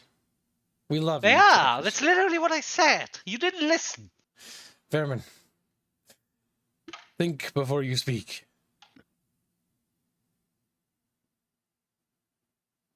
Now, Chatfish, I have a good announcement for you. Well, actually, no, I decided not to. What? I love doing that. No, I will tell you. So, we can come up with the aquarium bucket. The aquarium bucket, I prefer for the sensitive fish among you, is basically, so you see the little guest box where all the guests are, right? We're gonna do a new fund, and chat voted on this fund now, so you can put hashtag aquarium or hashtag bucket. And our goal is actually quite small, only $500 for an animated aquarium. That overlay will be for the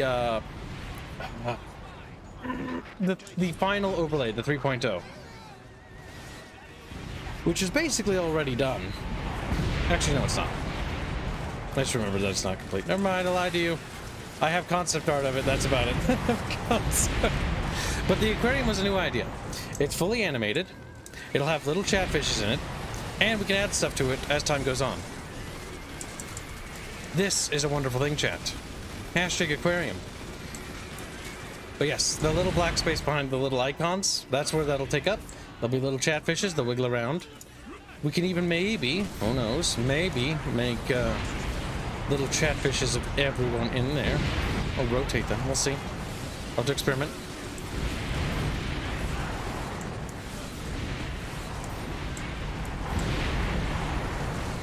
Robert, are you just flattening the entire city?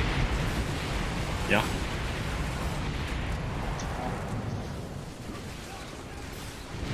Wait, oh, it's like that mission. You're supposed to protect this industrial area. Flattens it.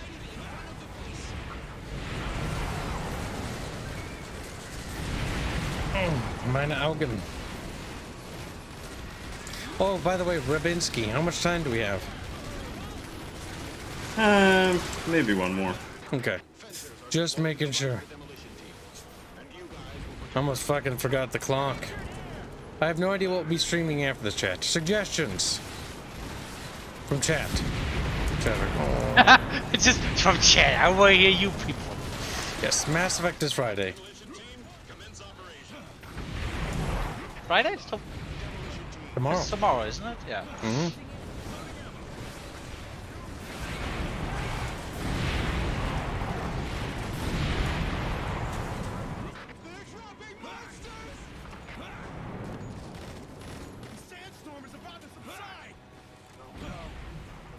Game doesn't punish you for it, then why shouldn't you listen? Why shouldn't you plant the areas? It doesn't, yeah, no. There's no repercussion for damaging the city, and thank God for that. Because this would be awful if they have to worry about the city destruction when you have monsters that'll destroy buildings. Oh. What do you mean awful? You mean fun?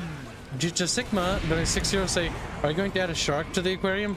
No, not in the initial stages, but we can talk about other things adding. Fish. Remember, we don't want to bloat it yet. First we need to make the bucket, then we need to get it animated, then we can start adding and putting things, plopping them into the bucket. We'll add a filter fund later. Just like, what? You put the filter fund separately? It's like, yes. The filter funds. Might be a little quaggy. Mythical Fool donates 10 runs for the hashtag bucket.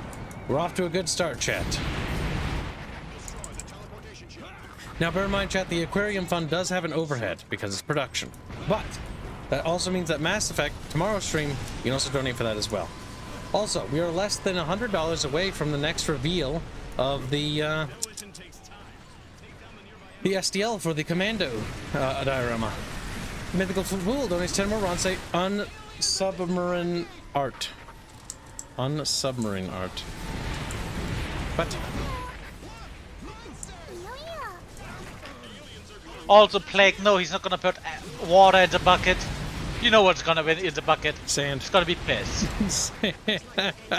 Flying, you wouldn't pee on a bunch of yellow fish sitting in sand looking at angrily. Oh god, sandfish. I like sandfish. Sandfish is delicious. Sandfish or chatfish from the Middle East? Oh, just you know, the GLA music starts playing.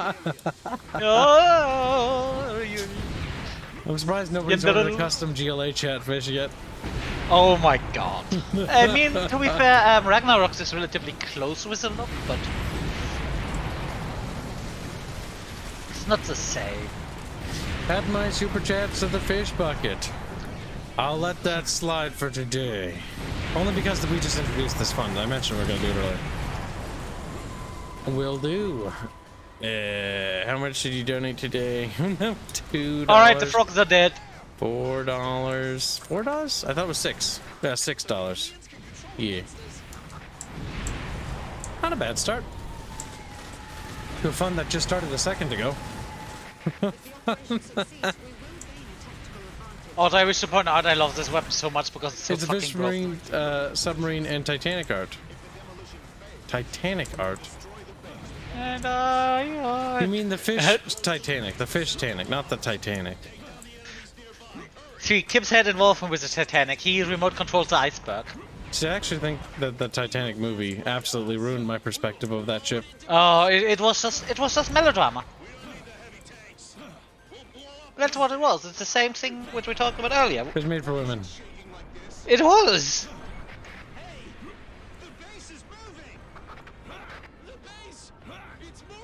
No, hey, don't good lift. news from Bapios. The Apocalypse diorama is in the oven. ETA is 7 hours, chat. So what is the Bucket Fund? Asked Titus Macaris. The Bucket Fund is basically taking the backdrop behind Robin and Fairman and making the backdrop behind the guests an aquarium, an animated aquarium. And then we can start putting chatfish in there and decorating it. They'll wiggle around and swim around. Because I was looking at my overlay, and it's the one thing I look at, and I'm like, I feel like that's kind of missing something. Everything else is kind of filled up. It's serving a purpose. And in the bottom right-hand corner, I have an update idea, which I haven't announced until just now, so this is new. That'll be 4 light-up pips. Each week goal we make will contribute a chatfish to the raffle giveaway. But if we fail to meet a certain criteria, then the little pips will turn red, which will deduct a free chatfish from the monthly giveaway. So as long as we make our quotas, we'll get an extra bonus amount of chatfishes. Oh, how much is needed?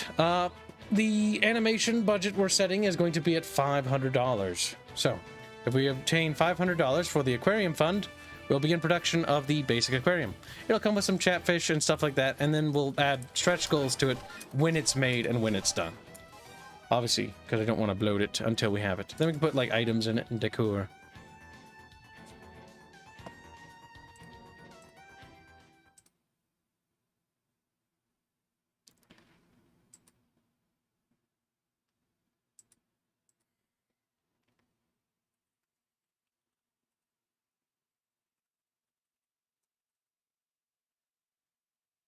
When you get the aquarium overlay, you're gonna play Subnautica to christen it. Subnautica's incredibly boring. It's great. It's one of my favorite games. It's chill, but it's like all you do is swim around. Like I think you can only play it once. Yeah, I think that's what ruined it for me. Like I thought about streaming it, but after I played it the first time, I was like, I don't think I should play this again. No, it's completely meaningless after you play it the first time to play it again. Unless you like building houses in the water. Wait, why am I this guy? Uh-oh. I have to restart.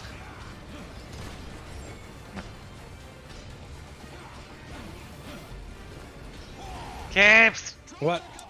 We have to restart, I have no equipment. Oh, okay. For some reason it's selected fucking ranger. I do not know why.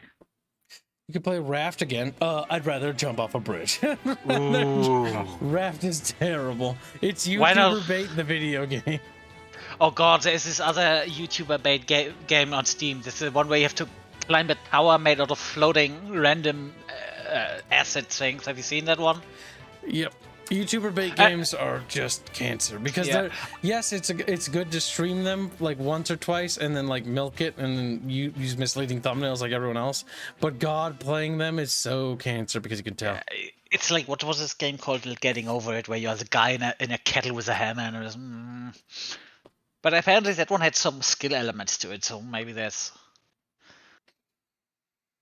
Will chatfish in the aquarium be linked to the accounts of those who have special chatfish, so when they type, the fish speak in text? I don't think that's actually possible to do that. But I'll look into it, but I don't think so. Robin, you're a programmer. You know anything about this? I mean, I don't know how they usually do it. It might on like Twitch, maybe, if Twitch has some kind of integration. You could probably you could probably use something along the lines of what you could use, for example, for super chats, where it automatically saves the super chats and based on the hashtags it sees in it, automatically adds them to the funds. I have no idea. I can't make any promises about this because I don't know how that works. Yeah, it's programmed things. Yep, that's like linking it to stuff happening in the stream. So I'm not gonna make any promises because I don't know if that's even possible. That'd be cool. But if if you know anything about that, do DM me details. Yeah, I do think you can do it on Twitch, probably. Yeah, but not on YouTube, sadly. I don't think. Especially not when you're multi-streaming. Yep, and we're also multi-streaming. It is possible what we could do is fund custom chatfish to be eventually put in there. Or we could just make like an order list. Could have them swim about. Let's not bloat the aquarium just yet with too many ideas. Well, I mean, because the aquarium will be simple. It'll be a simple aquarium with some chatfish wiggling around it. Then we'll see how that looks, and then slowly add more stuff. We don't want to. You could do with the aquarium the same thing you did with Bickering custom user interface, where Aquarium version 1 is a little bit simpler and then you just add more stuff later. Yeah, pretty much. It's going to be slow integration, or updated. So when we do the next update, what we'll do is we'll come up with a bunch of ideas, and then we'll just do another fundraiser, and then implement new iterative design process. It's going to be the smartest way to do it, I think. Plus, it means it allows us to carefully craft it, and that way we don't, like, promise a bunch of things, and then it's like, oh yeah, so, like, it can't do these things, or it doesn't look good.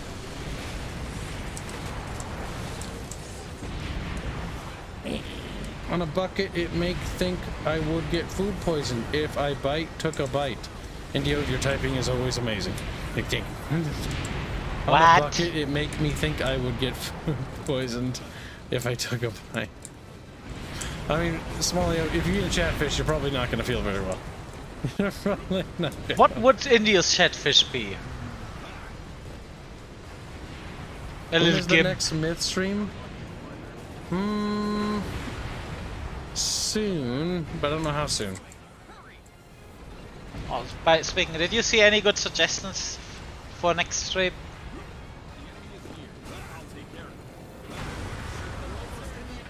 Infantry, move behind the heavy tanks. Samson, the only person you have to blame is yourself. Now get back to drawing. Squeaky chair. Titus Makatis donates $50. Say hashtag bucket fund. Gibbs and crew, thanks for all the fun content. Thank you for your continued support. Fun content would actually eventually evaporate and we'd all die. Melodramatic much, I know. Speaking of things that are dying, I'm looking at something that almost died just now. What's that? You. I almost did, that's true. I mean... yeah, that's right. Be humble. Oh, kids, what the fuck? That was so close. Nowhere, Fox. We don't do visual novels. Yo. And if there's visual novels, there would probably some that would actually be good. I will do telltale things. It needs to be more interactive if chat wants. There were things where chat can influence decisions. That's the spirit, Samson. That's the spirit. By the way, chat, we got a new fan art from Giggles in the BH section. Oh, God. Eric got a bell and she wants to show it to people. You saw it, I take it? That fucking made me laugh. That one's really good. I'm sad that it's not a two-parter. Or a four-parter, technically. But I don't know how you'd make the bell joke last longer. I mean, there's another place where a bell could be. Well, all I'm saying is it's kind of funny.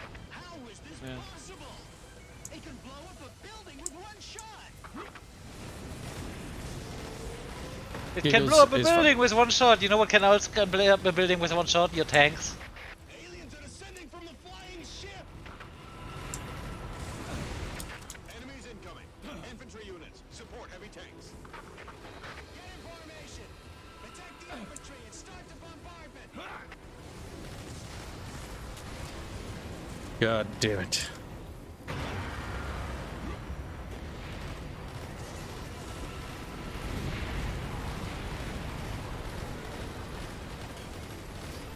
Engage enemy from this position. Well, there goes my power core. Not in range, but soon we will be. Oh god, no, no, no, no, no, no, no, no, no, no. Oh, there goes my charge. This isn't gonna work.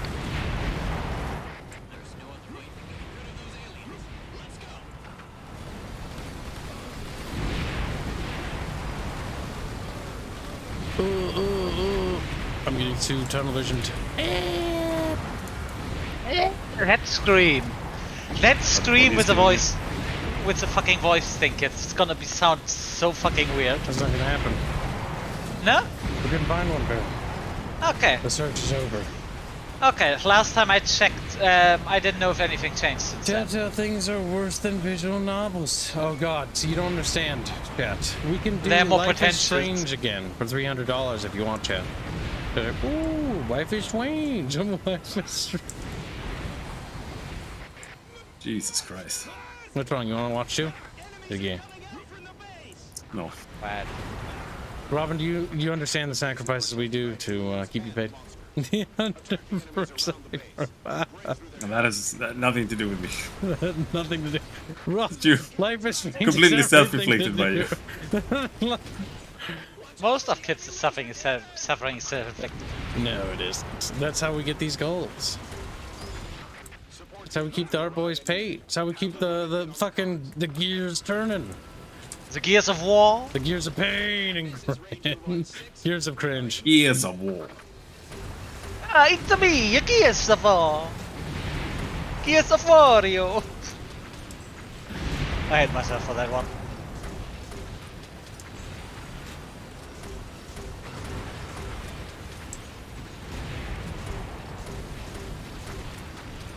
Or is this the shoot the big one mission maybe?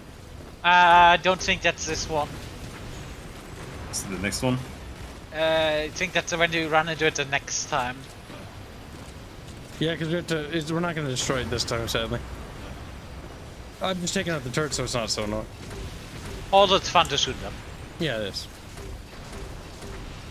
It's one of the reasons why whenever I have this mission, I just, I could kill you, but I want to destroy your turret. I want to strip you.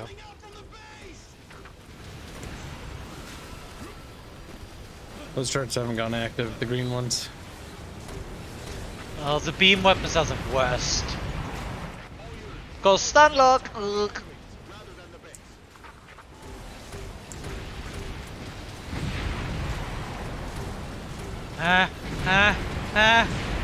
Yes, yes, yes! Spacing! Oh, and then he ate it.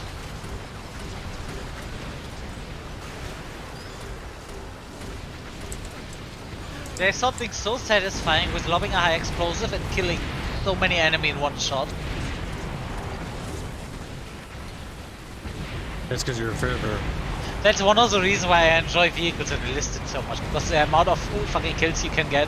Oh.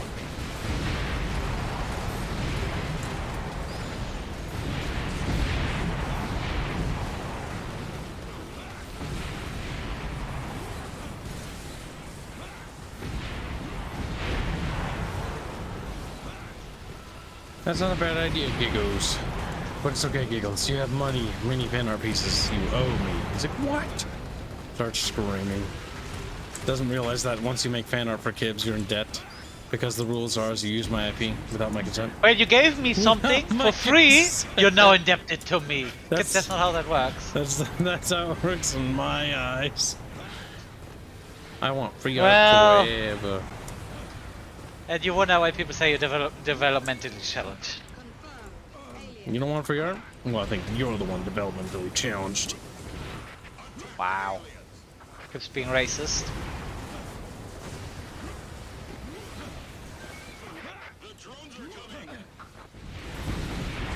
Nice! That's about a lot of Chatfish.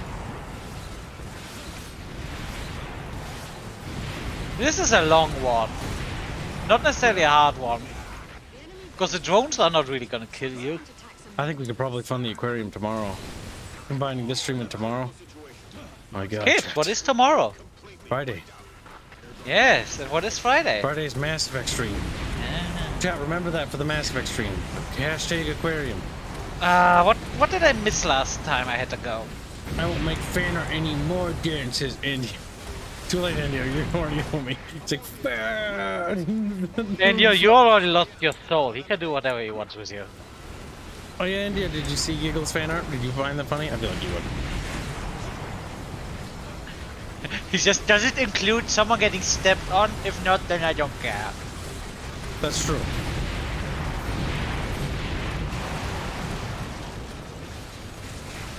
We'll put fetishes there.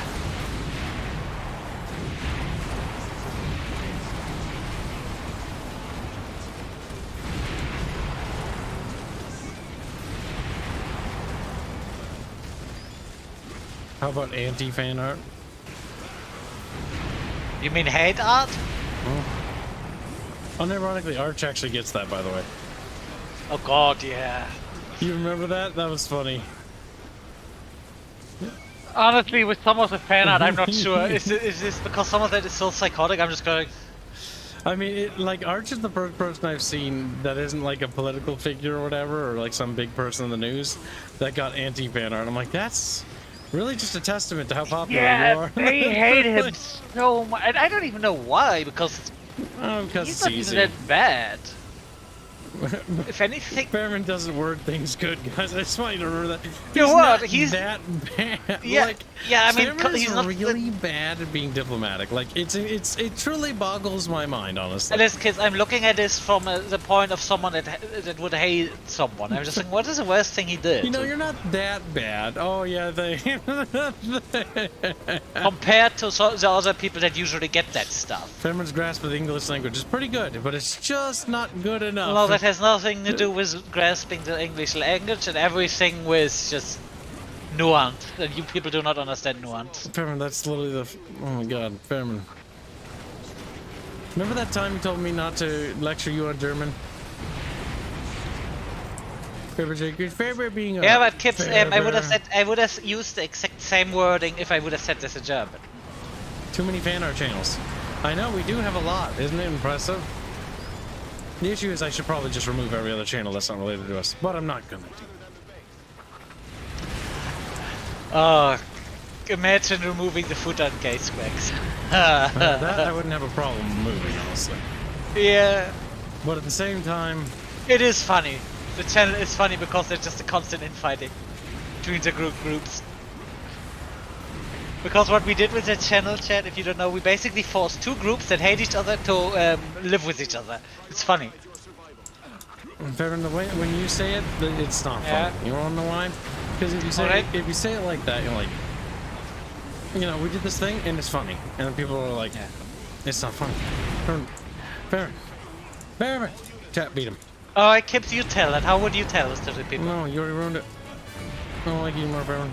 You know what I'm gonna ruin? You know what time it is? It's Bully Fairman time. What's that? I can hear you over my boner. It's Bully Fairman time. That's like, yeah, I love that. Let's see, how much loot did that one? Give decent loot. Nothing new though. Oh no, one new thing. 25mm light canister cannon.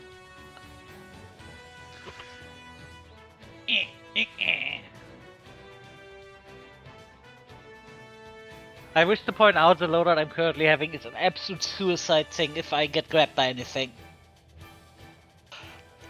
Bombs usually are. High explosives usually are, yeah. But yeah, that's probably it for me today. Oh, come on, that's fine. We had a longer than normal stream because normally he goes to bed before then. So we actually managed to eke out 31 missions, or not a 31, but like 28 or 20. Yeah, we started at the mission. I think we started at mission. No, we started at mission 1. No, 2. No, it was mission 2. Yeah, no, that's pretty good headway, especially considering that some of them were the very story missions where they was just talking forever.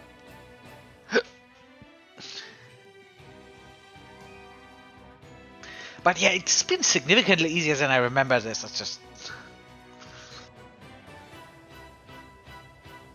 Yeah, but it's different. Like if you're playing with like just straight up on-level, low-level weapons. Oh yeah, like, they do get quite a lot better when you grind them out a bit.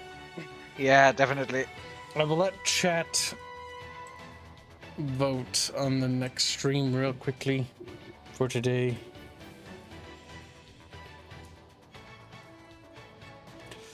I'm gonna try to only stream Battlezone when Share Bear is awake.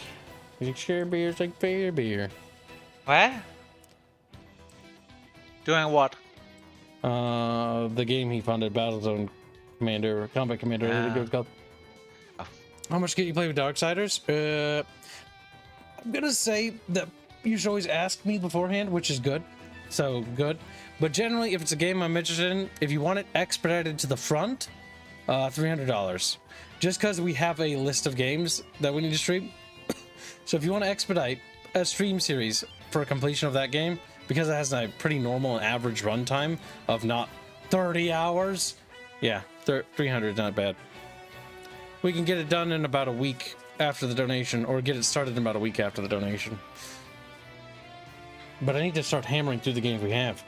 We beat Pikmin 4. No, we haven't. We haven't. I'm putting that on there. Hey Kips, how much for old SNES games? About the same. Actually, no. Including the price of the cartridge. Because I don't know. Oh yeah, right. Emulation. Yeah, then it's gonna be expensive. And emulation is gonna be problematic because of what's Don't it you called? worry about Blink. Let me worry about Blink. Now, what's the game we were saying? Oh yeah. My brain. Where is it? Okay, I fixed Rise of Legends, by the way, chat. It's the difficulty balance is just bad for tough. I tested it last night. It is a good game. It's just tough is so balanced poorly that it's not even funny. Because after testing it, the stream ended, I tested it. And I'm like, wow, this is actually really fun. Is that the highest difficulty? The highest difficulty. Nobody knows for certain, but after my testing last night, one infantry unit of mine equals like, or to kill one of theirs is like I need 3. Oh, they're not doing this kind of balancing. I hated this. This is why I hate the old CNCs on art, because it's such bullshit. When one fucking initiate of Yuri one-shots your fucking tanks. What's the 4th game we're doing? Oh yeah, we're still doing Witcher 3 as well. Right, there's. Oh yeah, right. There's your 4 picks, chat. You have 120 seconds. Oh, didn't you get done with Pikmin yet? It's close. Return to Castle Wolfenstein, I'll try to wrap up either this Saturday before Barch is done doing the Bjorchcan stuff. Because Return to Castle Wolfenstein, I think we can beat Saturday. Also, don't feel like you have to sit around, Robin, if you're actually tired and you want to go to bed. Fine. I normally linger a little bit because I need to set up stream stuff beforehand. How much for Septericor? I don't know what that is. You're gonna need to DM me that. I need to research it beforehand, chat. Have you ever seen Rising Kingdoms? No. Sounds familiar though.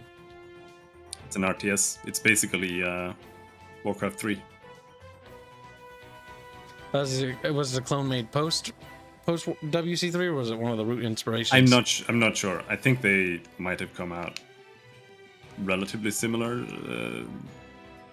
time spans, but I don't know. Because Warcraft 3 was inspired by I can't remember the name of that RTS. There's an RTS that came out before WC3 that basically made Warcraft 3 saw that and was like, fuck, it's a better game than our game, and they had to rethink their entire game because of it, which led to the creation of Warcraft 3. Which one was that? I don't remember, but when they saw it, they were like, "Oh my god, this is a way better game than ours." They had to redo their game, or like. So it had to be between two. It had to be between Warcraft 2 and 3. It was 3D. It kind of has a similar graphic style. Came out before, if I remember right. It's like Rise of that's the one with the Japanese guys where you put people in. Yep. Battle Realms. If I remember right, Battle Realms was the game. Warcraft 3 was. They had to step up their game when they saw that game because they realized they were in trouble. Rising Kingdoms is it's 2D. It was Battle Realms, pretty sure. That one came out in 2001. Yeah, Reign of Chaos was 2002. I always remember because it was interesting, because to get the highest level unit, you needed to train your units basically in all of the lower level barracks, which is an interesting system. So you can't spam high level units. Rising Kingdoms. It has a nice art style, actually. What, Rise of Kingdoms? It's pretty cheesy though. Yeah.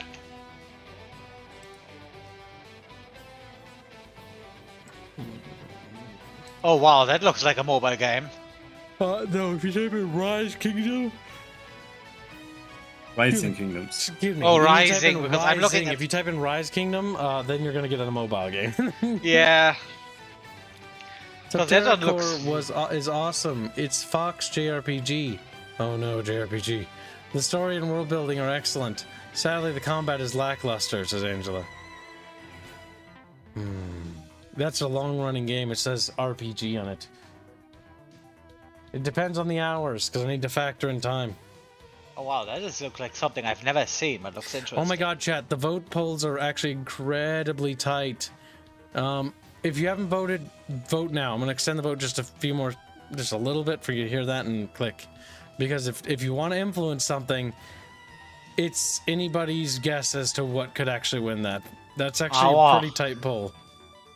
See, I was thinking of influencing, but I'm not sure if whatever I say is gonna get less votes or more, so... It's close. Like, it's genuinely close. Rise and Fall Civilizations at War. That was a cool game. It was an RTS where you could play as the little dude and actually run around and stab people.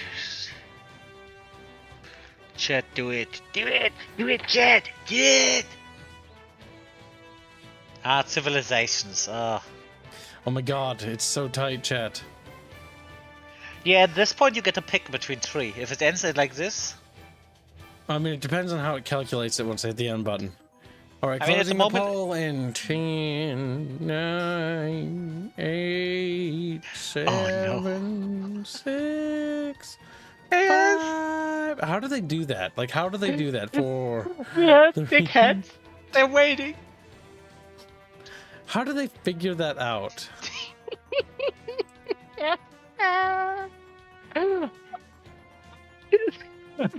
Alright, I hate all of you. How did you do that? No stream. Stream's cancelled. Goes to bed in stream. I'm not that big enough where I can throw a hickey and tantrum and run away. Great. It's just, oh, help me. And then they help him. This helps and help at all. Makes it worse. Oh no. Well, now I get to pick. Fuck you, chat. You did that intentionally. I was originally gonna do if it was a tie, I was gonna do spin the wheel or flip a coin. Okay, it's gonna be Pikmin, isn't it? No, it's not gonna be. I need to redeem myself for yesterday's failings. It'll be Rise of Legends. Oh. I fucked up. It's time for revenge. God damn it, chat. I was annoyed that I lost every single game last night, except the tutorial level. Every single game I think I lost. Yeah, but if the game pulls this kind of bullshit, then it's kind of understandable, especially if you're not used to the game. I know. I got fucked so bad. You have no idea. It's pretty embarrassing. Yeah. Thanks. Sit down, fuck it. Yeah, thanks for the... Did you get fucked worse than in Myth? I mean, Myth, I actually beat levels. Yeah, I died a lot, but I actually got... I'm almost like halfway through Myth. Rise of Legends, I barely scratched the game.